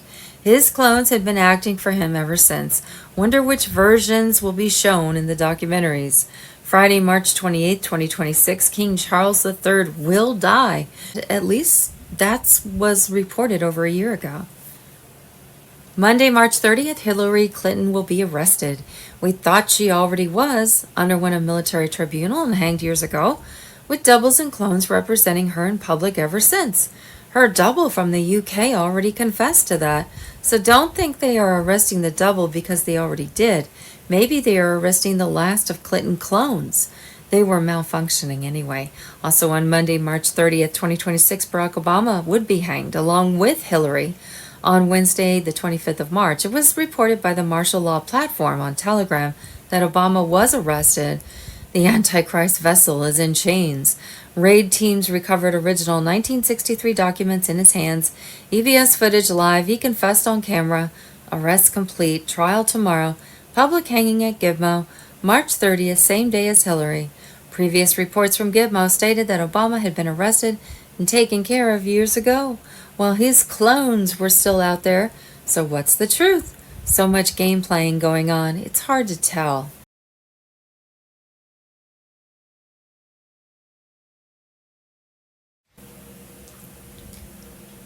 The world's financial system, mainstream media, governments, we're all about to crash. EBS, martial law across the globe imminent. Pray, prepare, trust the plan. Judy note, on Wednesday, March 25th, the notification from the emergency broadcast system was, be prepared for EBS activation and martial law. 1 million White Hat troops stand guard as the EBS Starlink satellite system overrides all signals. Cell phones, TV, radio, and internet asking you to stay at home for 10 to 12 days while the Global Military Alliance makes mass arrests across the globe of treasonous Satan-worshipping deep state. After the 10 to 12 days, wake up to a new, improved financial, political, health, and education systems. Be prepared with food, essentials, and cash as banks close. ATMs won't work. It has been said that 7 trumpets will soon sound out over every phone or earth calling us to stay at home for that 10 to 12 days of exposure about how Trump's global military alliance has overcome the deep state banker Illuminati control over our lives that has been going on for centuries. Some of that exposure came out on Wednesday, March 25th, as Federal Chairman Jerome Powell was confronted and asked to explain why we had a fiat US dollar and there was no gold in Fort Knox. He admitted, we print money out of nothing. Another revelation came from Health Department Director Robert Kennedy Jr. when he said that a third, not so surprising intel revealed that Democrats claimed FEMA had no money for victims of disasters in Maui, California, Ohio, Louisiana, North Carolina, though had an extra $1 billion to spend on illegal aliens. President Trump was ready to shatter this deep state control at every level, from nameless bureaucrats to power-drunk legislators to corrupted intelligence operatives. Trump wants a complete dismantling of the deep state infrastructure, judicial, bureaucratic, intelligence, and legislative. He was doing it not for politics, but for one reason, to restore a government of the people, by the people, and for the people. Trump's Q plan to save the world included Israel. It has always been touted that Israel would be last. The deep state banker Zionist cabal has pledged to exterminate the Palestinian people by way of convincing those of the Jewish faith that they could have complete control of Israel for their Zion by exterminating the Israelis. The Israeli plight has been overlooked for too long. The below email was recently received from Mazin Kimsia, Professor Emeritus, full-time volunteer. He explains the Palestine side of the story. Dear Judy, the horrors in Gaza, Lebanon, and Iran go on. The remaining 2 million people of the Gaza Strip, 50% children, suffer cold weather and rain. Wars make the rich richer and the poor poor. The world is upside down. Right is wrong and wrong is right. The struggle remains between the masses and the elites who run the governments and collaborate by bribes and blackmail with Zionist ambitions to enslave the world. But so many people keep the hope alive by actions. Keep the hope alive. Mazim Kimsia, Professor Emeritus, full-time volunteer, PalestineNature.org. Candles in the Darkness, Join Israeli Apartheid Week. Resources, satellite images show oily fires burned for days. That's from The Guardian. Israel dropped charges against 5 of its soldiers, terrorists who were videotaped raping a Palestinian prisoner with a broomstick. Oh, God. Here is a report by one human rights group on conditions of Palestinian prisoners in Israeli torture prisons. The torture of thousands of prisoners continues. Tel al-Sultan, Gaza, Israeli soldiers massacre 15 aid workers. The International Society for Ecological Economics webinar, Ecocide in the Palestinian Land. The Palestinian drive to remain on their land.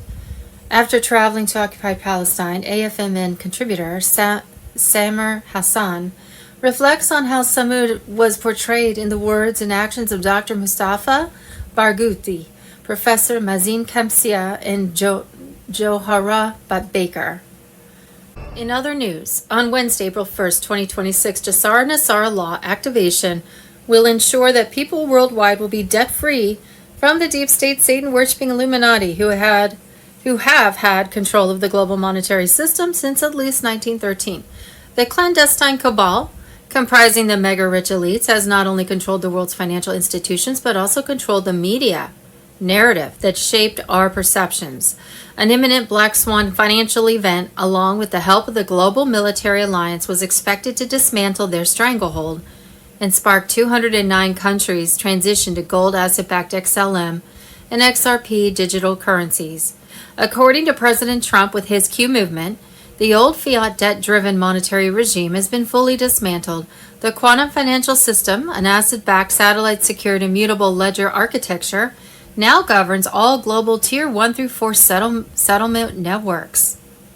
All illegitimate debts, including mortgages, credit cards, student loans, and fraudulent national obligations, are flagged for forensic audit and immediate discharge. Precious metals and tokenized historical bonds have been reconciled on the QFS master ledger. JASARA compliance treaties have entered irreversible execution, ensuring full enforcement across all jurisdictions. Trump's Q movement was also set to unveil deep state false flags, Tesla free energy, and revolutionary medbeds that were so effective that the world would have little need for traditional global currency reset. On February 20th, 2026, the U.S. Congress and President Trump approved the quantum financial system and the primary financial system for the nation, with global activation including release of JASARA funds set for Wednesday, April 1st, 2026. On Friday, March 27th, 2026, the QFS goes live. Tier 4B notifications are already queued. The 800 numbers have been tested. The redemption centers are staffed. The deals are signed. The gold has moved. They have migrated the ledger. $23 trillion in U.S. debt. $8 trillion in offshore accounts. Every transaction, every loan, every dark money transfer since 1971. All of it moved from the old system to the new one. Friday, March 27th is a deadline for the Federal Reserve when the QFS goes live and when gold trades not in dollars but in quantum verified weight. Mr. Poole, final chapter on Telegram. Thursday, April 2nd, 2026, notification to set appointments. The overwhelming majority of my bond people are telling me that they will be done between now and April 2nd. The overwhelming majority of my groups and banking contacts believe they will go between the 2nd of April and the 15th of April. I don't know the timing, but that is what they are being told. Mark Z on Tuesday, March 24th, 2026. Tuesday, March 24th, 2026, Wolvie says that bondholders are receiving notifications. He hopes for Tier 4B notifications today or tomorrow. Payments will start on Wednesday, April 1st, 2026.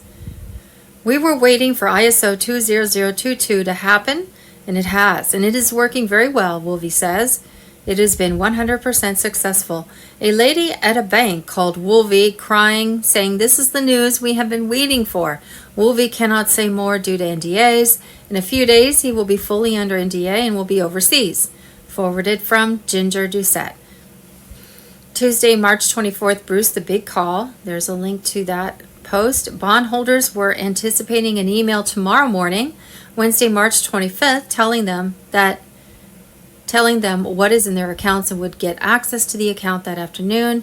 Tier 4B could get notifications to set appointments by Friday the 27th or Saturday, March 28th. A contact in the U.S. Treasury said Tier 4B would be notified by the end of the month. New global financial system. Wednesday, March 25th, 2026. Breaking. Gold explodes 2% after 4-month low. Economic war. Markets respond to Trump's Iran strategy. Oil plunges. Fed shakes. 25th March 2026. Wednesday, March 25th. Boom. Scott Bessent. Trump is waging economic war on British-controlled central banks. It's happening behind the missiles. Video AMG News. And Wednesday, March 25th, 2026. Boom. Fed exposed. We print money out of nothing. Fed Chair Jerome Powell caught admitting the scam. Video. Wednesday, March 25th, 2026. ISO 20022 is a global messaging standard that defines how financial institutions exchange information for transactions, payments, securities, remittances. It replaces outdated, fragmented systems like the old SWIFT messages with a unified, data-rich digital language. Tier 4B, ISO 20022 on Telegram. Why ISO 20022 matters? To XRP XLM investors, the global financial system, including SWIFT, the U.S. Federal Reserve's FedWire, and many central banks, is migrating to ISO 20022 with a target date for full implementation by April 1st, 2026. This standardization is critical for any crypto asset, aiming to integrate with traditional finance. Compliance is not optional, it is the entry barrier for servicing banks. XRP Ledger, XRPL, and Stellar Network, XLM, have been proactively aligning with this standard for years, giving them a massive head start in the race to modernize cross-border payments. Wednesday, March 25th, GCR, Jasara, and QFS Intel. The revolution is here. The Great Reset. Jasara versus the New World Order. No more corrupt system. Nisara Jasara connected on Telegram. The fall of the tyranny of the deep state. A new dawn is emerging as the era of financial manipulation and corruption comes to an end. The deep state is collapsing because of its evil hold on American dreams and small businesses. It's time to make a change. Digital assets like XRP and XLM, as well as the quantum financial system, are not only the future but also the present. The war on small business by the deep state. Small businesses in America are not desired by the deep state. Large corporations want to compete with the new system. They are creating a system known as fascism, which is the same system that Mussolini created in Italy. It's a calculated move to pursue the elimination of small businesses. The deep state makes sure that only the enormous manageable entities are left by eliminating the minor players. Similar to Mussolini's fascist Italy, these corporations will prosper under a new government that aims to suppress the masses and benefit the elite. The old corrupt system can be abolished and replaced with the press system through inflation. We are currently seeing this. The slow price increase is a calculated tactic to undermine the existing financial system rather than merely an economic cycle. The deep state creates a new, more manageable economic structure by forcing the old ones to fall apart through currency inflation. Introducing the quantum financial system, digital assets like XRP and XLM are here to stay, whether you like it or not. The quantum financial system is on its way. Digital assets are the foundation of the new financial era, not merely a fad. Traditional banking systems will be rendered obsolete by the quantum financial system, which promises unmatched speed and security. XRP and XLM, which are governed by ISO 20022, have the potential to completely transform the way we view and manage money. The XRP QFS Handbook, an introduction. The XRP QFS Handbook offers a crucial introduction for individuals who are unfamiliar with digital assets.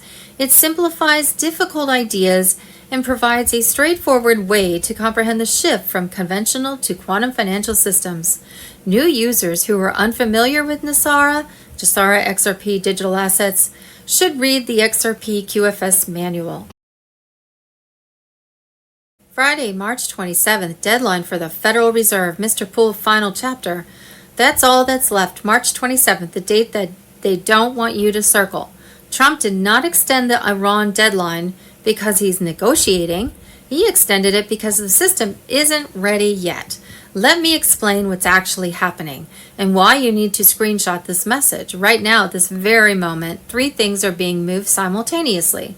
1, gold. Central banks bought more gold in the last 90 days than in any quarter since 1967. Not investment banks, central banks, the ones who write the rules. They're not buying gold because they're scared. They're buying it because they know it's replacing the dollar. Quantum nodes. The QFS backbone went from 12 active nodes in January to 67 active nodes as of last Friday. Each node processes 1.4 million transactions per second. You don't build that kind of infrastructure for a system you're not about to turn on. Number 3, SWIFT access keys. On March 16th, exactly 11 days before the deadline, Ripple's partner, Thunes, quietly announced stablecoin payouts to 11,500 banks through SWIFT. They called it a smart superhighway. That's not a partnership, that's a replacement wearing a disguise. 3 moves, 1 deadline, March 27th. Now, here's the part they'll never say on television.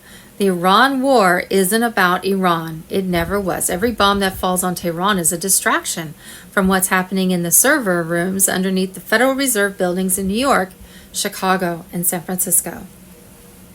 They're migrating the ledger, $23 trillion in U.S. debt, $8 trillion in offshore accounts. Every transaction, every loan, every dark money transfer since 1971, all of it is being moved from the old system to the new one. And when the migration is complete, the old system gets unplugged. That's what March 27th is. Not a deadline for Iran, a deadline for the Federal Reserve. Why do you think gold dropped from $5,595 to $4,384 in 8 weeks? That's not a crash, that's a controlled descent. They are repricing gold for the new system. When QFS goes live, gold does not trade in dollars anymore. It trades in quantum verified weight. The price you see today is the last dollar price gold will ever have. Tier 4B notifications are already queued. The 800 numbers have been tested. The redemption centers are staffed. I told you last week the deals are signed. The gold is moved. The war is the cover. 72 hours. On Monday, March 30th, the emergency broadcast system activated worldwide. Martial law is enforced as the 10 days of darkness set to begin.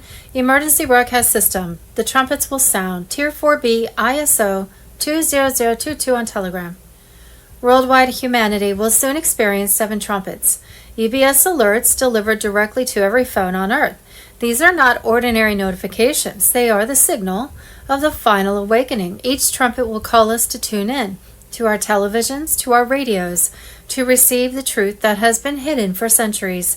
The 10 days of communication darkness. For 10 days, the world will stand still. The internet shut down, ATMs and banks offline, phones restricted to emergency calls only. Although the military will hand out apps that allow cell phones to work normally under the new Starlink satellite system. During these days, 3 times daily, 8-hour documentaries will be broadcast globally. These revelations will be undeniable, exposing mass arrests, military tribunals, election fraud, corruption at the highest levels, and the darkest crimes against humanity. Crimes of pedophilia, trafficking, and manipulation that the elite swore you would never know. But this is not darkness. This is the purge of lies. The quantum light arrives. Through Starlink satellites and quantum computers, secure channels will open. Military-approved apps like Signal will allow communication, encrypted and unbreakable. A new quantum internet will rise beyond the control of cabal corporations, fully protected and incorruptible. Once the 10 days and every device on the planet, phones, TVs, radios, computers, will be reconnected to the quantum grid of light. Every man, woman, and child will be invited here through biometric verification tied to our own body rhythms and frequencies. We will receive Nassar Jassar payouts, exchange and redeem currencies and Zim bonds, and establish secure quantum bank accounts untouchable by the old system. The corrupt banking cabal will be gone. The people will once again hold the wealth of the world, a new era of justice and freedom. From this moment on, all elections worldwide will operate on the quantum system. Voting will be secure, instant, incorruptible, ending fraud forever. Every voice will count, every vote will stand. Humanity reborn. This is not the end, it is the beginning. The 10 days are not of silence, but of truth flooding the earth. When the trumpets sound, no one will be able to say, I did not know. The veil is falling, the corruption is ending, the future is here.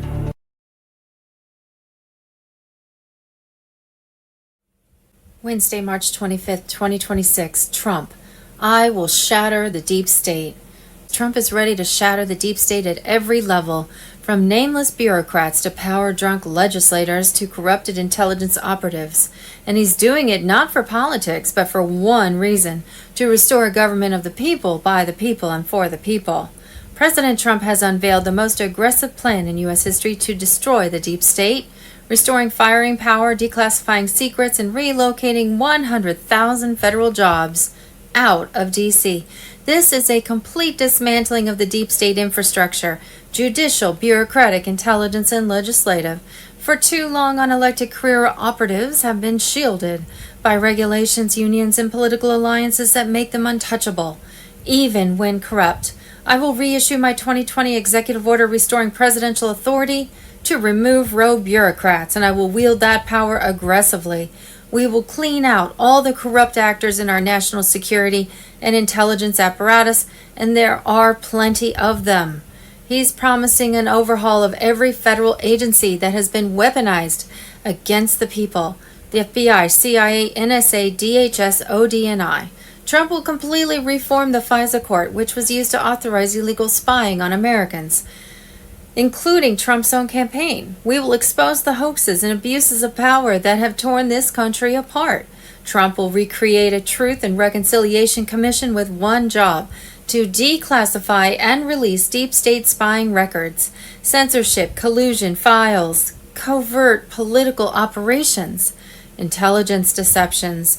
Leakers inside the intelligence community and federal agencies have deliberately shaped public narratives using media collaborators to plant lies.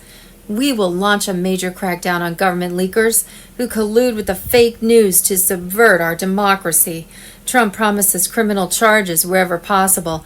This will end the anonymous source culture that has infected journalism and justice. Today's IGs are a little more than internal cover-up artists. Under Trump, they become external watchdogs with real teeth. No loyalty to the deep state departments they monitor. We will move up to 100,000 government positions out of Washington immediately. Trump pledges to expand his federal decentralization program, just like he moved the Bureau of Land Management to Colorado. He will now relocate entire agencies to states run by patriots. I will work to ban federal bureaucrats from taking jobs at the companies they regulate. The revolving door between big pharma, big tech, and federal regulators will be slammed shut.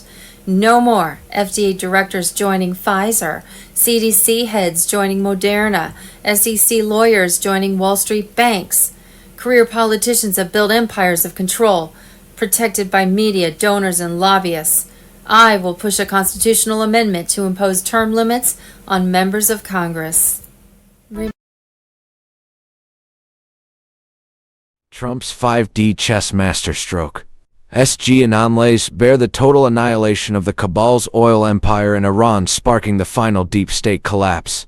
10 Days of Darkness on Telegram. SG Anon recently teamed up with Nino for a hard-hitting analysis of the explosive situation in the Middle East. Iranian oil installations, including the critical South Pars gas field, have suffered direct hits, leading to warnings of oil prices surging to extreme highs. At the same time, mounting evidence points to Benjamin Netanyahu being removed from power, with the deep state scrambling to spread lies and confusion. These targeted actions are obliterating the Rockefeller, Rothschild, CIA-controlled energy networks that have dominated the planet for decades. By destroying physical infrastructure and key facilities in Qatar, Saudi Arabia, and other areas, the globalists are losing their main weapon for holding sovereign nations hostage. This is forcing a powerful decentralization movement where countries break free and build self-reliant systems. President Trump is directing this with unparalleled brilliance.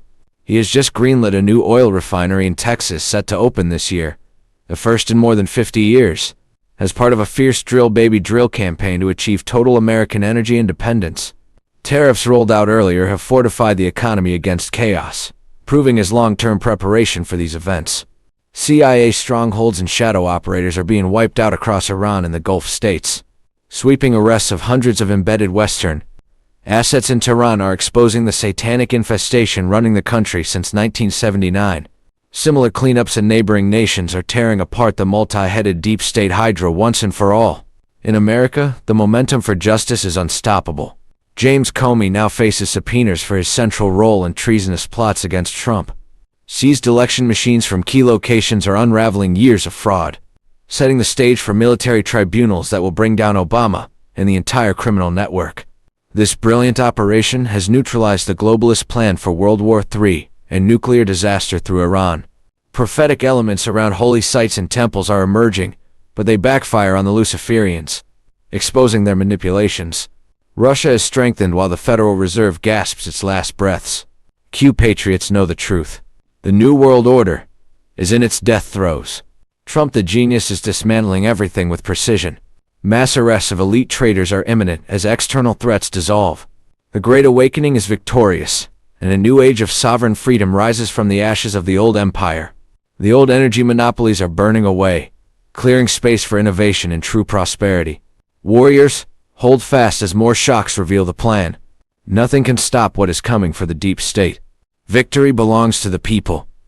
But these prelim ops have been going on years ago. They started years and years and years ago. If you want to, they went back decades in the penetration of the Iranian nuclear capability with the scientists, with agents penetrating the entire setup. So how do you think they knew exactly which deep underground facilities were doing the work that needed to be destroyed? And how did they know which ones they had to drop particular munitions on to make sure the inside was collapsed?